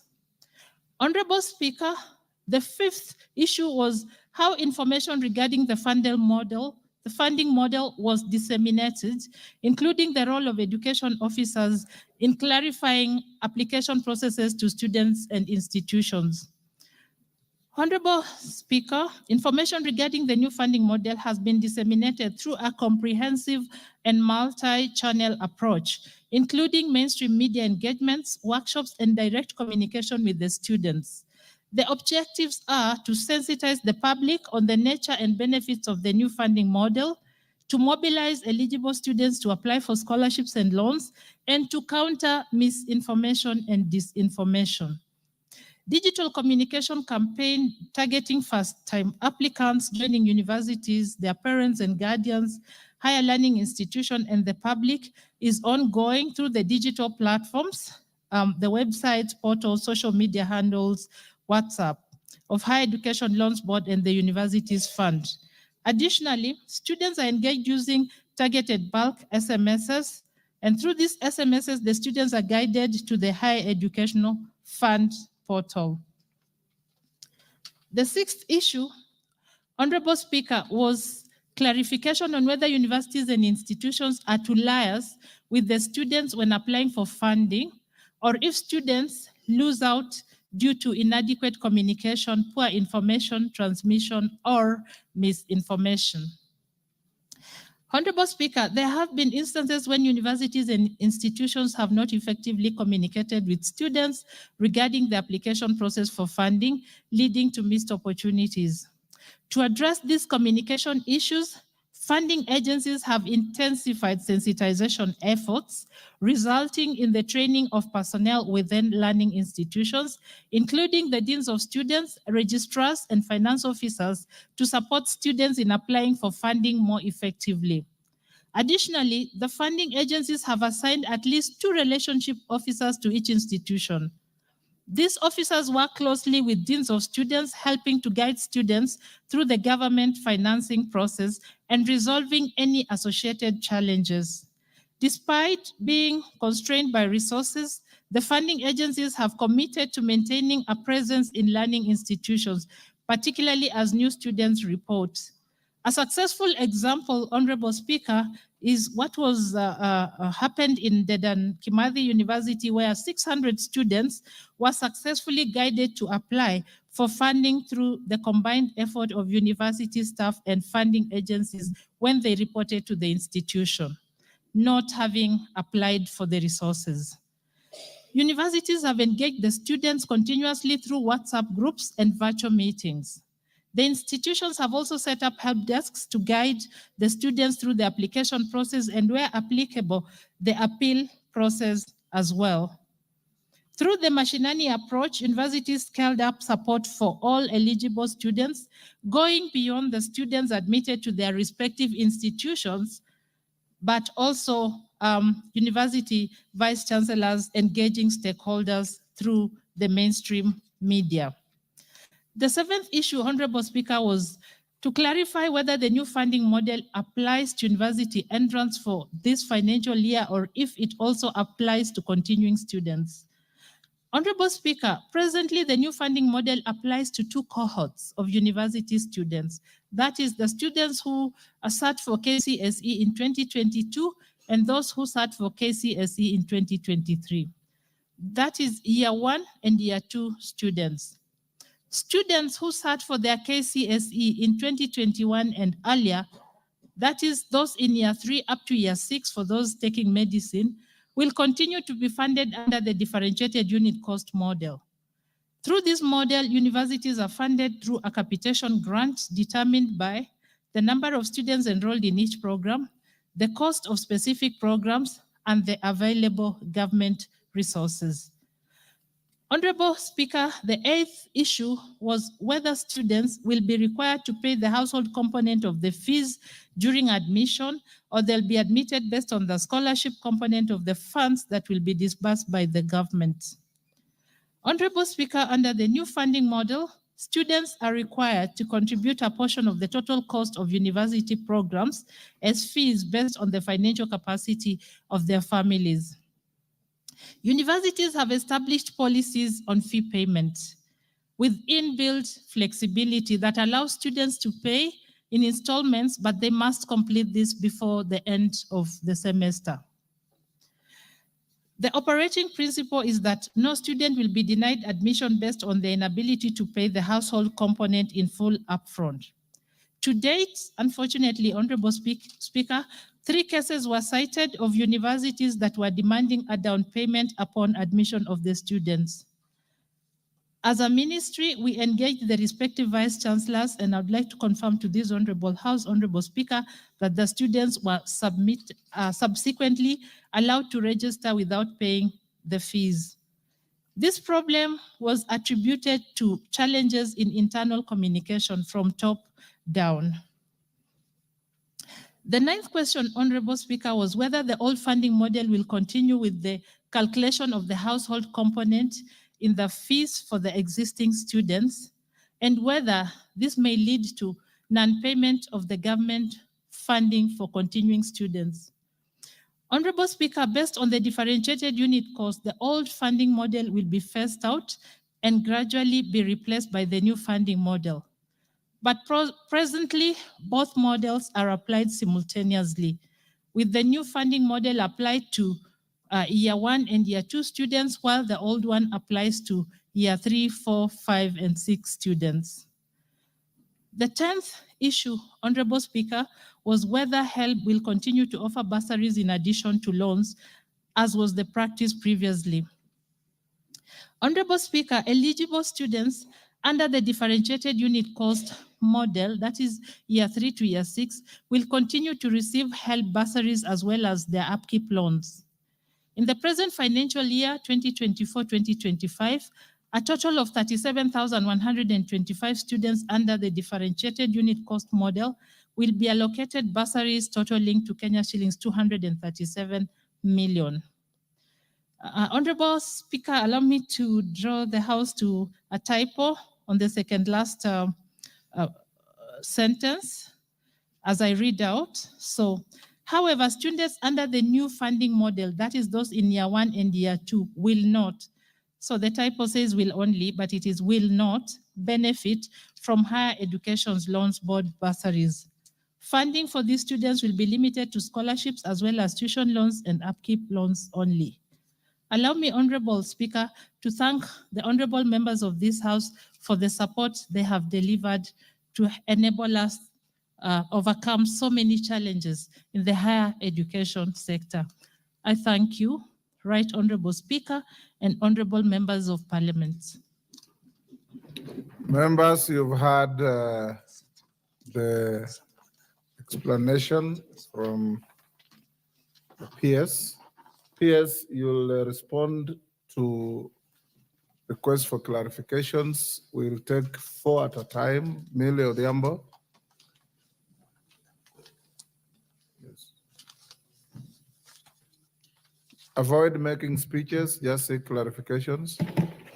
Thank you, Mr. Speaker, and I want to thank the PS for that comprehensive explanation.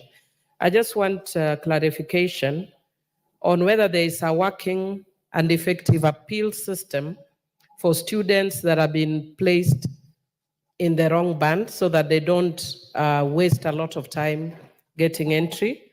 Secondly, when do you factor in the changing circumstances? For instance, where you have students that were in a private school, but their parents have since died. I have such a case in my constituency. So is it within the application, or at what point do you take into account? And finally, on the issue of rural constituencies and digitization, Mr. Speaker, some of the issues that have been said about the cyber cafes. I know in my own constituency, I help students to apply. And even within my own constituency, there are days that they would sit for a whole day. There's no internet. So how, because that is a form of marginalization. And also, Mr. Speaker, the issue of that she has raised about whether there is a lot of dishonesty in data. Is it an issue of dishonesty in data or a reality of the country that we actually have very many poor people and very many single mothers who are not meeting, and that perhaps almost everyone falls within that first band? Yes, Owen Bayer. Honorable If Speaker, thank you you. restrict to one request, yes, it will make it easier for everybody. Thank you very much, Honorable Speaker. I want to thank the PS for that detailed response, but I want to say this, Honorable Speaker, the Constitution provides certain parameters, especially when you come to equalization fund. There are some regions in this country that have long been marginalized, and they are part of Kenya. There's also one aspect when it comes to funding for counties. There is an aspect of poverty that is embedded inside that some counties get more money than others. That's my background. Honorable Speaker, I have checked some of the funding that have been given to students, particularly in Kilifi County, which is one of those counties that are part of, have been marginalized for long. They're part of equalization. They get resources, a lot more resources on the poverty index when it comes to funds to counties. But all of them, almost 80% of students from Kilifi have been put in band 4 and 5. Band 4 and 5 is actually the last band in terms of funding. How do you expect the poor students of Ganze, of Kaloleni, where even this country, the Constitution has identified as a poor area, be put among those that are rich? How do you expect the people of Kilifi to go to university? How do you expect even the local university there, which admits almost 70% of the local students, how do you expect that university to operate? Because it will not get as much money as other universities. Those universities in those marginalized areas will collapse based on this model. Honorable Speaker, what I request is that they revise. Students from Kilifi and marginalized areas that people know about should be put in band 1, where they pay the least amount in the terms of households. And that is the only way you are going to rescue this country. I thank you, Honorable Speaker. What is the point of order, Mshomba? Mr. Speaker, I rise to just ask whether the honorable member for Kilifi is in order to just say that the only needy students that need to be looked at in band 5 and 6 are from his constituency. Every every child in this country under the law is needy. Everybody is needy, not only in Kilifi, even in Githongori. Everybody is needy. So we need to be treated equally by the law. I want to respond. Order, honorable members. I want to respond to that, Honorable Speaker. I understood Owen Bayer differently, but let the PS will answer. Let's take the third. Mama Nairobi. Everybody will have a chance. Just be patient. Thank you, Ask Mr. one Speaker. clarification or one question. Yeah, thank you, Mr. Speaker. Adding on to what the minority whip had mentioned about the students, I wanted to understand, we have right now Form 4 students, many Form 4 students are not able to access their result slips because they still owe the schools money. And I was told that we had actually lifted that. The Ministry of Education had actually said that no school should withhold certificates. So a lot of students are not able to actually apply because they don't have their result slips for the Form 4. So I want to know, how are you going to coordinate this? Because you're one ministry, release of the results so that the students can actually apply. So a lot of students are being locked out because of not being able to access their result slip, because schools are holding them because they haven't cleared with the school the fees that are due to the school. So I want to know how we're dealing with that. Thank you. No joyriders here. Side, this side. Yes. This Mary Emase. PS, after those four, you respond and feel free to invite any of the people accompanying you to respond, and your responses must be concise and precise, no unnecessary stories. Thank you, Emase. Honorable Speaker. Honorable Speaker, most of the students also who are applying for this funding do not have identity cards. They applied for IDs, some of them as early as January this year. Up to now, they do not have identity cards. I want to request the PS also to liaise with our counterpart to ensure that the students are able to get the IDs. Allow me to ask the second one, Honorable Speaker. That first one she already covered in her explanation. Go on. Thank you. Honorable Speaker, I want the CS to assure Kenyans, how sustainable is this funding program? Are all the students who are going to apply going to benefit, or there will be some rejections? And if you are going to reject some, because you've already alluded to the fact that the data is inaccurate, so how are you going, what parameters are you going to use to reject others? Are all Kenyans going to apply, going to get? And finally, when is the deadline for application for the period that you have extended? Thank you. Patient members, everybody will have an opportunity, even if we sit up to 2. Go on, PS. Honorable Speaker, the first question from Honorable Odhiambo was on whether we have a working appeal system. I'd like to confirm that yes, there's a working appeal system, and we invite all the students who have issues to visit the portal www.hef.co.ke. The next question was, when do we factor the changing circumstances? Ideally, at the end of every semester. So for example, right now we will capture the data, but if before release the funding. And so before we release the funding for the second semester, if a student's circumstances have changed, they can write to us or approach us through the appeals.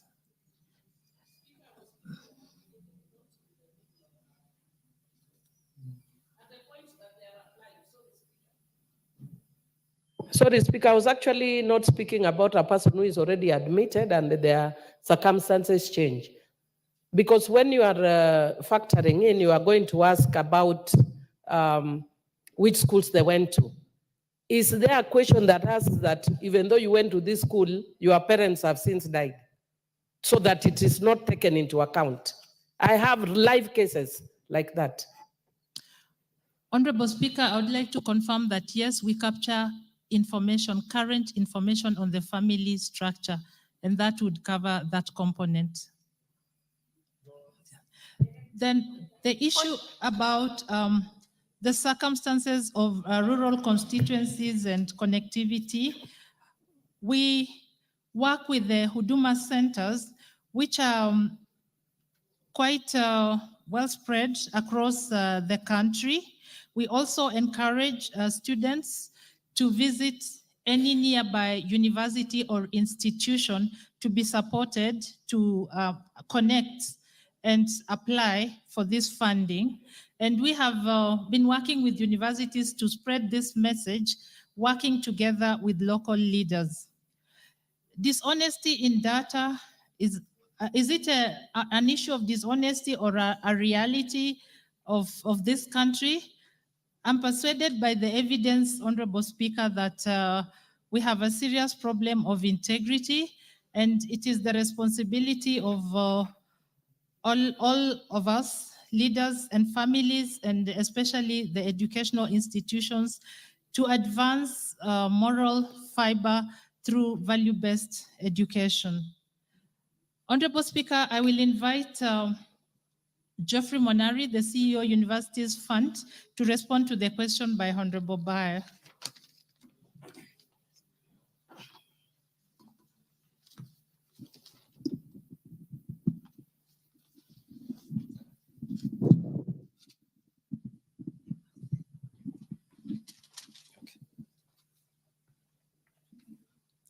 Thank you very much, Honorable Speaker. My name is Geoffrey Monari, the CEO of Universities Fund. I'll tackle the question by Honorable Mbaya on the issue of poverty from Kilifi County. Indeed, we do consider poverty from across the country. We even go further to look at each location. We have gotten data from the Kenya National Bureau of Statistics, where they have classified the poverty index per location. So that is what is considered, and there are marks that are given. In fact, the marks are 2%. We allocate 2 percentage points for this allocation. Did you listen to his question? Yes. He asked a very simple question. Why is Kilifi classified as one of the poorest counties in Kenya, having its students who have applied, all or majority of them, placed in band 4 and 5? That was the question. Yes, Honorable Speaker, I'll go now to I that. discourage you from stories. Just answer the question. Okay. You can see how many hands are waiting. Many of the students who may have been classified in these bands of 4 and 5 depends on the information that they give us. We highly depend on the information that is given by the students, and once we receive this information, we now are able to classify them. However, they have a chance to give us further information if they are not classified in the correct band. Thank you. Yes. They have Honorable not finished answering all of them. Honorable Speaker, Honorable Passaris wanted to find out how we deal with the Form 4 students who do not have their certificates. I would like to clarify that the certificate is not a requirement for applying for funding, only the KCSE index number, ID or birth certificate.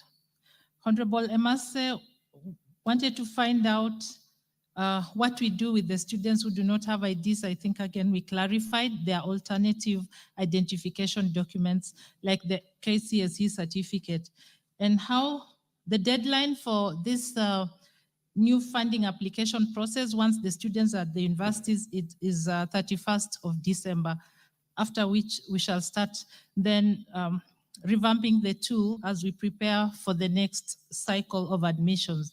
And how sustainable is the funding for this program? Honorable Speaker, we realize that the problems afflicting universities require massive funding. And so the only way that we can address this is by sharing the burden of financing education between present and future generations. And that is the households, the government, and the students through the loans.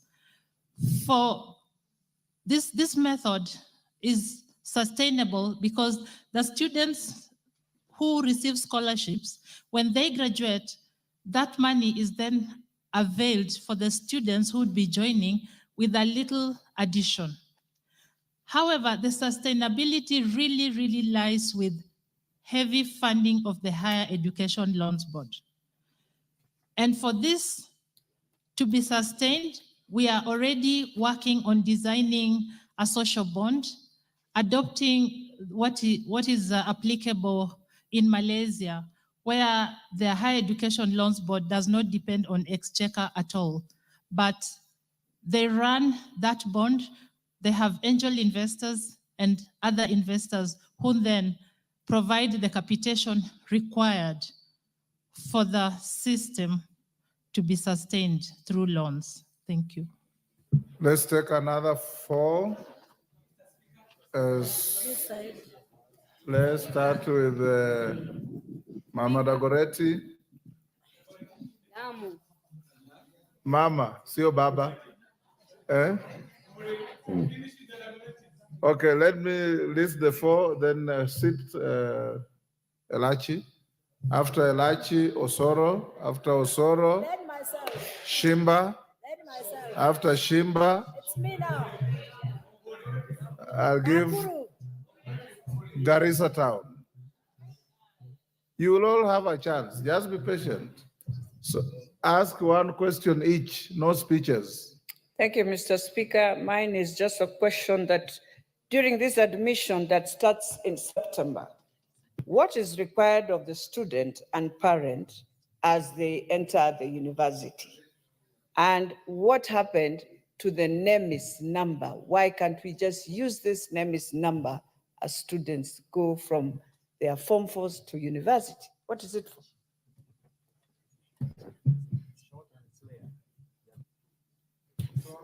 Honorable Speaker, I need clarity on the disbursement of what the PS called a boom, which I really don't think it's a boom, it's a loan, on the payment structure of that amount. When is this student, okay, first on the disbursement of that amount, and on what category? Is it disbursed in the entire amount as it looks like, or I mean, as it stated, 60,000 on the band 1 or on budgets? Number 2, when is this student expected to repay back this particular loan? Alongside that, Honorable Speaker, they said, the peers has told us that the new funding model will not, the students under the new funding model will not benefit from the HELP bursaries. Then where is this money classified? Under what funding model is it classified? Because it is not on HELP. Because one, you've talked about it being, because that's what she said, it's not on HELP. And then there is this loan for maintenance, I mean for upkeep. Then finally, Honorable Speaker, finally this last one, I still do not understand how gender falls under the means, the means of testing instrument, Honorable Speaker. Like being female or male, does it warrant one, does it, or transgender? You know, I'm being reminded by, I don't know that she's, sorry, I'm being, how does that amount, how can you use gender to define means for a student, or to calculate, or to, I mean, to quantify one's means in terms of amount? Is it that male gender is of, they are richer, or the other gender is richer or poorer? It really doesn't make sense, Honorable Speaker. Yes, Shimba. One question, Baba. Just press and it will come on. Thank you, Mr. Speaker, sir. Mine is to remind the ministry that we have a number of cases of suicide in our colleges. Our parents are also becoming victims of these social diseases because of the pressures that they experience as a result of educating our children. why don't we bring all these forces together where we have the women rep giving bursaries, the county government giving bursaries, the MP giving bursaries. Why don't we bring this fund as one so that education becomes free in this country, so that we do not have this problem of judging who is poor and who is not poor in this country, where there is no real measurement to decide on the same. Secondly, Mr. Speaker, we have never had any secondary school being taken to court or being auctioned because of debts. Why are they very much keen on keeping our retaining certificates for school, children who have actually completed and they need these certificates for whatever reason, of course, that is there? Why don't we have these things, given a directive from your ministry? Because I remember the president during 2017, 2022, he gave a directive that all secondary schools should actually retain any certificate because of school fees. And this is still not yet done. What is your ministry doing, Madam PS? Garissa.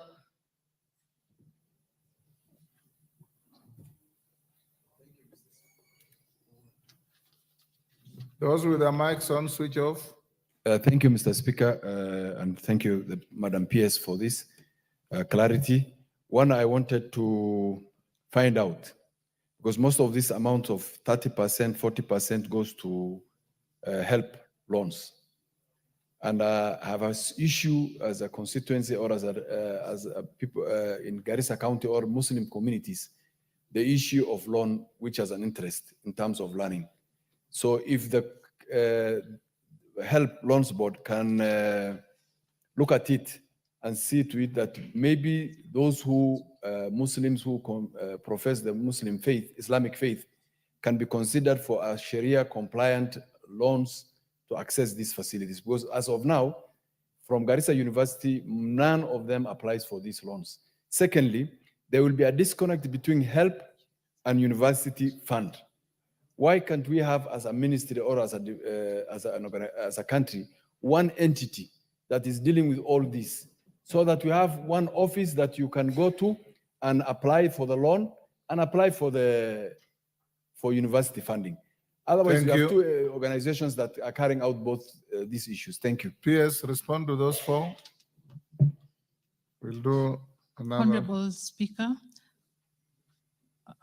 Geoffrey Monari will respond to the question by Honorable Elachi, and Zuki will respond to the question by Honorable Soro. I will, however, take on the question asked by Honorable Soro on gender. And Honorable Speaker, I want to say that research has indicated that female-headed households are considerably more needy than the male-headed households. Thank you.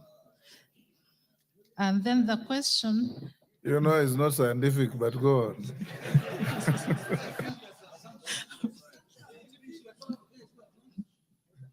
It's true. The question There by are more male delinquents in our society than female delinquents. Go on, go on. The question by Honorable Shimba about retaining certificates for secondary school leavers. Allow me, Honorable Speaker, to engage my colleague P.S. Bello to then implement or enforce that directive. The issue about amalgamating resources from bursaries offered by the women reps and the national government CDF, we welcome that collaboration, and indeed some of the members in this house are already collaborating with the Higher Education Loans Board to pull these resources together. And we are praying that increasingly many more members will come on board. My colleagues will then respond. PS, before your colleagues come on. Yes. That issue raised by the member for Changamwe actually is the elephant in the room.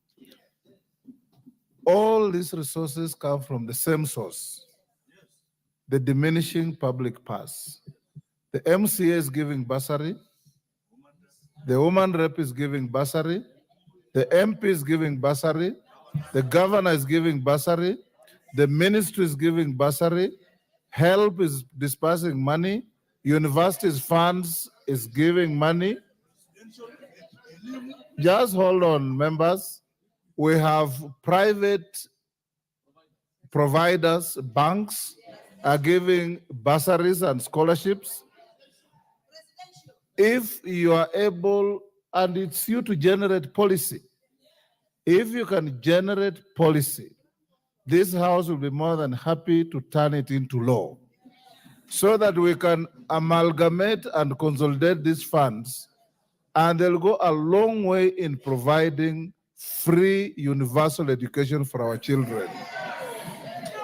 Because what happens is, even as you talk of band one, where the offer is very generous to the student, the same parents will go to the MCA, go to the MP, go to the women rep, go to the governor, end up with everybody collecting money for the same course. If you can realign this, our problem will be solved overnight.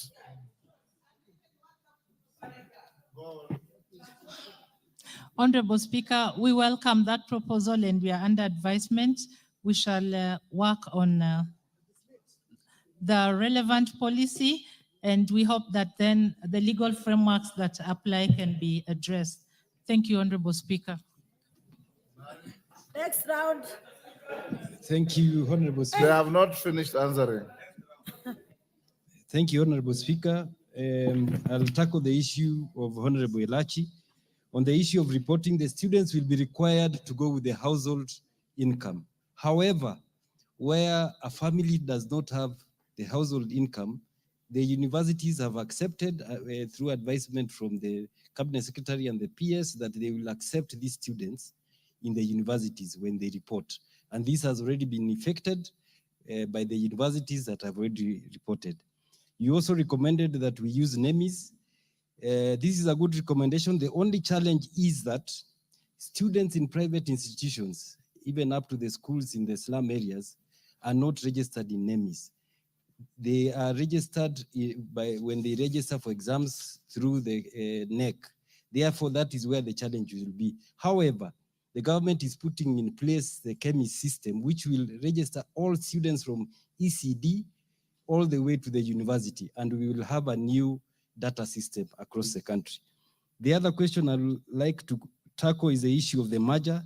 There is already a proposal by the Presidential Working Party, which I believe should be either on the way to Parliament to merge these institutions so that the Higher Education Loans Board, the Universities Fund will be merged together so that they can be able to consolidate all these funds and have synergies for to support the education sector. Thank you. Honorable Speaker, Mr. Nzuki will answer the questions that were asked by Honorable Soro and Honorable Major Deko. Yes, Nzuki. Thank you, Honorable Speaker and honorable members of Parliament.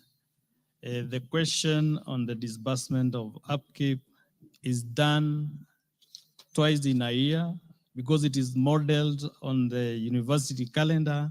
So each semester, then a student will get the part of the stipend. So it is 50%, 50%. That is for the 2 semesters. I think I'm spot on that. On the matter of bursaries, bursaries are given to the students being financed under the DUC model, which was already clarified by the PS. So the bursary are aligned to the old financing model. On the matter of the students are expected to repay the loans once they have gone through their schooling.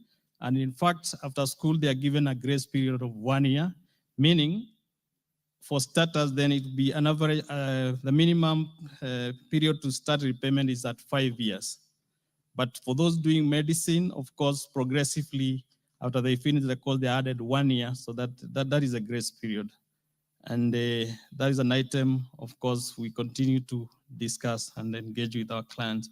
On the matter of brothers and sisters of Muslim faith, I know part of our resource mobilization strategy, we've been trying to get a Sharia compliant product in cognizance of the challenges faced. And in fact, in the current proposals for the bills that will be tabled in this parliament, that Sharia compliant product is part of the conversation. So yes, they will be catered for. Thank you. 4. This side speaker, please. Naika, number 1. Nakuru, please. Mr. Speaker, Nakuru County. Mama Lamu, number 2. Joro, please. Speaker, Joro constituency. Speaker, I'll give to Speaker, your Clive, front, number 3. your front part, Speaker. And I'll give Speaker, now you are in favor. I'll give Mama Embu, number 4. Yeah, thank you, Speaker. Everybody will have a chance. Just be patient. Thank you. One question each. Thank you, Speaker. Speaker, I'm not clear on one issue. We have been talking about classifications of poverty, but there are in my constituency right now, there's a lot of arambes taking place for children who have been called to the university. But some cannot even afford to do arambes, and they have been called. I want to know if there's a system whereby the very poor who live with their grandmothers and grandfathers can enter the university and the issue of payment is done when they have entered. That is my question.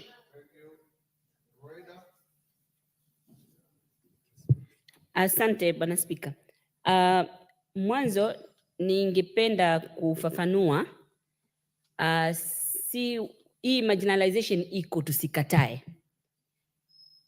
Wale wengi watachukua, lakini na sisi tusipokonywe uhuru wa kuzungumza. Kwa sababu Bwana Spika, sahihi ninavyokuambia, mumeona kwa media watoto youth 108 wameenda Al-Shabaab na wameuawa. Mimi leo nakwambia hapa 60 wametoka Lamu East. Na haya mambo kutukataza sisi kuwa marginalized ndio inafanya mambo hayo. Na Lamu ikiwa unsafe, Kenya is not safe. Hilo mwataka mulijue. Sio tukitamka tu marginalization, watu wanataka kutugandamiza tunyamaze. Hasa swali langu ni hili kwa PS. Sijui kama una mipango gani. Nani unyamaze mama? Wewe uliza swali tu. Mr. Speaker, Owen Baya amezungumza marginalization, akasimama mbunge asiseme hivyo. Kwa nini asiseme hivyo na ndio iliyoko? Lakini kwengine kuna shida zaidi. Endelea kuuliza swali. Ndio nasema nyinyi mnaweza mkachukua kila kitu, lakini uhuru wetu wa kuzungumza msituatishe. Swali langu ni hili kwa PS. Speaker, please protect me kwa hao walio wengi. You are fully protected. Order, go on, Roida. Lakini shida zingine ni nyingi. Speaker, nasema hivi kwa PS. Kwetu mwanzo PS amesema huduma center, lakini nataka ufikirie huduma center kama ya Lamu ni Lamu Town. Mtu akiunga kutoka Kiunga mpaka Lamu Town mpaka atumie 8,200. Area zile zenye unique challenges umezifikiria vipi? Kama sahihi Mkokoni hakuna hata network. Wale wamefikiriwa vipi? Usipange kitu ya jumuiya Kenya nzima. Kuna wengine wana unique challenges. Sisi kama Lamu East nataka kujua tuko brand gani ndio nujue kama mna ukweli au ni mambo tu mnajifanyia. Asante. Yes, Clive. Yes, Elijah. What's the point of order?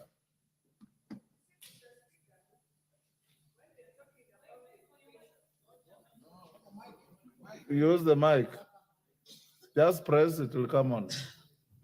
Thank you, Mr. Speaker, and sorry for that. I was just saying, when we talk about education, which is an equalizer, and all of us here, members of parliament who have CDF equal, then it is very unfortunate when we start looking at our constituencies, regardless of what we are saying. Point of order. Point of order. You must understand. Point of order. You have it. Clive, And it can work. No, point of order. CDF is not equal. order. Who is giving equal? I'm not, we are, Lamu East, you are not getting equal. Oh, Mama Roida, I didn't rule you out of order, so sit down. You are in order. Go on, Clive.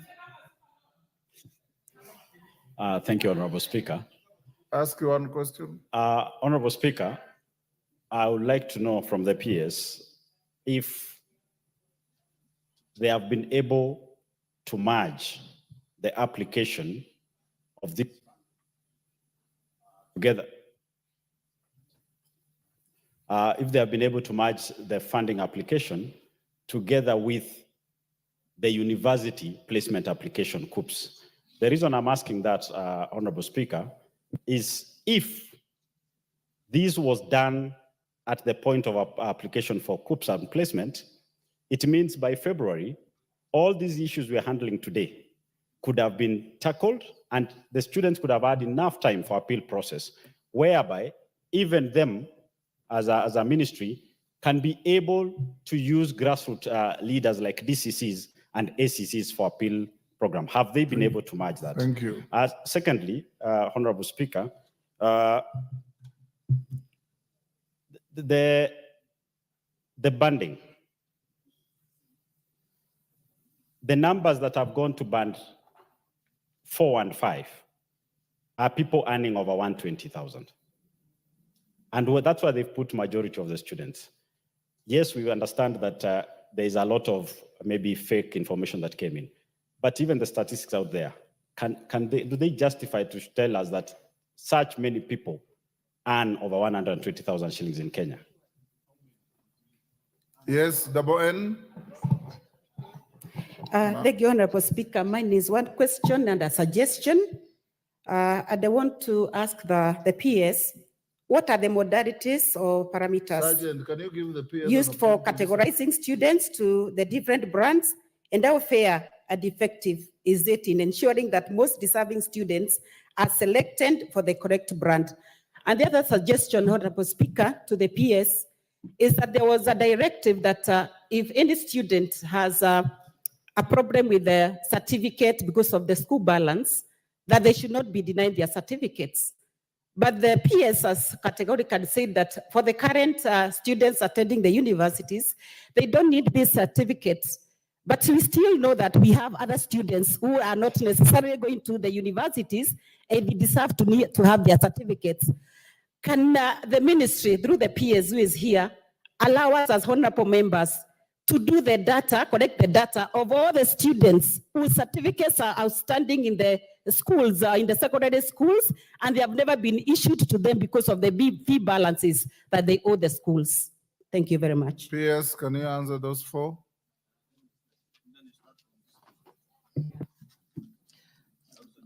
Honorable Speaker, I will invite Monari to respond to the questions by Honorable Naika and Honorable Roida. Then I'll come in with the question by Honorable Clive.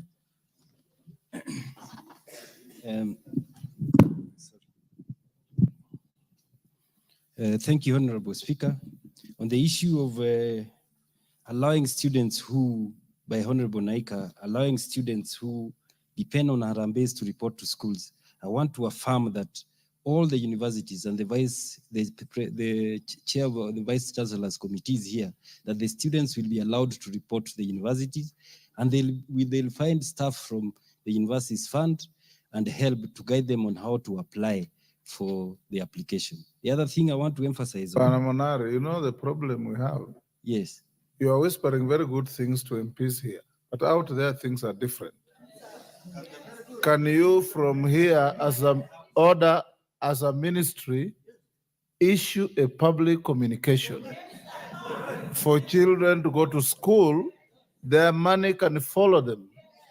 Because what you are saying here and what the vice chancellors are doing out there is totally different. Okay. Thank you, Honorable Speaker. I'm sure the PS will be able to respond to that. But one thing I want to emphasize on, we have also noted that the students who have been on Harambee, are shy to tick on the form that they were on Harambee. Some of them have not been able to do that. So what we are saying is that let them just give us that evidence. No, Mr. Speaker, let me clarify my point. I didn't say, I said there are some students who are called. They are not even able to do a Harambee. So they don't have a Harambee. They call and nobody comes. So can they report to university? Until He has said they will. Now go and tell them to report. Go on. Thank you, Honorable Speaker. Let me go to the next question by Honorable Obo on access to application. I want to confirm that, number one, we understand that there are students who cannot access these facilities because of where they come from. And that is why we have given a chance for these students to report to universities, and we have facilitated our staff to be there to assist these students. So these students will be given a chance to apply while in campus, and then they can be able to submit their applications, and then we can be able to process those applications. Thank you very much. Who is answering? Mr. Speaker, please. No. you know, we have to be clear. Are they reporting and be sent back home, or they are reporting to continue with the education? Yes, PS.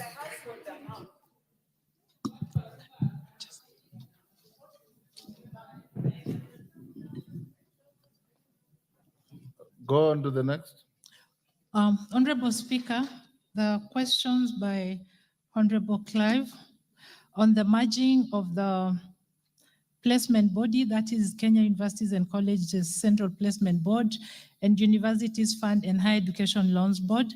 I'd like to confirm that we have already started working on the initial design. However, this has not been implemented immediately because these platforms are being used actively for students to apply for funds and also to process the appeals. However, it is our commitment that during the next funding cycle, these platforms will be fully merged and the data will be processed simultaneously.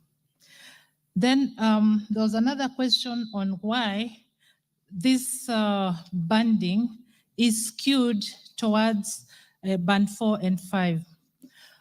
Honorable Speaker, without reliable data on income, it is very difficult for us to use income precisely to predict for the time being. However, I want to say, Honorable Speaker, that I have data here.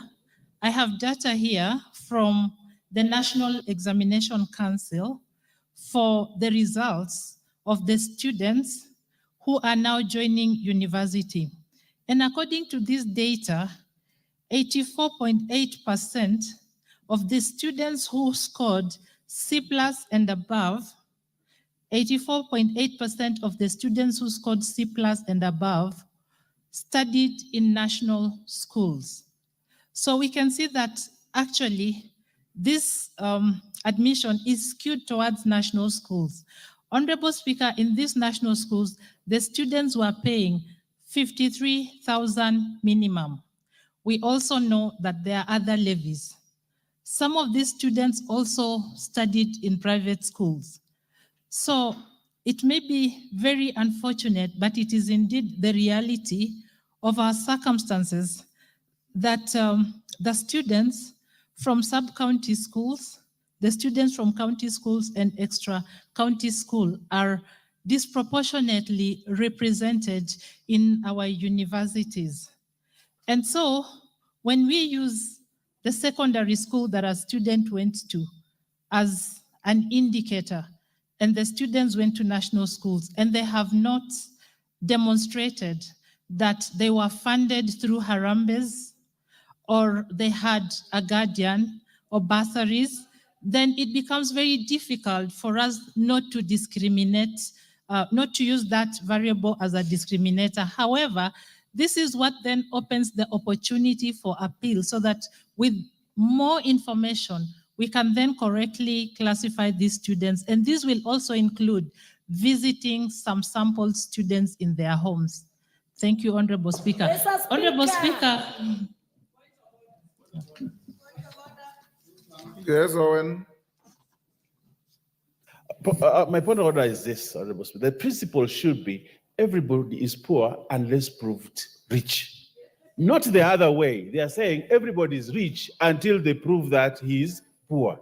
This is Kenya. We know the income levels. Very few people go to 120,000. Very few people, 50, 60.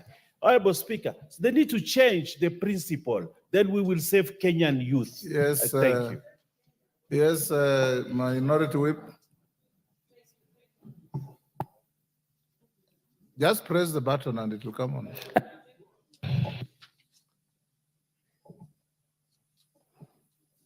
Look for the next. Thank you, Mr. Speaker. Mr. Speaker, I want to appeal to the ministry that their presumption is actually extremely defective. Even as we speak now, I have a student from my constituency who's just finished in Alliance with a balance of 94,000 Kenya shillings because it's CDF that has paid for her from Form 1 to Form 4. Most of our students from our constituencies are actually being paid for by CDF. That's why they're in those national schools. So if you can actually, and I addressed that issue earlier, and I would request them to relook at it. The issue the schools of a school somebody attended is very misleading because most of us are in WhatsApp group fundraising. Parents sacrifice to even do those fundraisers so that kids can go to good school for a better life, not that they can afford it. So can you please relook because it's very misleading, the issue of those schools. What you probably should do before we go to the next round, I thought I had the Monari say they have opened a desk at each university. Upon reporting, if the data you put in, because you know, the assessment is based on self-generated data. So if you put in data based on erroneous facts or misapprehension of facts or total misunderstanding, then advise students in your constituencies that upon reporting the university, they go to that desk, and I hope that desk is there, and explain that I went to a national school in Alliance or Kamsinga, not because I was rich, but because I passed well at standard 8 or 7, standard 8, and the bursaries from the CDF paid my fees all through. So my parents have nothing. But you are assessing me because I went to a national school where we pay so much, which was not my money, was not my parents' money, was from a public kitty. So also advise students when they report to go to those desks and make those clarifications so that the data available on them is then adjusted to the reality. Yes, let's take another 4. Yes. Let me start with Daoud. Mr. Speaker, please. Mr. Speaker, front face of you. Order, honorable members, no soliciting. No soliciting. I know all of you. Oundo, Pareo, Honestly. and Jora, Mr. the member right at the back, is that member for Uriri? Those are 4. We'll still take more. Thank you, Mr. Speaker. Mr. Speaker, I want to ask the PS. The PS has talked about boom. The boom she has talked about, is it per year or is it per month or what? What is the that has already been answered. No, that they give twice per year. Equal amounts or the same amount? Yes. Okay. First semester, 1/2. Second semester, the Okay. other half. Fine. Let me ask my question now. So that was was not your the question, no. Mr. Speaker, you know, going to university, it's not just tuition fees. I had a student who was going from Meru and he got very good marks and all that. He had to pay for the whole year accommodation fees before he even is enrolled into the university. Mr. Monari has said they should go. What Honorable Naika has asked, if he goes there, will he be sent back? Yes, he will be sent back because accommodation fees has to be paid up front, the whole amount. So if it is going to be like that, then how are the students going to study? If they do not have the money, accommodation fees may be 50 to 100,000. Oundo.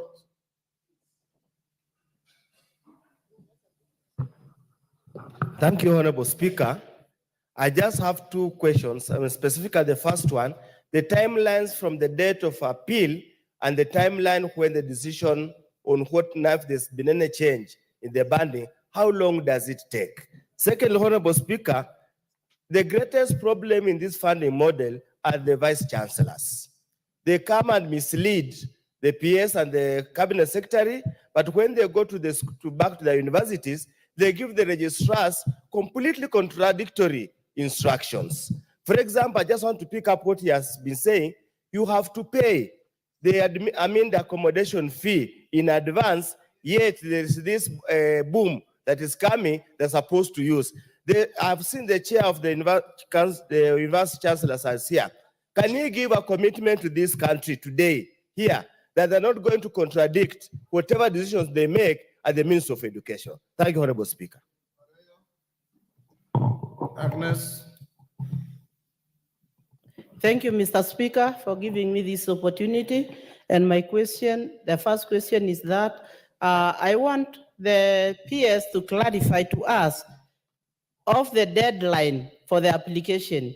Because as I heard her speak, she said that 31st was the deadline, and then she said that these students can continue with the application in the schools. So I'm wondering, how will these students go to school, yet they are supposed to pay for the houses where they will stay? Then again, I want to remind them that the constituencies we come from are constituencies where there is no electricity and where there is no network. So at the moment as I was coming yesterday, there were so many students in town trying to struggle to apply for the bursaries. So did they really consider these students who are poor and who come from those areas where there is no network and there is no electricity? Thank you. Thank you. Oriri, member for Oriri.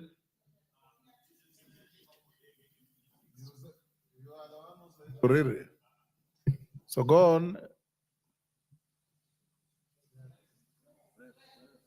Okay, thank you, Honorable Speaker. First, allow me to commend your comments about this kind of funding we have. Because when I was doing my maths here, I realized that all the funding we are talking about can constitute around 80% coming from the government, the universities, of their need. So by declaring universities and colleges free, we'll need only to top 20% and we make it free. And Madam PS, if you ask me, I would suggest that we work towards making university and colleges funding free. And if you can make a proposal to Parliament to consider funding universities and colleges, I think we'll do a better service to the Republic. My last concern, which I want to bring as a suggestion to you, when you look at Kenya as we are talking today, we are one country with a lot of inequalities. You talk about my constituency, you go through Turkana and other areas.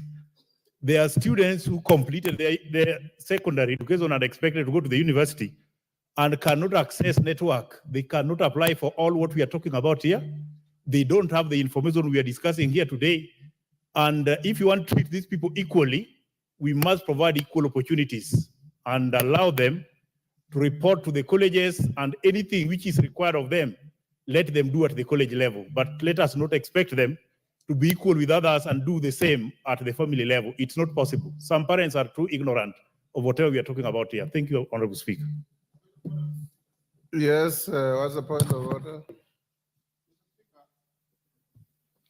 I think the ministry is living in maybe in space. Because let them know that in this country or in any African setup, it is the poor that produce more children because they do not have any TV, they do not have other entertainment. Their only entertainment is to produce children. Therefore, Mr. Speaker, if you want to equate students from national schools having been perhaps maybe well off, but let me say this, we even try in our local schools to produce students who can go there. Just yesterday, Mr. Speaker, I was sending hostel's fee for my student in Laikipia University because he says, I cannot be admitted. I have to buy them suitcases. I've got to buy them everything. So there is inequality in the first place where teachers are posted. You find schools like Alliance High School, they have all the teachers they require and even more. But in our schools, they do not even have teachers. Yet we even perform well, Mr. Speaker. So let them come out of their, their imagination that it is only schools that at national level that perform and perhaps that are actually well off. Let them actually come out, out of that dream. Otherwise, these inequalities are killing us, Mr. Speaker. Thank you. You hijacked that point of order to say something unrelated. Now, PS, we've taken the 4. I'll still give you, members. Thank you. Honorable Speaker, I would like to request the Vice Chancellor, Professor Daniel Mugendi, the Chair of all Vice Chancellors, to respond to the issue raised by Honorable Wundo, and the Vice Chancellor for Laikipia University, Professor Rotich, to respond to the issue that was raised by Honorable Ondege on the making university education free. Monari here will respond to the issue raised by Honorable Daud on accommodation fees, and Zuki will respond to the question raised by Honorable Shimba on the family tree and equality. Thank you, Honorable Speaker. Vice Chancellor, tell us, are you, Vice Chancellor, the biggest problem in this setup? That's what. Yes, KJ, what's your point of order? Mr. Speaker, the opportunity has been given to a Vice Chancellor. Maybe this will be the right time for them to answer a question that you asked that was glossed over. The bigger question was on communication, Mr. Speaker. You did ask where the disconnect is between the ministry and the university. Your mic is off. Use the next mic.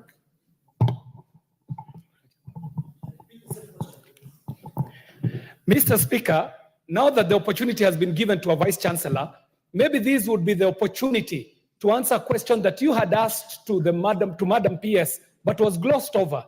Mr. Speaker, you had asked, is there a disconnect between what the ministry is saying and what the universities are doing? And even on that, Mr. Speaker, the channels of communication, is it all being left to be communicated by the president, where the minister, the PS, the HELB, and all other people who attend to these issues in the Ministry of Education are mute to a point where you have had to call a Kamukunji to explain it to members of parliament. These members of parliament are good consumers of media. They are very well versed with what is happening on the ground, but they still do not understand this funding model, Mr. Speaker, meaning that the communication that we are being given here today is not trickling down to the ground. We are being told that they're using a multi-channel approach, which includes, I don't know, digital media, social media, and other medias. Mr. Speaker, the point is that all that has been said prior to today has not communicated to the publics in the way that it should. So now, could the Vice Chancellor tell us, are the Vice Chancellors sabotaging the communication? Are they part of the problem, or are they part of the solution that we are seeking, Mr. Speaker? Thank you very much. And this is in terms with the flow of communication. Thank you very much, Mr. Speaker. Vice Chancellor, who do you want to inform? Mr. Speaker, I would want to inform my brother, Honorable KJ. He's over the floor. It's a very important point, Mr. Speaker. Go ahead. Last week on Saturday, the good professor of Embu. Yes. No. Mr. Speaker, Can I, Mr. I hope you Speaker? are not attempting to answer for him. No. I'm just informing that Professor Mugendi, I had an occasion in my constituency where a team from Embu University came to the function to communicate to the function which I had about the university funding model.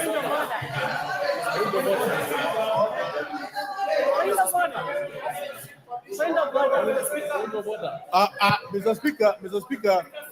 Speaker, I'm not trying to protect Professor Mugendi in any way. I'm just Honorable trying to Ruku. inform. Order. Take your seat. Order. Take your seat, please. Take your seat. I do not want to be informed. Order. Find him out of order. Honorable Ruku. Order. Honorable Ruku, when I last checked, you are not a vice chancellor.